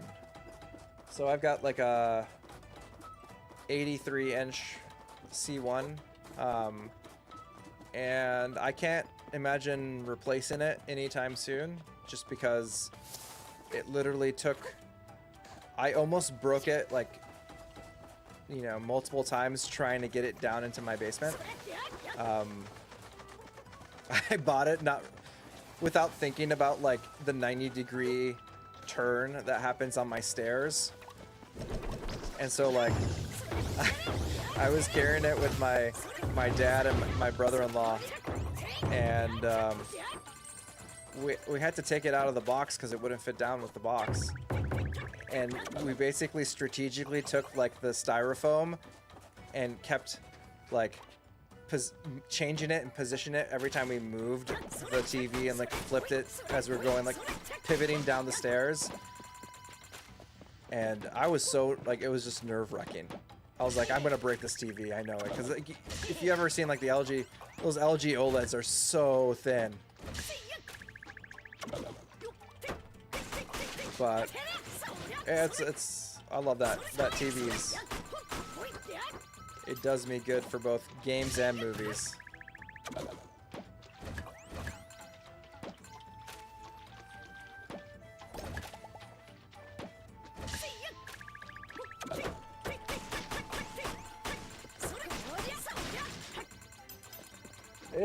It's big. I wanted.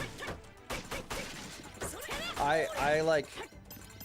It was like my first place that's like I had enough room for something big enough like that, and so I was like, I'm gonna go all out. This is it. And yeah,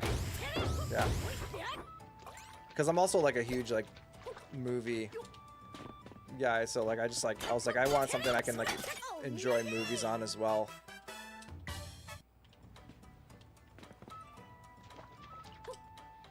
And I didn't want to get like a projector just for the gaming aspect of it.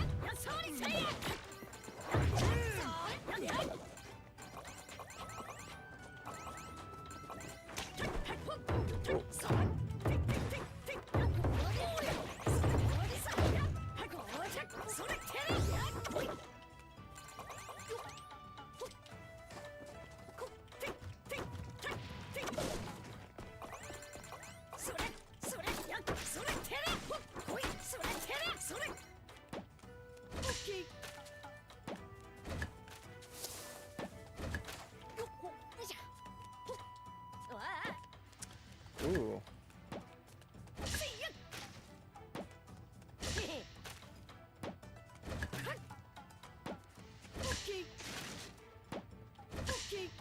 You can get it to crop it? That's actually really nice. I wonder if mine... I haven't tested that. Which LG do you have?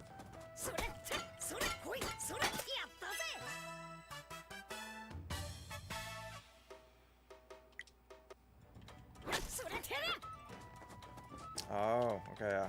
So the LG, yeah, it does have like the built-in scaler to do that. Yeah, 1440p monitor is the way to go for like, that's what I do for like my PC setup. And a scaler, yeah, that's like on my list of things I need to. I have like one of the old retro tinks. Like I have the 2X. So, but not the one that like was specifically for PS2.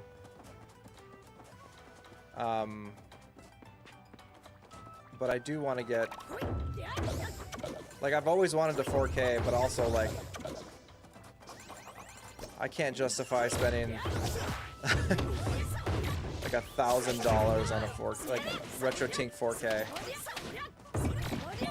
because like my setup is so specific that like, since I have a retro area, that I don't like play a lot of my old like systems on my 4K unless it's like an analog system.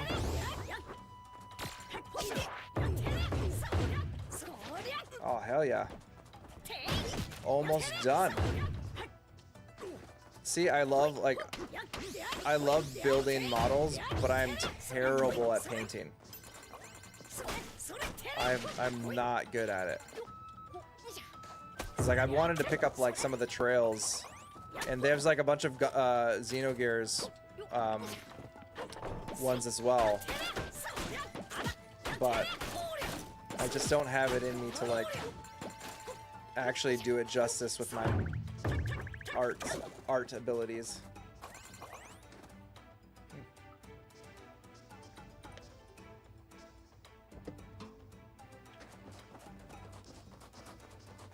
All right, this guy's going over there.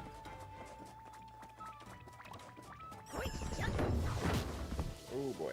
I think I need to go bring this guy out.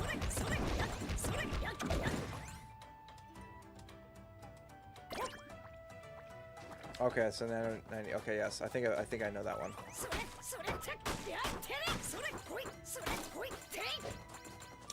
That's true. With the Gundams, I guess it would be a little bit easier. I like it when it's already like painted. It makes my life easier.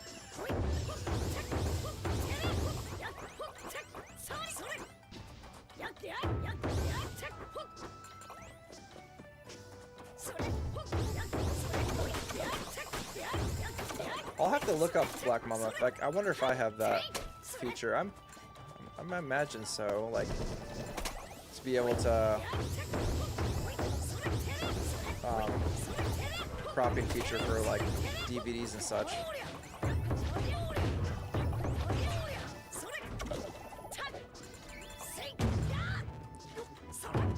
I was recently, where was I? I was at this like used book movie place that's like not too far from me. I found Beethoven the Second on VHS. I think I need to sit down and watch that sometime.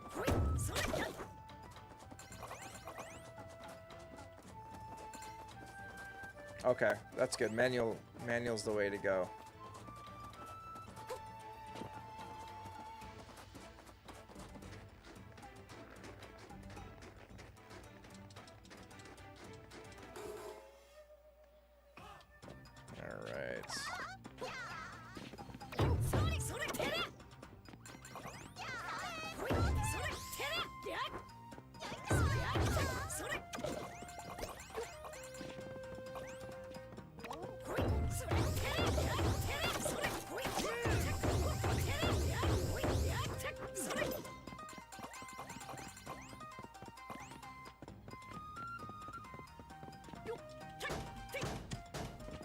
Okay, so Sony doesn't...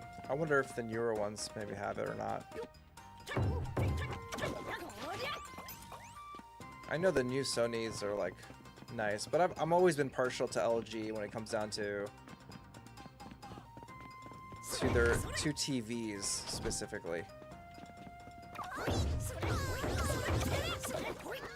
They're just, like...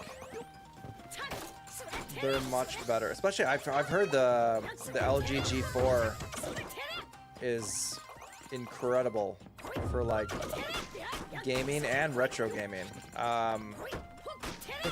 Retro RGB did a video about it not too long ago. Maybe it's been a little bit then, but he got into like playing VHS on there and like doing a bunch of stuff with like old tech on that old G4, and he said it's like it works wonders. Granted, you also need like some sort of scaler, like third-party scaler as well, but it has its own like features in it that do really well for black frame insertion, like, and the HDR is really good in that one as well. The local specialty of Tsuruoka City is a type of bean called dada beans. In this region, dada is commonly known as a common word for dad.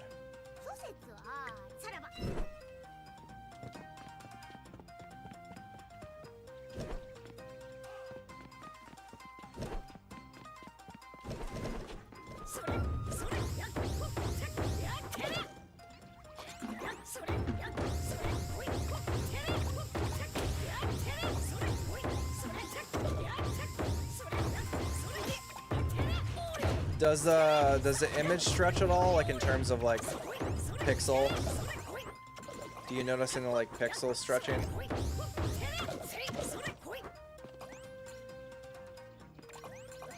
Yeah, I mean either way, like it's either like space or money. It's just unfortunate to get things right, because like the scalers are expensive if you want like the really good ones that can like really start to go up against a CRT. Or, you know, CRTs are just space, like they just take up so much space, and like, you know, finding one for the right price these days, because like the annoying thing about everybody on freaking Facebook Marketplace is that like everyone and their grandma is out there going like retro game TV, $300, $400, and it's just like this like RF, like it's like small TV with an RF like output only or input, and you're just like this is ridiculous.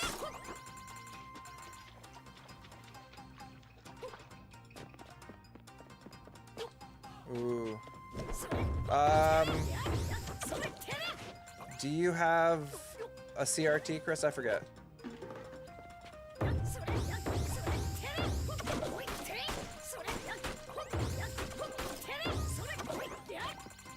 And how many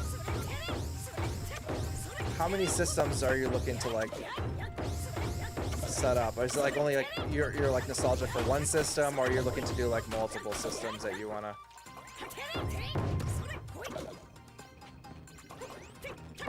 Like just get like a Super NT or something like that. Or the Mega SG if you're a Sega fan.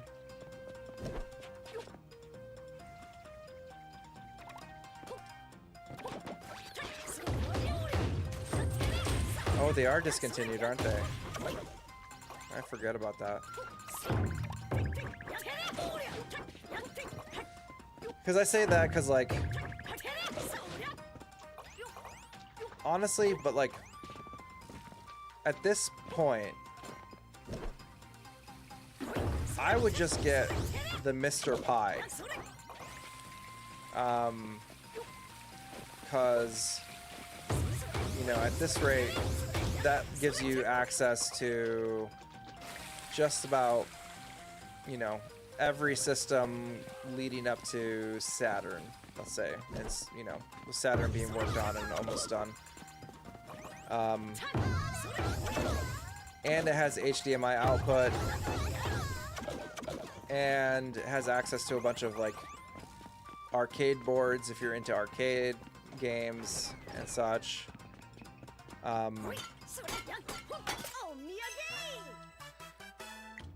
I'd say like getting the system is fun though. Like I mean, but it's expensive because you're gonna have to buy. You know, you're buying physical games, so it depends on like your style of collecting. Honestly, there's plenty of options out there. I think like if you want the least amount of hassle, like a Mister is your best bet, and I would get like the Mr. Pi rather than like the Mr. FPGA, just because of like the Mr. FPGA is $600 and the Mr. Pi is like, you know, $200. And then yeah, everything else that we talked about the Mister in general. Oh, yeah. I've got the ST and the Mega SG. And honestly, like, I wish I used them more than I do. Like, every once in a while I'll use it, like, especially the Super Nintendo. But then half the time I'm always like, if I'm gonna play it, I generally just go play it on my, like, actual system, on the CRT, because it just looks so much better. And there's just the nostalgia of just playing it on the old, like, TV as well.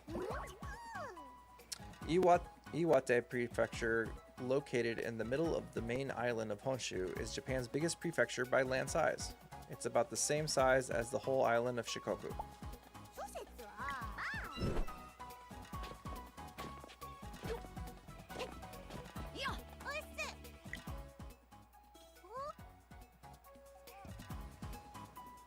Aspect ratio, and then choose 4-way zoom.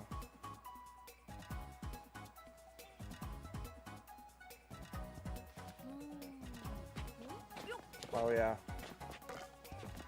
I'm sure actually it does that. I'll probably check it out and see.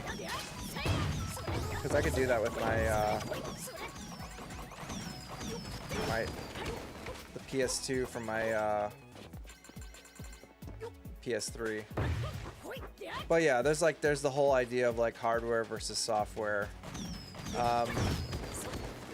The beauty of Mr. FPG or like FPGA is that like if it's developed correctly, it should work one-to-one as like hardware emulation. Software emulation, you know, you're always gonna get some of the wonkiness that comes with that. Like sometimes you get a lot of like audio glitches depending on like the type of emulator and just like the slight lag. Yeah, I do recommend it.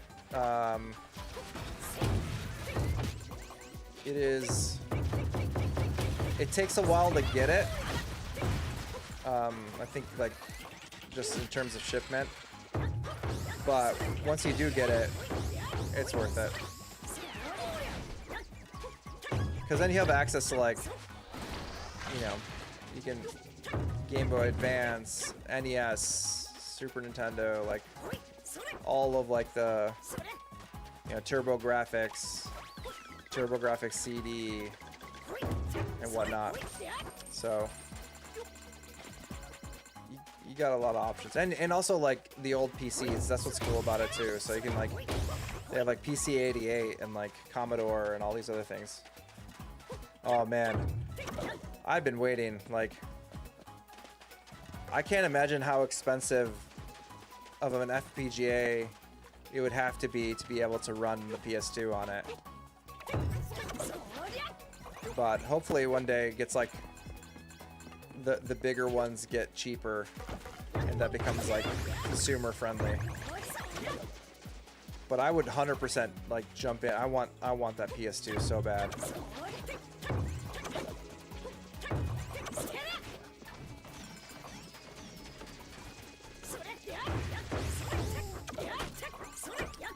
Even Dreamcast would be nice too.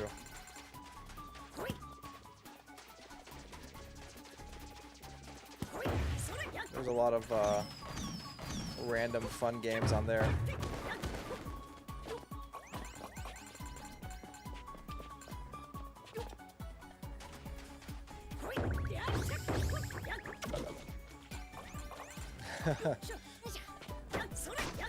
Dreamcast 2. I don't know if we'll ever see that, but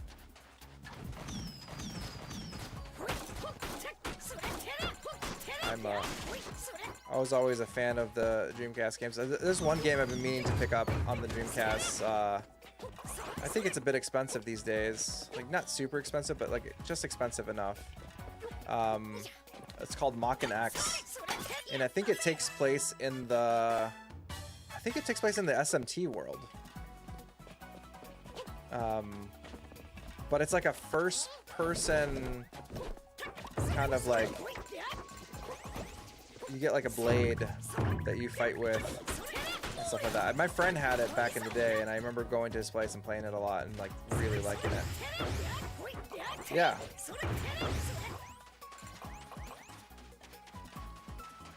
I haven't played it since like I was probably a kid at this point, but I remember reading, like I remember like the art style was very similar to SMT at the time. I didn't realize it.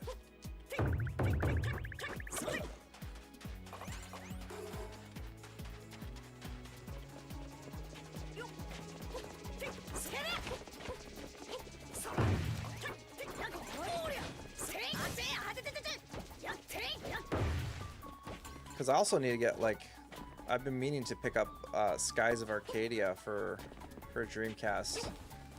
as well. Hell Knight, Dark Messiah. Dark Messiah sounds familiar, but I'm not quite sure. I feel like I've seen that name somewhere.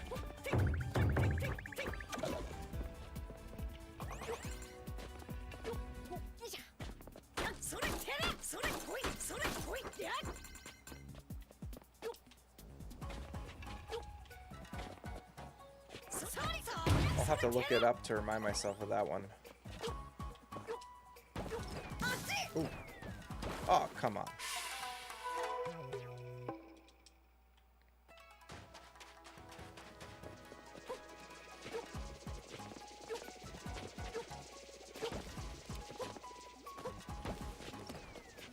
Zoom past these.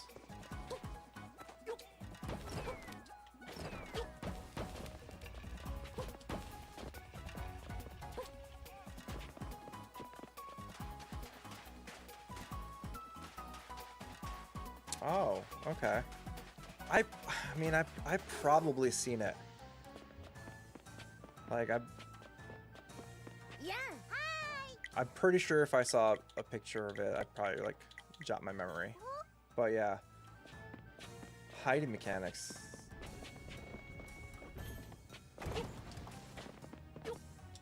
That sounds like a game I need to play.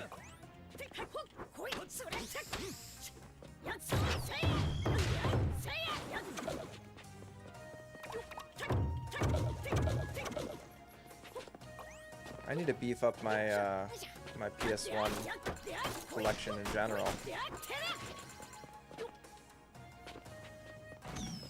To like a lot more random games that aren't the JRPGs.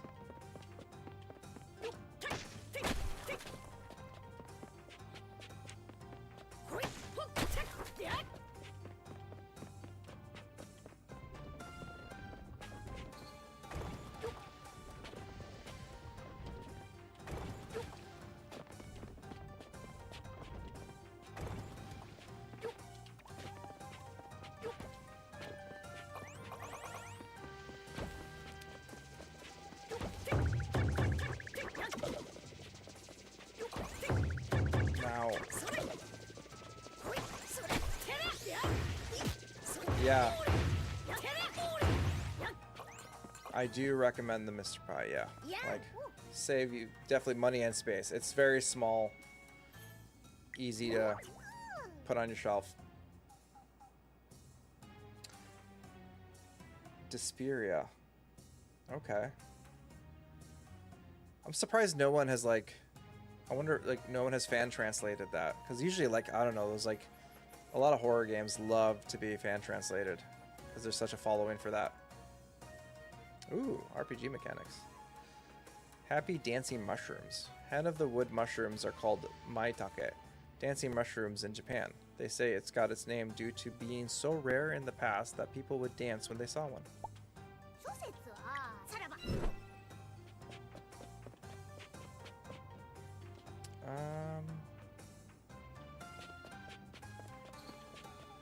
Okay. Is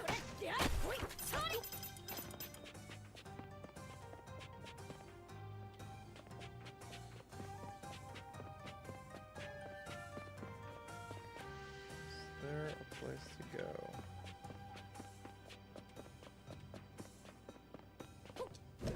Okay.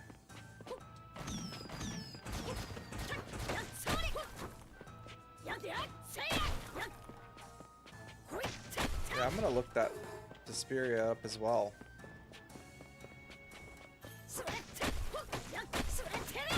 I'm curious about that.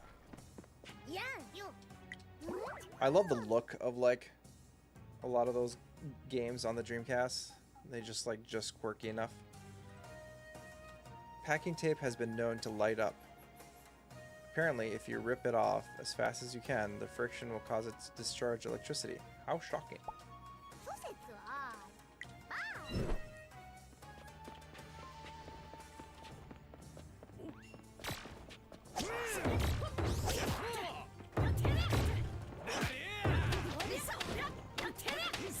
I know. Just completely iconic.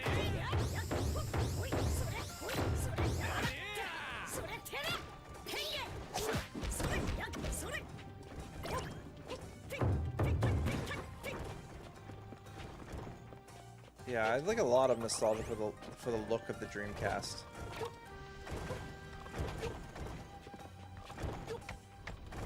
It looked really good. It was kind of a little janky,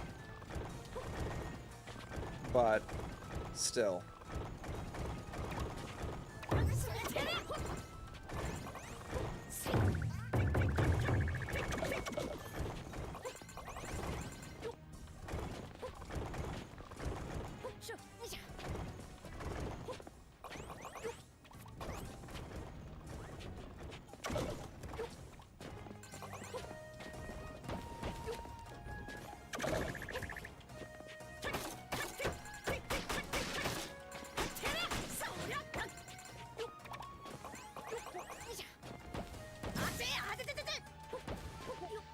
Oh man.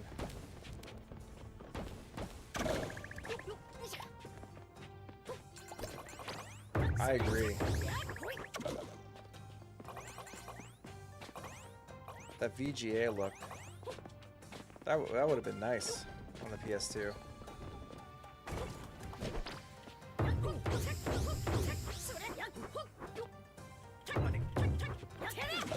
I need I've been waiting for a good component cable for the Dreamcast. That has been hard to get. HE Retrovision's been working on that for like I don't know how long at this point. It's like a running joke at that point.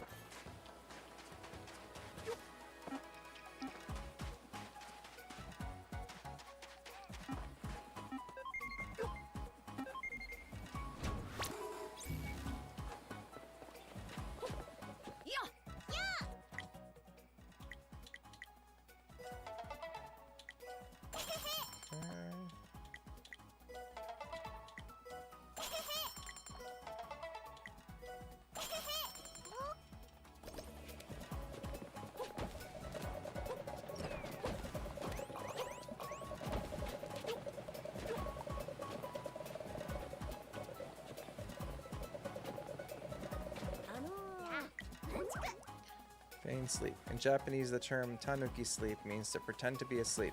In English, there's a similar expression, fox sleep. Did tanuki magically turn into a fox? I don't think I've ever heard the term fox sleep used much.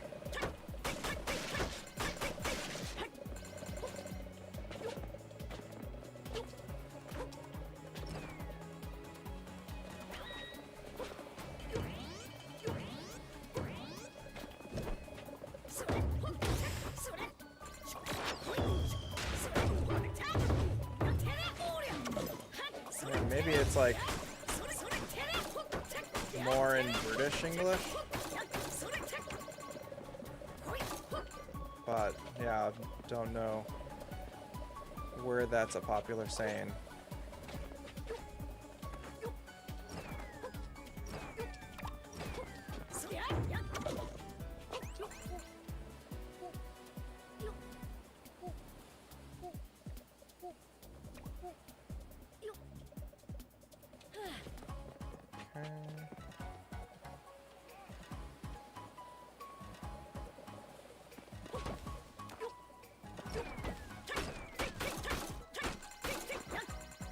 Hello. The middle of the year. Do you know which day is the exact middle of the year? It's July 2nd. Wow, I wonder if that's true. Let's try counting. Alright, who wants to count and find out?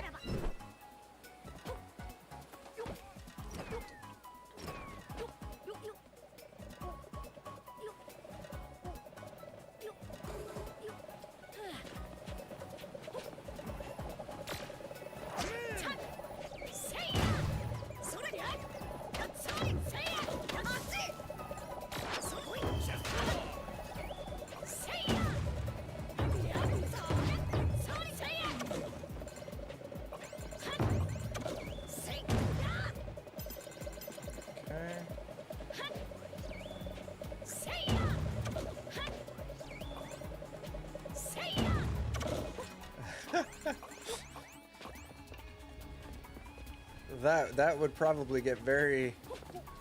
I would get bored doing that myself. I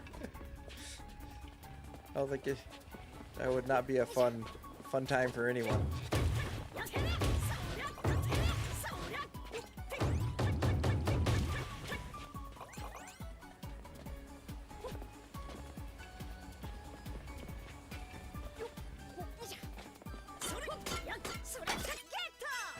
Ooh. Kettle.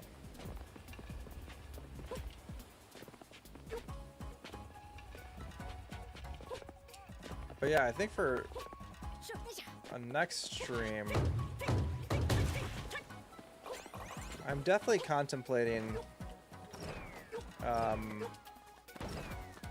Ninja Gaiden. I'm very tempted to grab that. Because I don't know. I think I'd enjoy that.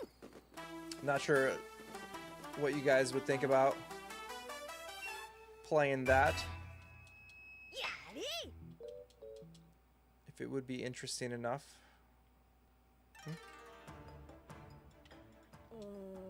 It's so cold. The Tohoku region is just as cold as they say. Really? I don't feel cold. I wonder why. Maybe you're just not suited to the cold. That's rich coming from someone who's always snuggled up in my hair. Oops, you got me. Your hair is so warm that I didn't notice the cold. My hair isn't some kind of heated blanket, you know. Sweet. Alright. Yeah, I'll either do that or like maybe like a random one-off.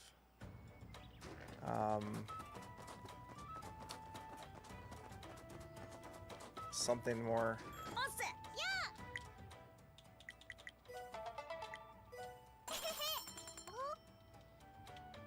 Trying to look at what else I have. I can play some Deucey X. Deus Ex.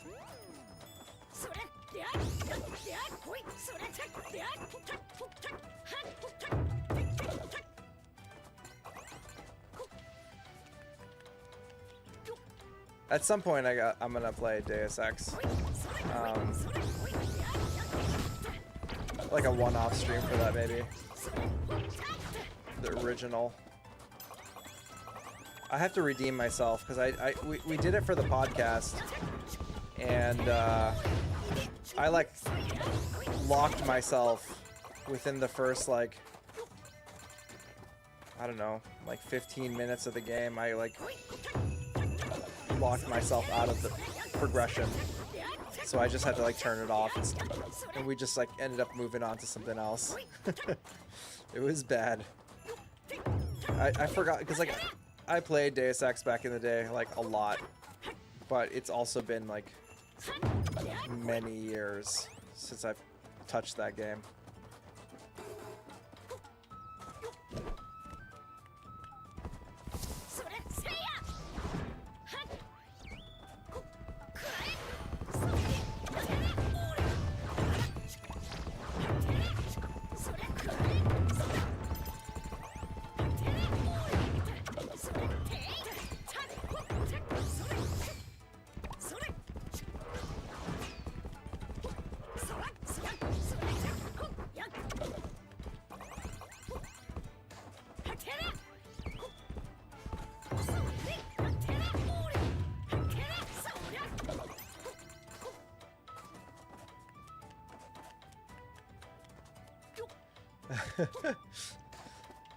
No, I think maybe like I knew Deus from playing other games.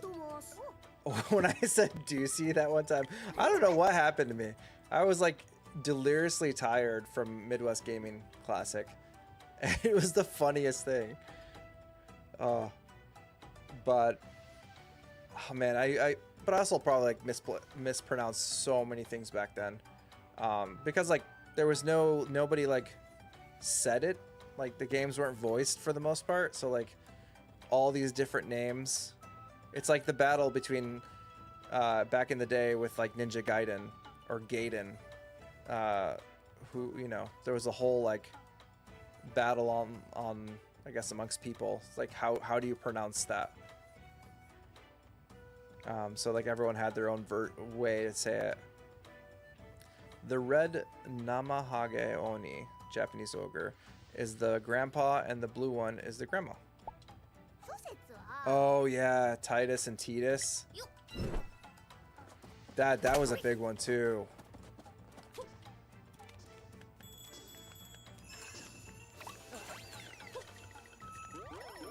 That was like, yeah.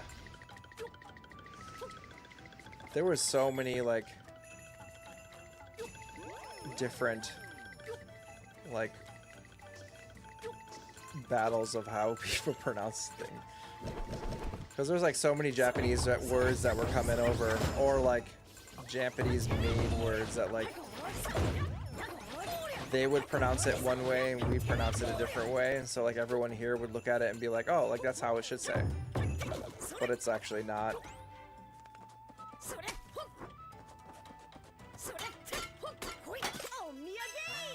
Omiyage.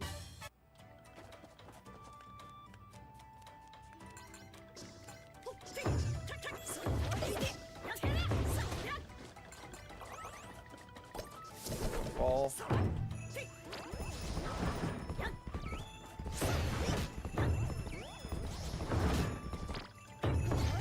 Oh man, 90s anime.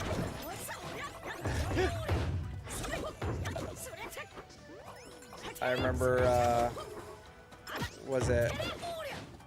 It was even funny because like even like the littlest things got like changed. So like I remember like was it in Pokemon, instead of saying like onigiri for like the rice balls, they called them jelly donuts or something like that. Because they figured people like wouldn't understand the concept of a rice ball at the time. Which is quite funny.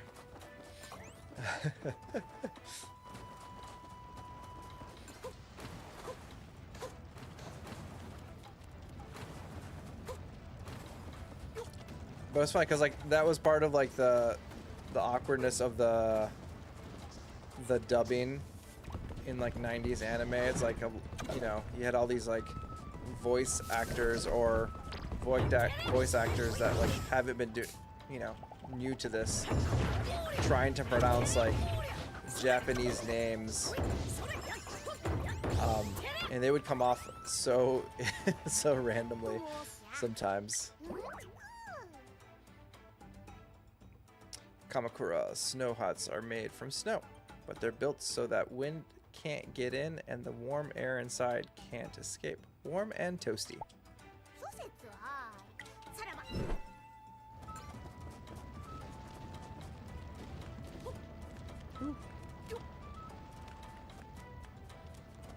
Yeah, localization was the Wild West back then. I mean, I can't complain too much because, I mean, I do love the working design games, despite their, like, ridiculousness sometimes, and the jokes that they would make that are very, like, of the time. But I'm a huge, like, working fan, like, working designs fan. The high-pitched sound that the skyrocket fireworks make come from a whistle that is attached to the firework itself. Whoosh, bang.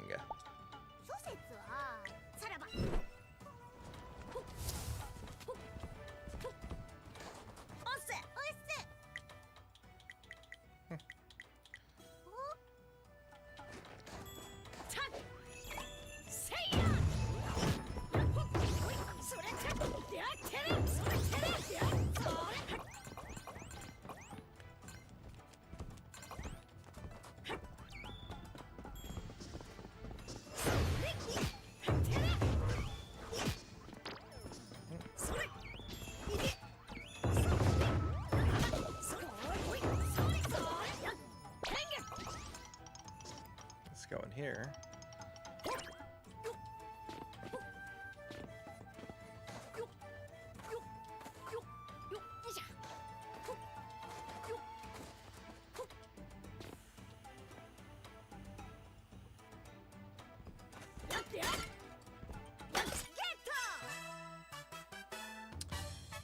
Kiratampo rice snack.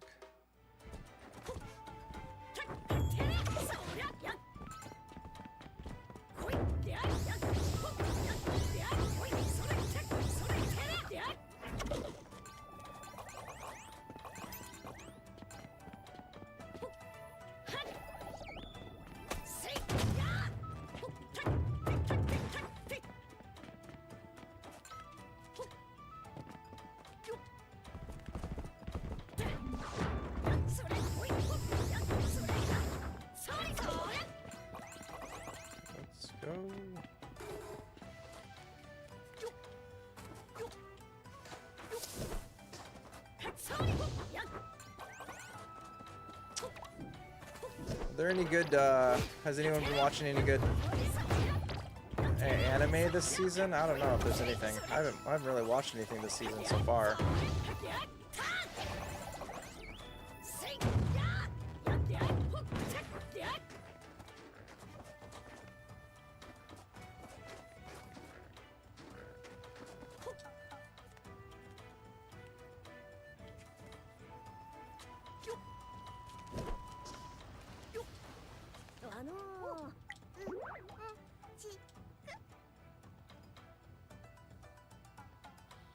Yeah, he does them in like waves, so you might have to wait because I might actually jump in on that.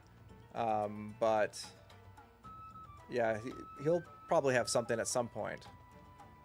Ooh, Gundam! Did you guys hear about the remake or whatever they're doing for Gundam Wing?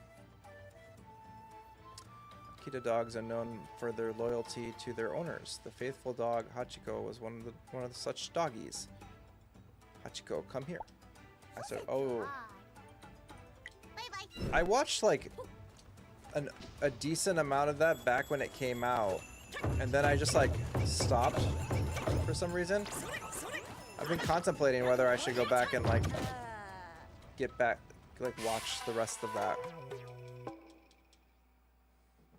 because it looks like it gets even better.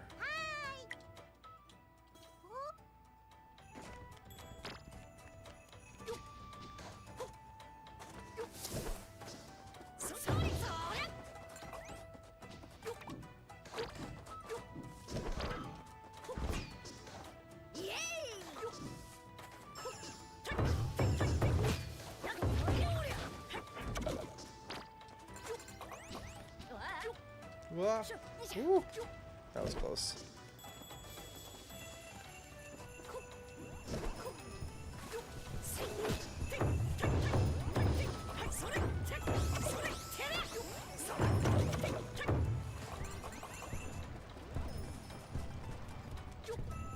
Another one I need to finish up too is the remake of Ranma and a Half.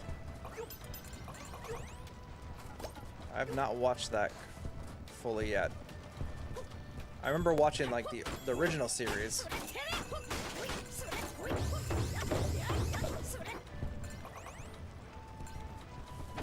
Oh.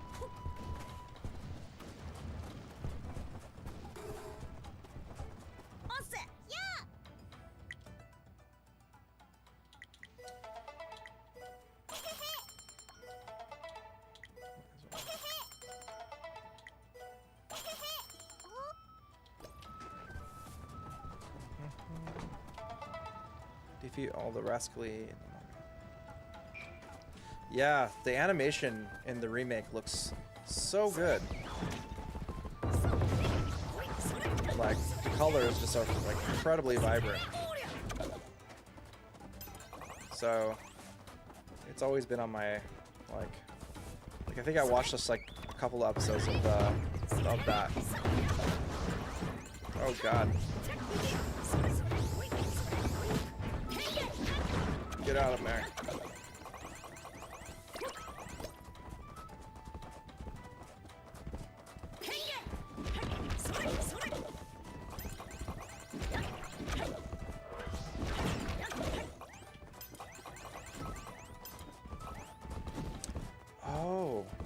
I forgot that that's a thing. Is it good?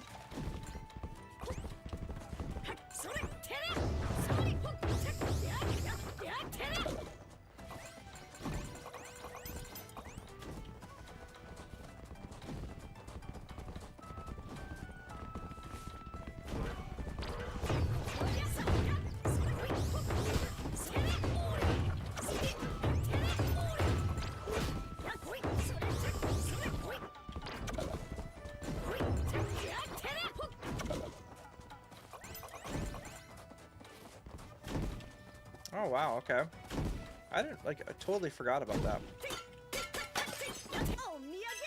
Omiyage. Akita plushie.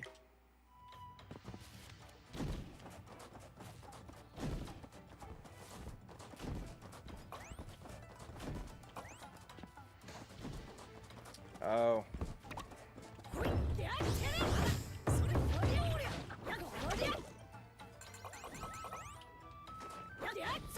Oh, that sucks.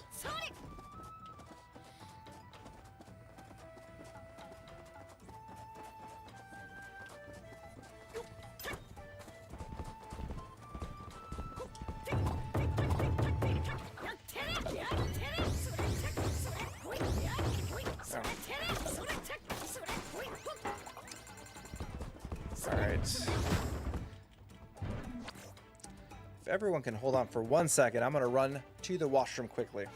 I've had too many liquids. Be right back.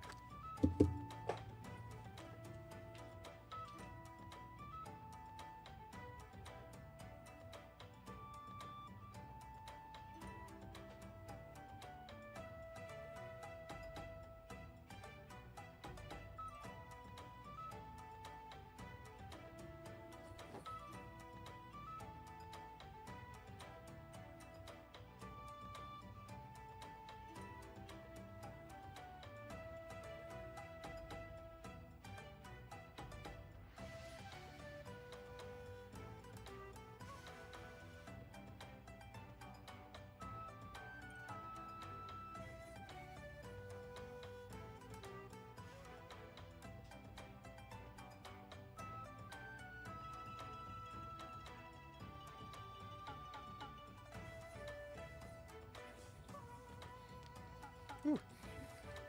Thank yes.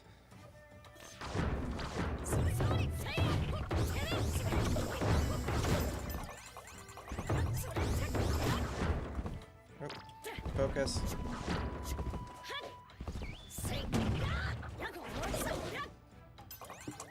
So 6.2 out of 10 on IMDb. Yeah. I mean, maybe I'll check out like the first episode or so to see if like, just to make my like, you know, my own decision on that maybe.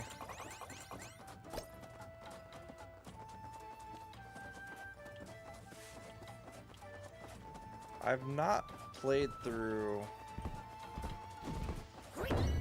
the games though. I played a little bit of Dragon's Dogma, the first one, but I never finished it.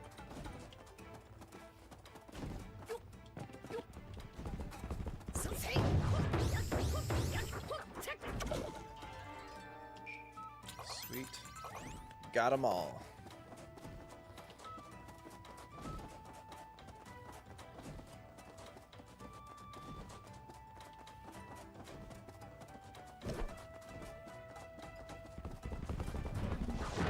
Oh boy.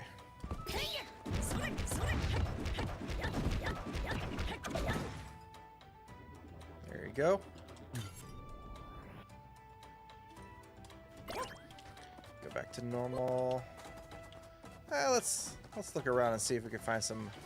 Oh, there he is. He's up there.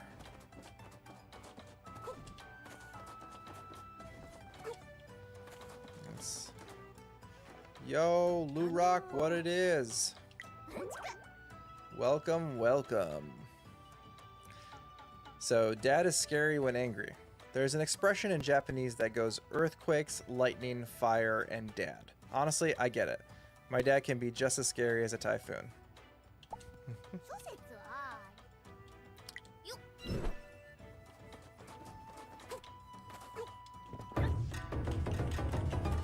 How's it going, Lurok? How's your night going?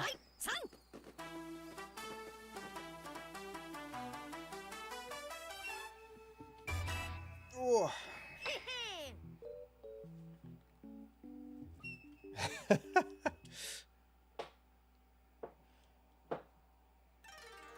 All right. Yeah.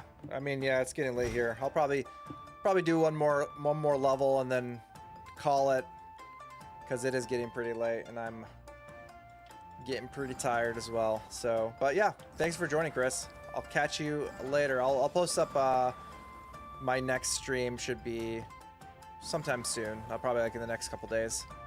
I'm just gonna decide what I gotta look at my schedule. But thanks for joining. But yeah, Lurok, you know, I already know. That litter box life. All right, what am I missing here?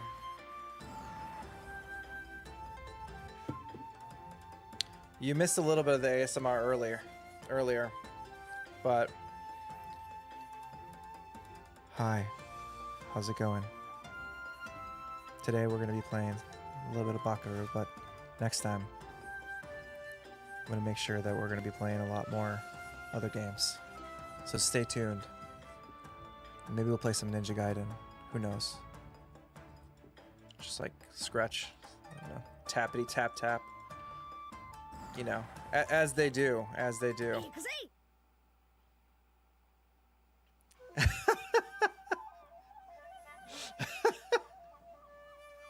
Yeah. I'm just here to offer.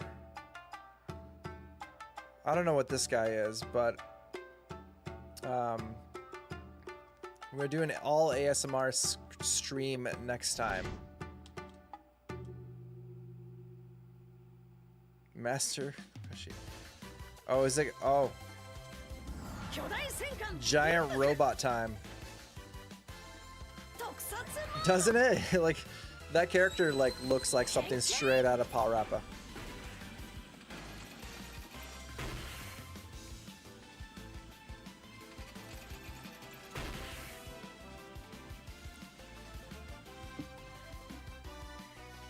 I tell ya, every time I see this like giant robot version, it always like gives me like Big O vibes. But like mixed with like an enemy from Dragon Quest VIII.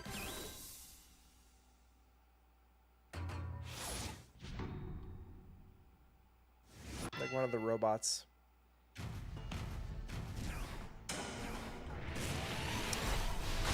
Ooh. Honestly, my safe bet for tomorrow is gonna be Tales, whatever the Tales remaster we'll get. I'm hoping we'll at least get that. I'm not sure. I'm always weary of putting my hope in Square Enix, because I feel like I'm always like more or less disappointed. But I'm trying to keep my my expectations pretty low. Just for the fact that like I can't remember the last like partner direct I was like wowed by. But I do hope they do like a Tales of game. I hope they give you a trailer. I hope they give us a trailer for Sky first chapter and or Beyond the Horizon, just for the sake of like publicity. And then obviously Harvestella 2.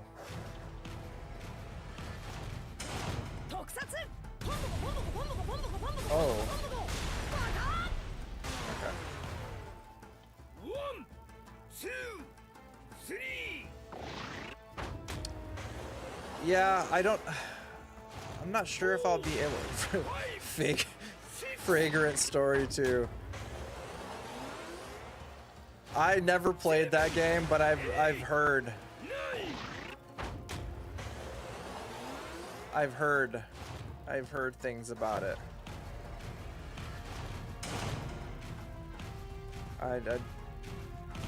Yeah, in terms of tuning in, I might be able to tune in while it's on. I'm not sure, but if not, then I'll just catch the recap of it. 1, 2, 3. Yeah, I heard terrible things about that game. Honestly, like we're over. Like we need some RPGs. Like that's what I'm hoping. At least like we'll get a Tales of like remaster. Like the last so many like direct slash like announcements and just like whatever those streams have been so like JRPG barren that it's just sad. I want to see something. I want to see something come out. So hopefully we'll get something. Hopefully like there's some sort of like Square. I don't know. Square's not gonna really do many exclusives anymore, so I wonder what like Bandai Namco is gonna come with as well on top of like Tales of. I tell you, I'm not gonna watch this direct. Like if I don't watch it live, the probability of them announcing Xenosaga is much higher. So I don't know. If they announce Xenosaga, I'm gonna be very disappointed I did not stream the direct, because I would have lost my mind on stream.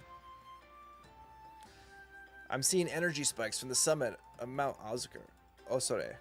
That's 2 of them. That won't be easy. There's no turning back now.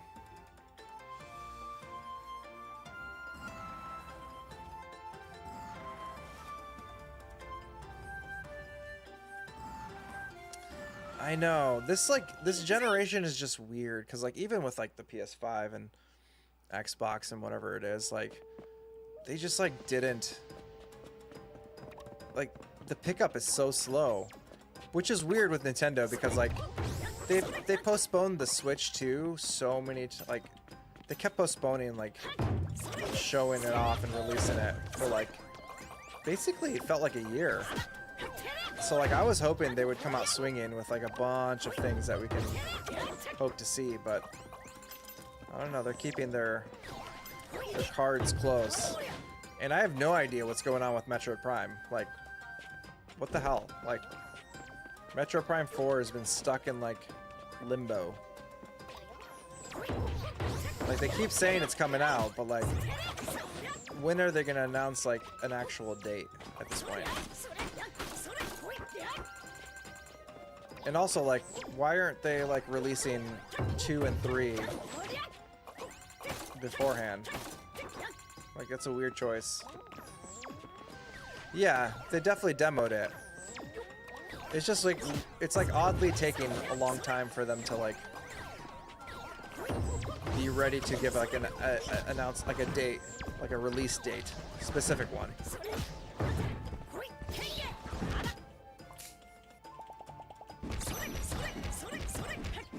So, hopefully, I mean,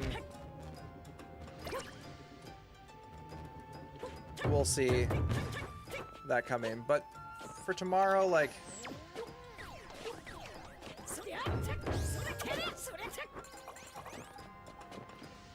no, yeah, this definitely seems like it's going to be a November release. Which, I mean, like, if they have like a Nintendo Direct, like first party Direct in August sometime, that gives like, they can do like, you know, the fun thing of being like, oh yeah, like it's coming out in 2 months, or like 3 months.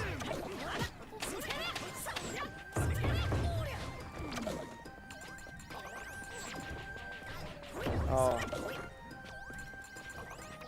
I don't know, man. Final Fantasy 9.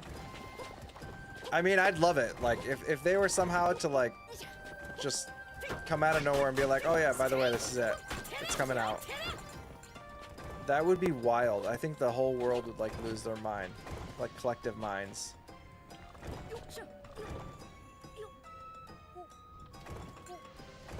to break that.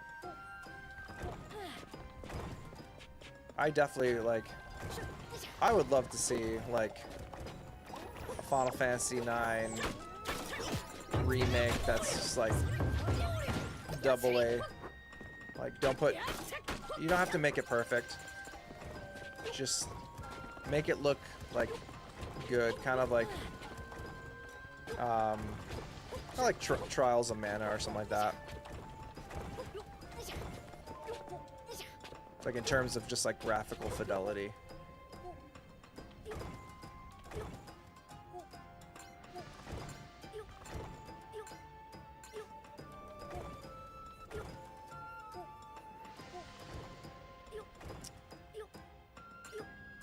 Yeah, like, I was talking about this, like, with Brandon and some others, and I was like, when we were at Siege, and I have a feeling that, like, they plan to have Final Fantasy IX come out, but it, like, possibly was scrapped, but they also had a bunch of, like, merchandise and things to kind of go with that release, and, you know, now all the things are coming out, but the game is not being, like, announced. So, like, I'm wondering if they already were, like, planning to have all these, like, simultaneous, like, figures, like, all the stuff that they were doing with it, but in, like, the actual game was canceled. I hope not. I mean, I'd love to be surprised.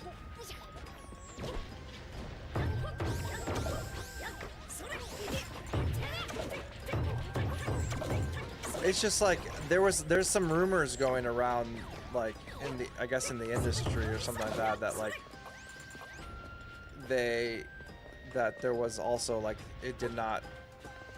there was some rumors from, like, development that, like, it wasn't going well, or something along those lines.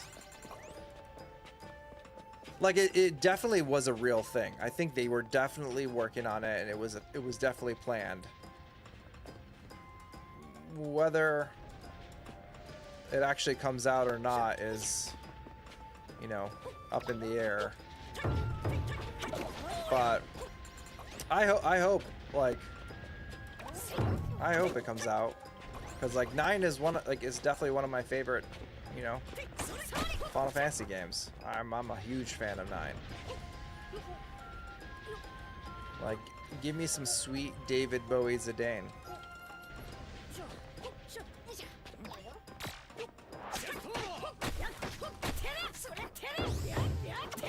Because he, you know, he reminds me of the Babe.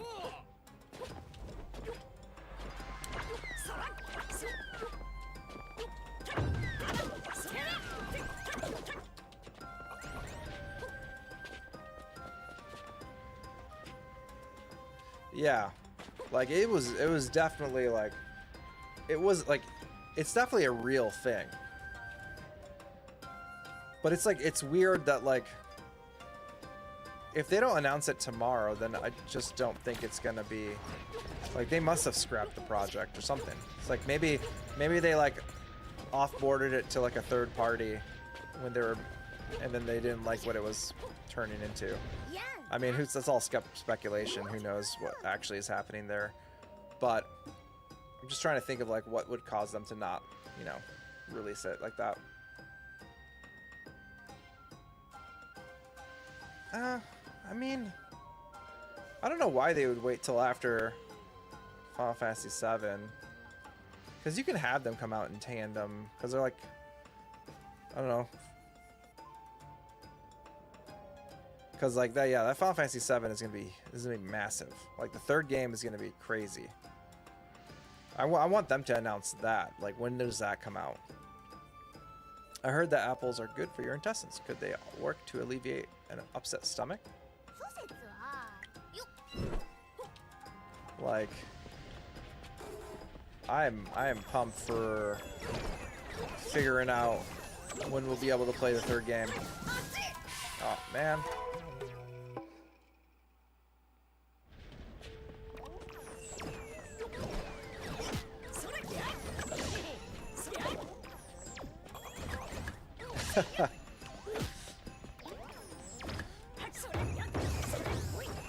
I mean, the cat knows.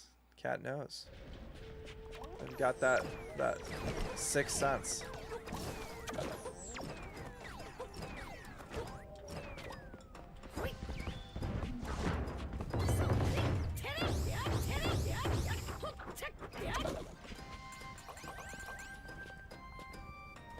Yeah, no, like Nintendo, like that's the one thing Nintendo does is that like they're the kind like lately, and I think they learned their lesson from Metroid Prime 4 because of the development hell that went through. But like they'll like announce a game and it's like coming out in like the next 3 months, like 6 months maybe, like in certain occasions. But like they do quick turnarounds in terms of like whenever they announce and whenever that game's coming out. That's what I like about Nintendo with that. It's like for me, I'm just like, don't tell me until it's like till I know it's real. Like don't treat me like Beyond Good and Evil 2. I can't take that anymore.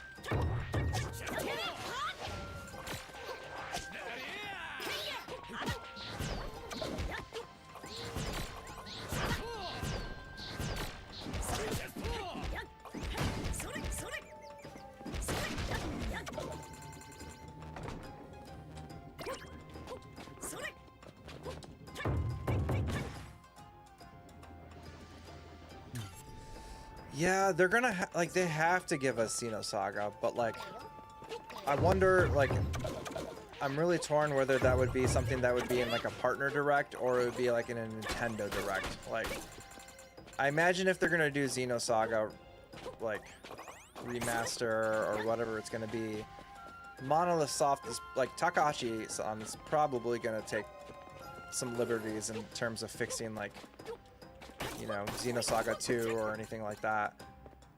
And so like, and if he's doing anything, then I think it probably will end up in some sort of like Nintendo first party, like, or just Nintendo Direct. But yes, definitely. Oh man, that would be nice to get the second remake for that. But I really want, like, I've been wanting to replay Xenosaga. Xenosaga is owned by Bandai Namco. So it was after Takahashi like set up Monolith Soft. They initially worked with Bandai Namco after leaving Square. So Bandai Namco owns that IP. And they like, there was like a survey like a while back that like they were trying to figure out whether they need to, that there was like enough of a need to remaster Xenosaga. And at the time, like they went out and they said that like, no, like we don't see a need for that. So hopefully, but that was like predating like the Xenoblade boom. So I'm hoping that like with Xenoblade and everything being so popular, we'll see that be a thing. Plus, I think for like the ability for Xenoblade to move forward, or Xeno to move forward, based off of like playing the Xenoblade games, you need Xenosaga. Like 100% has to happen, or else people won't understand certain aspects, I guess. I don't know. Depends on how he plans to do it.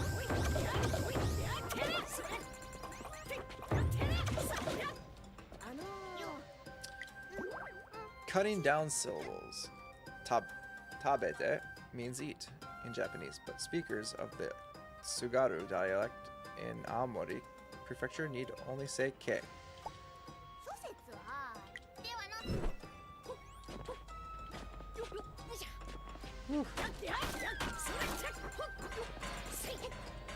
But I'm hoping we see some I mean, from Atlas, we'll probably like. I wonder if they'll have like.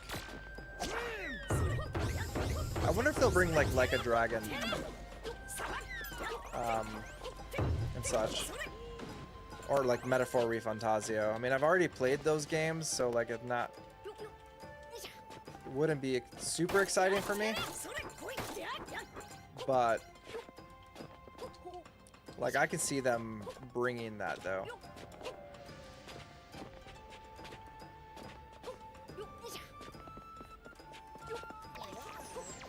Which would be great for a lot of people.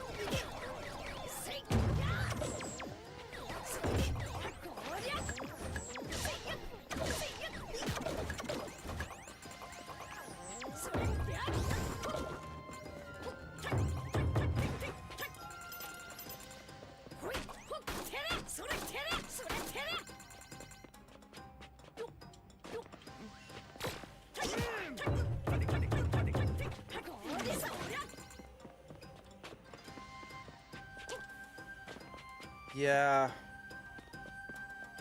I wonder, like, when they're gonna plan to do...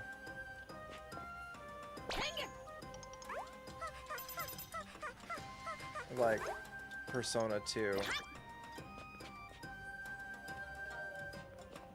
Yeah, hi. I know.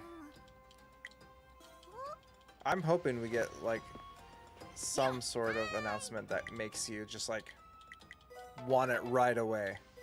I need something like that. I've not felt that in a little bit.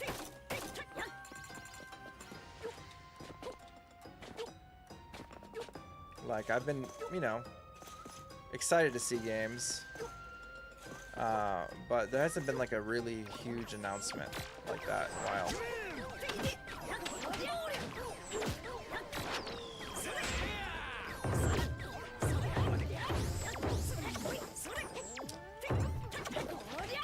I mean, the fans are fans. Like, there's a lot of people out there who just wanted to upgrade. And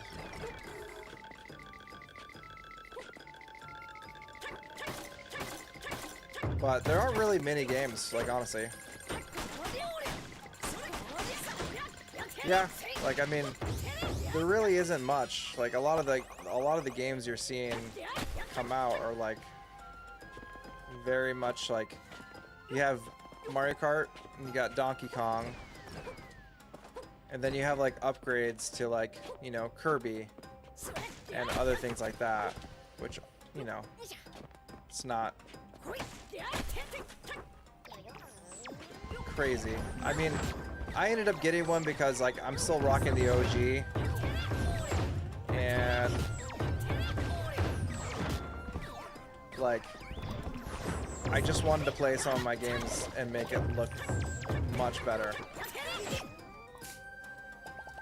Oh yeah, Kirby.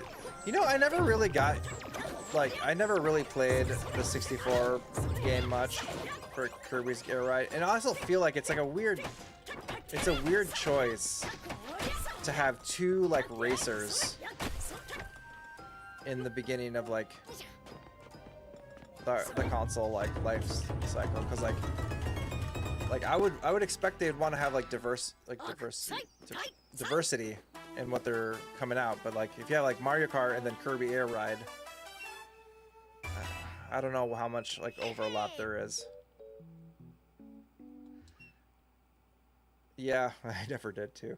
Oh man, key cards. That's my biggest fear of tomorrow, is just like everything is gonna be a key card. Like, cause oh, you know what?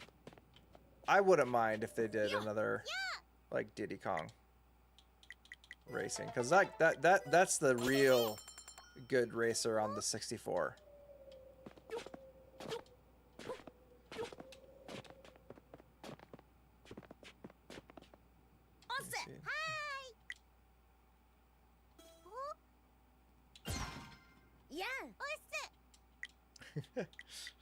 Oh wait, yes, you don't mind the key cards. For me, I'm just like, if I'm gonna like, the point of the keycord doesn't like benefit me. I'd rather just like buy it digitally at that point because, you know, at least at this point I don't have to sit there and put a cartridge in my system constantly. Even if I, you know, if I'm not going to own it like officially because it's a key card, I might as well have it digitally. And if I'm going to do digital, I might as well just do it on my PC because then I don't know. That's like my thought process for like all the game key cards. Like all those games I'm like, "Oh, I'll just pick it up on like Steam or something." And then first party games and like first party games and specific games that come out on like full on a cartridge, I'll like support for that reason. I'm getting chills. I can't stand it here. All right. Something's coming. All right. We'll end it on this battle. We'll do this one. And then I'm going to wind down for the night. It's been fun though. I thought I was going to be able to beat this game, but this game is deceptively very long.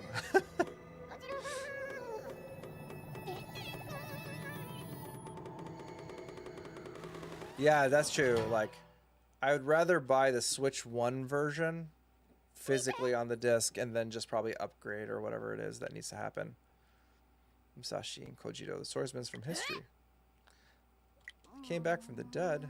It's the dreadful jutsu that resurrects the dead. To think that the festival troops would stoop this low to take over Japan. We can't allow this to go on. We must fight. First heroes, now master swordsmen. Why are my opponents always so strong? Okay, enough complaining. I need to win to impress Gogyo. Really now?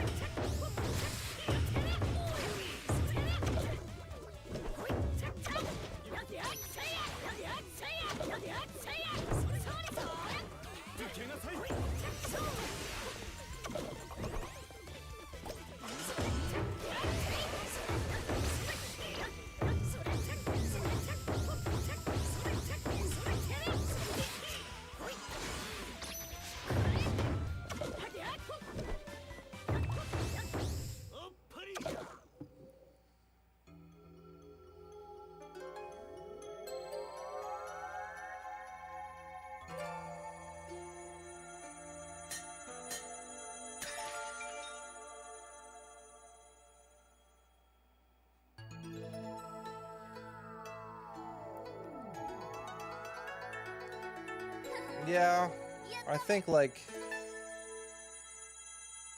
it's taking us one step away, a step closer to like an all digital world, which I think is like what they all want because they don't want you to own anything specifically. But I mean, at this rate, like you could just, you know, play what makes sense for you. But you know, at the end of the day, um, you know, voting with your wallet is how you do it. Like if you want to, because like I feel like Nintendo and everyone else is starting to feel the pressure of like game key carts not selling too well. That's why they had like the, you know, survey go out and everything like that in Japan. So I think over time people are probably going to learn. Hopefully, we'll see. I mean, Falcom and NIS America is still. They had that one interview recently, and that was not great telling for the future of Switch 2 stuff. But yeah, I just like just don't want them to take the cheap way. But they're also like charging like full price, which is like the annoying thing about it is like, sure, it's a cheap method to do it, but they're also charging like way too much money for that. Like if they were going to charge like at a discounted price, maybe like $10 cheaper or something like that, then fine.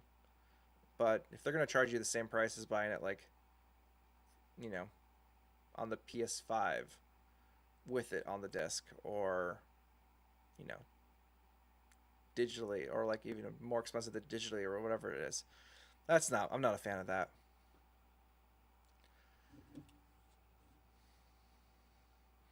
Also, preservation. Yeah. I mean, there's always going to be people out there preserving things, but then, like, Nintendo does make it very hard for that. They are not. They're very much anti preservation with how they deal with emulation and just anything to do with their systems. Unfortunately, but that's been their style since the beginning. Like, that was their biggest battle back in, like, the 90s and the early 2000s as well. Thanks a bunch, but I'm only into dapper guys. You haven't got a chance, so don't waste your time. Coming back in. ASMR. Huh? What's your deal? I already don't like this kid. Calm down, Bakeru. We have Hakobera, sound, safe and sound. That's all that matters. I had to do it. Have a great night, Wolf. Thanks for jumping by. I'm sorry about her. She's not a bad kid, just overly self-conscious. Alright. Headed to the Kanto region to take on Oracle Saitaro. So they're both in Kanto region. Those two are strong, so they must have tried to fight by themselves. I hope they're okay. Don't worry, Nazuna. We'll find them. Once we gather all the Nanakusa girls, we can finally use Nanakusa healing jutsu. Then it's decided. We're off the Kanto.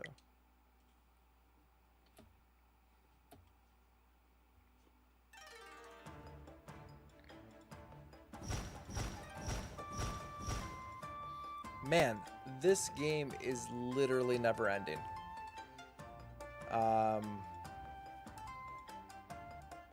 No, I agree. Like, I wish I wish companies like really took care of their history and actually like preserved their games. I mean, you look at Square Enix.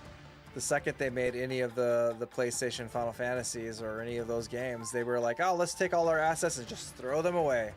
Put them in the fire. Which is why we don't have any of the assets for that. Yeah, Black Mamba, I don't understand collecting key cards. Like, I understand, like, people who just, like, would buy it just for the sake of buying it because they want, like, a physical way to play their game. Like, it's just, like, a physical put on your shelf. But collecting them with the idea of collecting them is a bit, I don't know, counterintuitive.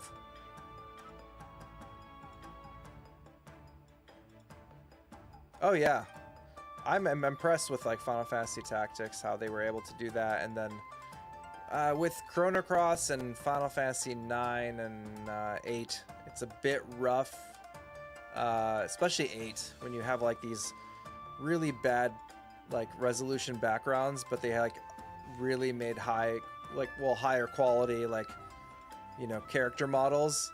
So it's just like really weird shift in perspective on there. But there's a lot of really good mods if you have them on Steam. I mean, there's the famous one for Final Fantasy 9, Moguri mod. But even Final Fantasy 8 has some mods on nexusmods.com. People like doing a good job at restoring the backgrounds for them. So there's ways. I really, really want to see those games come back. Like Parasite Eve, especially. Like, I was pulling some footage for Parasite Eve recently, and it got me wanting to play that again as well. I really want to play that game.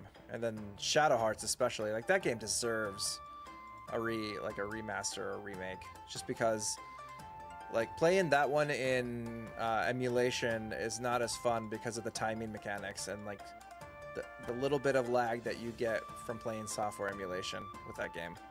So it's a little rough. As for Radiata Stories, like that's like one of the most beautiful games on the PS2. Like to this day, it still looks really good. With what they did with that being like end of life PS2. Yeah.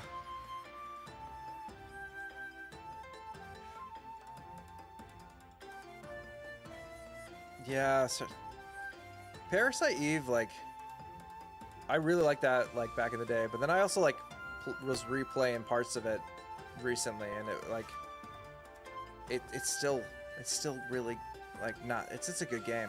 Like I just like it's got like the right like the JRPG mechanics in there, and I love me some good like you know, pre-rendered backgrounds and whatnot, so it just looks good. Yes, Radiata Stories was like criminally underrated. It came out like right at the end of the PS2, and nobody like talked about it at the time. But I remember picking it up and being super impressed with that game because like it had widescreen mode, progressive scan, and it was like in the graphics on like the stylistic graphics just really kind of like it looks really good on an emulator if you play it on like, you know, on your computer and upscale it. Like those graphics do really well for just like a typical upscale. It like looks incredible. Oh man, I was a huge fan of Vagrant Story back in the day because like the dialogue and the story in one of the best scripts, exactly, yeah, like hands down one of the best scripts around. And I think what turned people off was like the battle system being incredibly, I want to say difficult, but like hard to master for a lot of people. It's very, you know, very cryptic sometimes in terms of like how to be good at it. Exactly, it's very obtuse. So like it would be nice if they were able to remake Vagrant Story with the same script, but just modernize it, maybe streamline the battle system to make it a little bit easier to grasp. Yes, Valkyrie Profile. That's a classic right there. I have that on the PS1 and the PSP. I don't have the second one for the PS2, but that was also another game that was probably, I think, end of life on the PS2 because it also had like progressive scan and widescreen mode that was not typical. So that game looked actually really good on the PS2.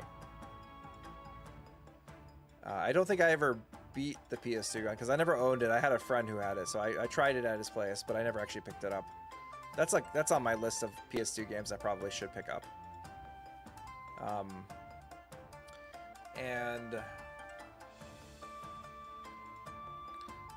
an indie called 45 Parabellum Bloodhound looks like to be through every something. Oh, okay. I've not heard of that. I'll have to remind myself to look that up right after this. Let me put a note for myself because I could use a good Parasite Eve styled game. So 45 Bloodhound. Okay, I'll remember that.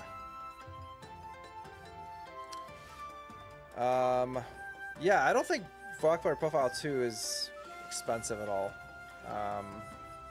So it's definitely doable. Especially after I bought Wild Arms 5. From the RPG perspectives, I still need to get like some of the Suikoden games that are pretty expensive. But I've got some of the heavy hitters at this point. I know there's so many indie games that I have to try to keep track of. So that's why I end up like not playing a lot of them. But there are some really good ones in terms of like, trying to remember off the top. I forgot the name of it, but it's I talked about it in one of my videos, but it's in my pre-rendered video. But it's like a PS1 styled in kind of like a circus. It takes place in a circus. I can't think of the name for some reason. Oh man, having 5 is good. 3 is pretty cheap. You can still get that around $30. I think I still have that one. And I think I have 4. Let me see if I remember what is the name of, let me see that indie game.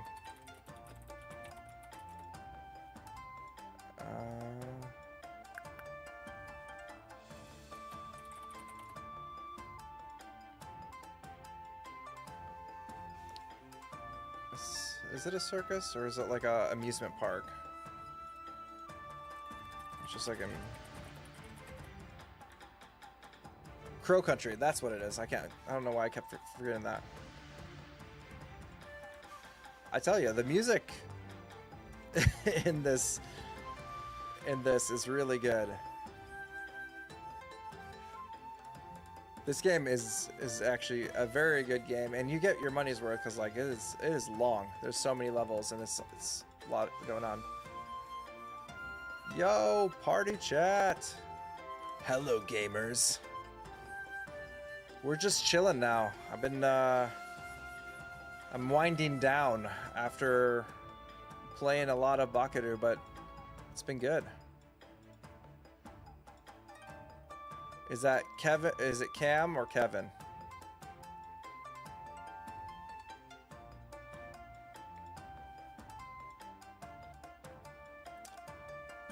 Yes. The composer for this, like, there's a lot of really fun stuff. Yo, what up, Cam? If you guys are anywhere near PAX at the end of August, come see us. We'll be doing a panel together. It's going to be a joint effort. It's going to be a fun time. Oh, yeah. Well, we'll definitely do other panels, so we're going to keep this up. So hopefully we'll end up somewhere near you one of these days. Or you can end up somewhere where you are as well. But, yeah. It's going to be a good time.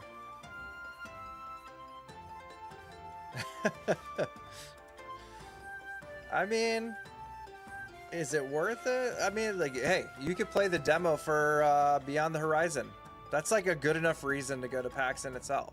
Like, just go get some Trails swag and play some Beyond the Horizon.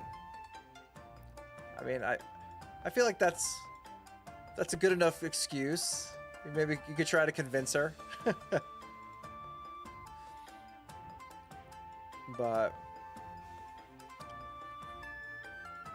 how's it going? How's it going, Cam? How's your night? How's your night?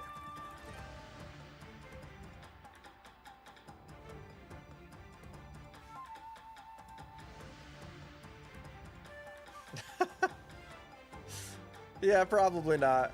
That's true. What? Yeah, bring her with you. The more the merrier. She might, you know, if she's not much of a gamer, she might not enjoy PAX as itself, but it's in Seattle, so there's a lot of things to do in Seattle area. So it could be a fun time.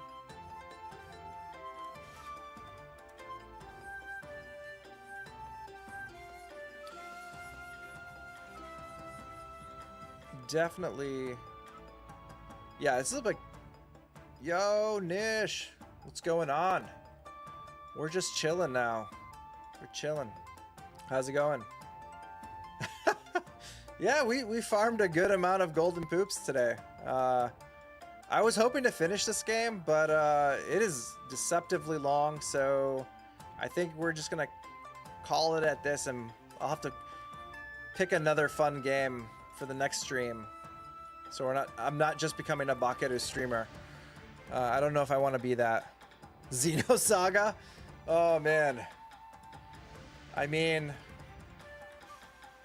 I could just turn on the stream and then everybody can sit down and watch the opening intro for like 60 minutes or so. Be like a nice hour stream where we all just watch the intro to that game.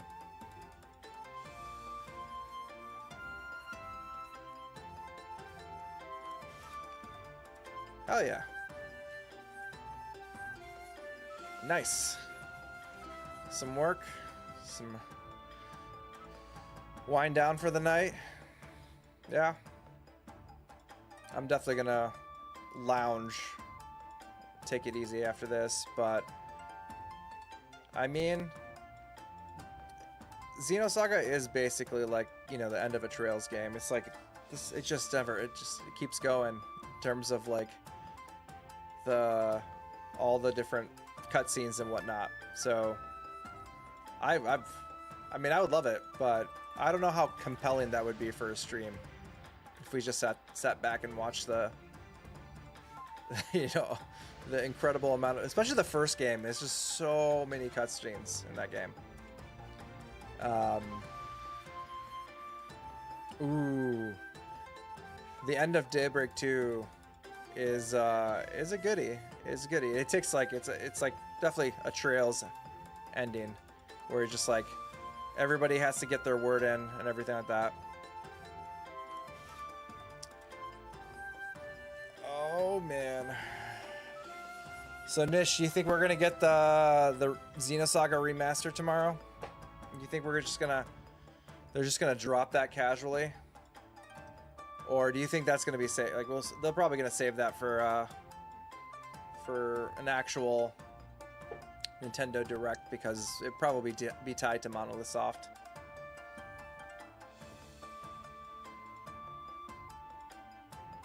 Yeah, it's gonna be like the one stream we don't like, the one Direct that we don't stream, and it's gonna be the one that I would probably react the most like visceral. Like, I'll have the most visceral reaction to that. I'll probably just like lose my mind if that was the case. But yeah, I don't see them. I don't know like how long it's gonna take for them to actually announce something like that. Lou Rock, don't do that. Don't do that to me. Don't burst my bubble. I need my bubble.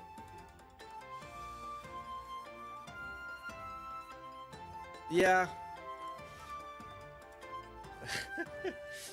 I'd literally just start streaming from wherever I am just so I can lose my mind. Like, I'll probably just like show up on, that's like how crazy it would be. Like, I don't care where I am. I'm sitting in the bathroom. I'll be sitting there just like going live all of a sudden, losing it. If that were the case. But it's not gonna happen, so. Ooh, most hype.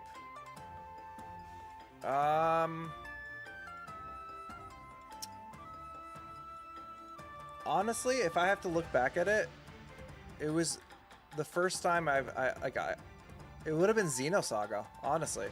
Like, I don't think, like, as a kid who like played Xenogears when it came out and then like waited years and years and years and years, and then all of a sudden finding out that they're gonna do like a reimagining of Xenogears, I like literally lost my mind. I'm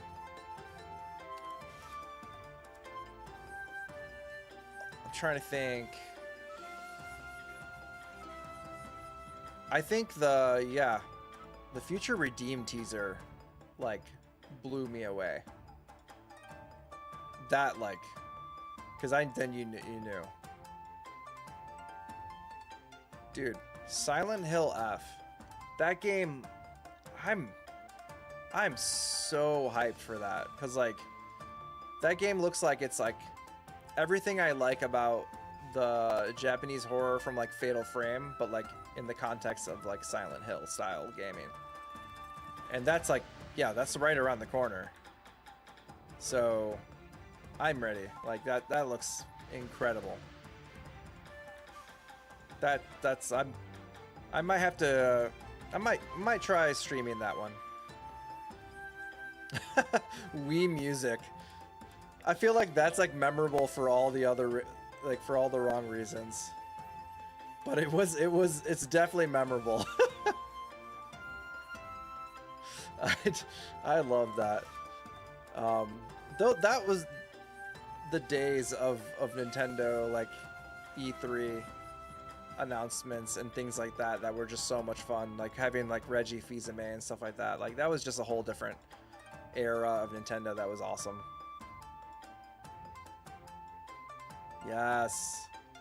That's so true. Yeah. Like with 4, I've always wanted them to do that. So I'm so glad that they're like going down that angle right now, because something about Japanese horror just like it's so unsettling, like more so than anything else. Like the imagery that they use is just incredibly unsettling, and it adds to the atmosphere so much in terms of like, especially with like a Silent Hill atmosphere and how they like do horror. Like I'm pumped.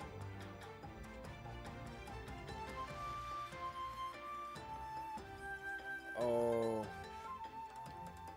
yes, with the Twilight Princess. Yeah, that was epic. See, yeah, exactly. Like even if you aren't a big fan of like horror games, that game just looks so good.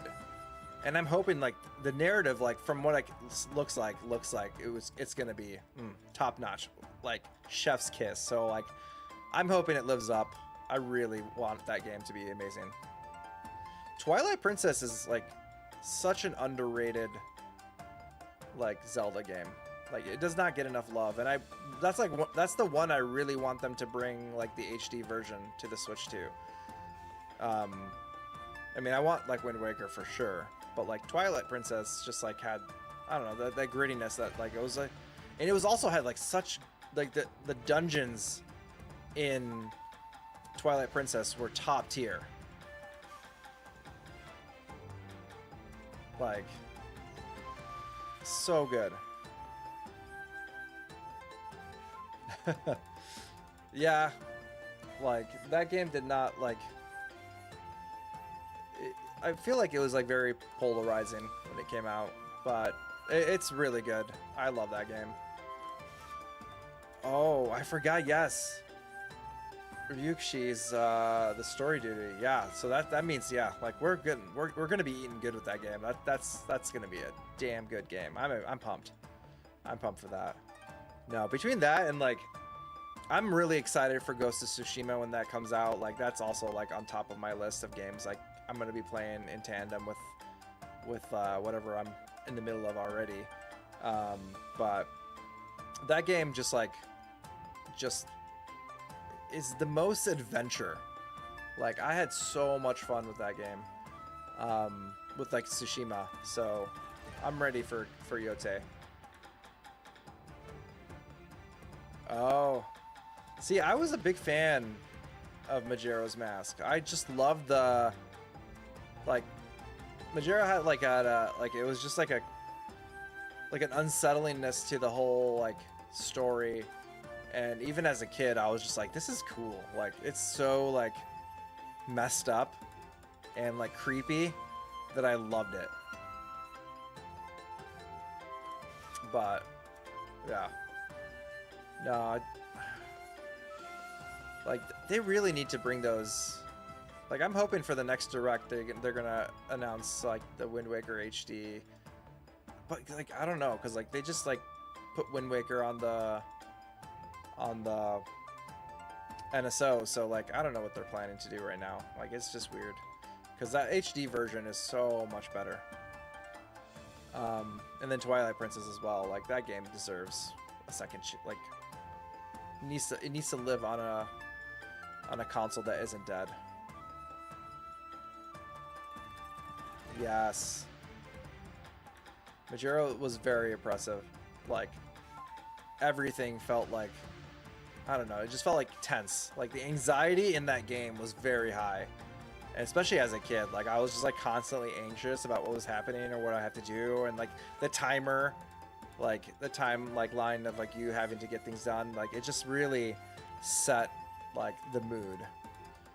Oh, yeah, they're definitely developing a new Zelda, whatever it is. I'm hoping they kind of take a step back and, I don't know, kind of find a good balance between like the Breath of the Wild style and then also like just traditional like dungeon style like Zelda. Like it doesn't have to be like too, maybe less like open, like more like it could continue to be open world but be like have some structure to it would be nice.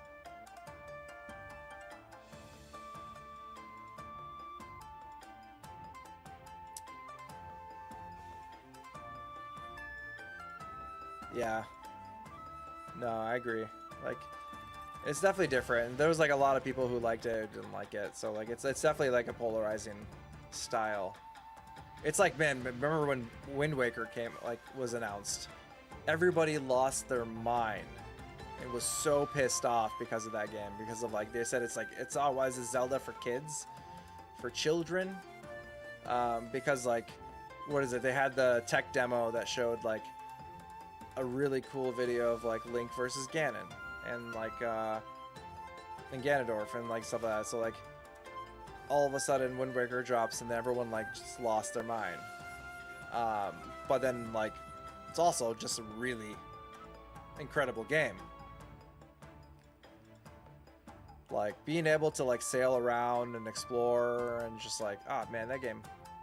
And it's like art style is very forgiving in terms of like just being able to scale it to modern consoles these days, because like it's just so good, so good.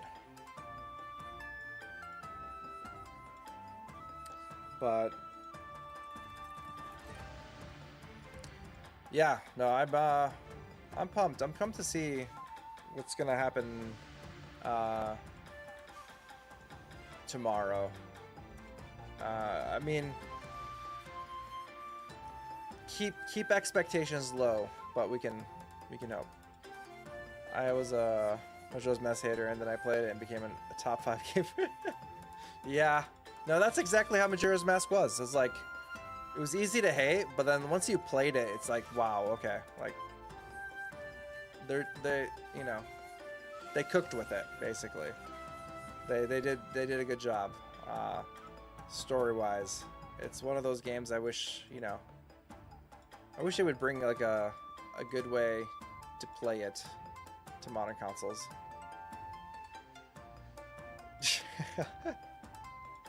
Hell yeah.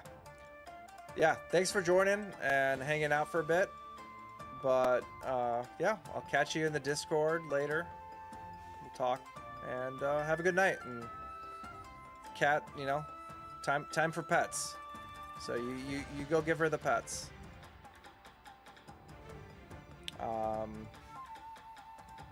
Oh man, yeah. If they can do Oracle of Seasons and Oracle of Ages, like in the way of like Link's Awakening, or even maybe like even similar, I would love them to do Minish Cap actually.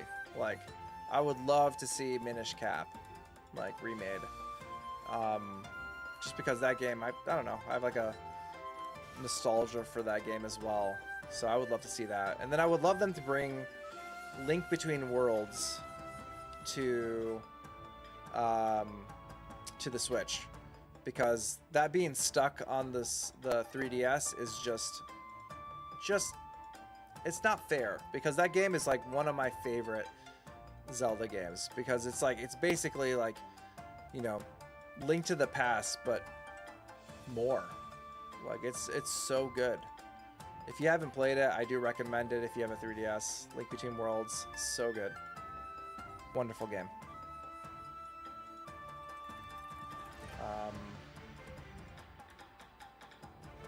Oh man, I think it's been a night. So I think I'm going to wind down. I'm going to call it. It's been great, guys. It's been a fun time playing the game, just hanging out, talking, shooting the shit, you know, as you do. I definitely want to... I'll set up, like, the next stream. I'm going to decide on what I'm going to play. If anything, I might maybe throw out a poll to see what people are interested in, but I think I'm leaning towards trying out Ninja Gaiden on stream, possibly. But hopefully we all enjoy tomorrow's direct. Hopefully we all get what we want. If not, then there's always next time, as you know, we can always hope. But it's been great, guys. Have a great night, and I'll catch you guys later, and see you on the next stream. Take care, everyone.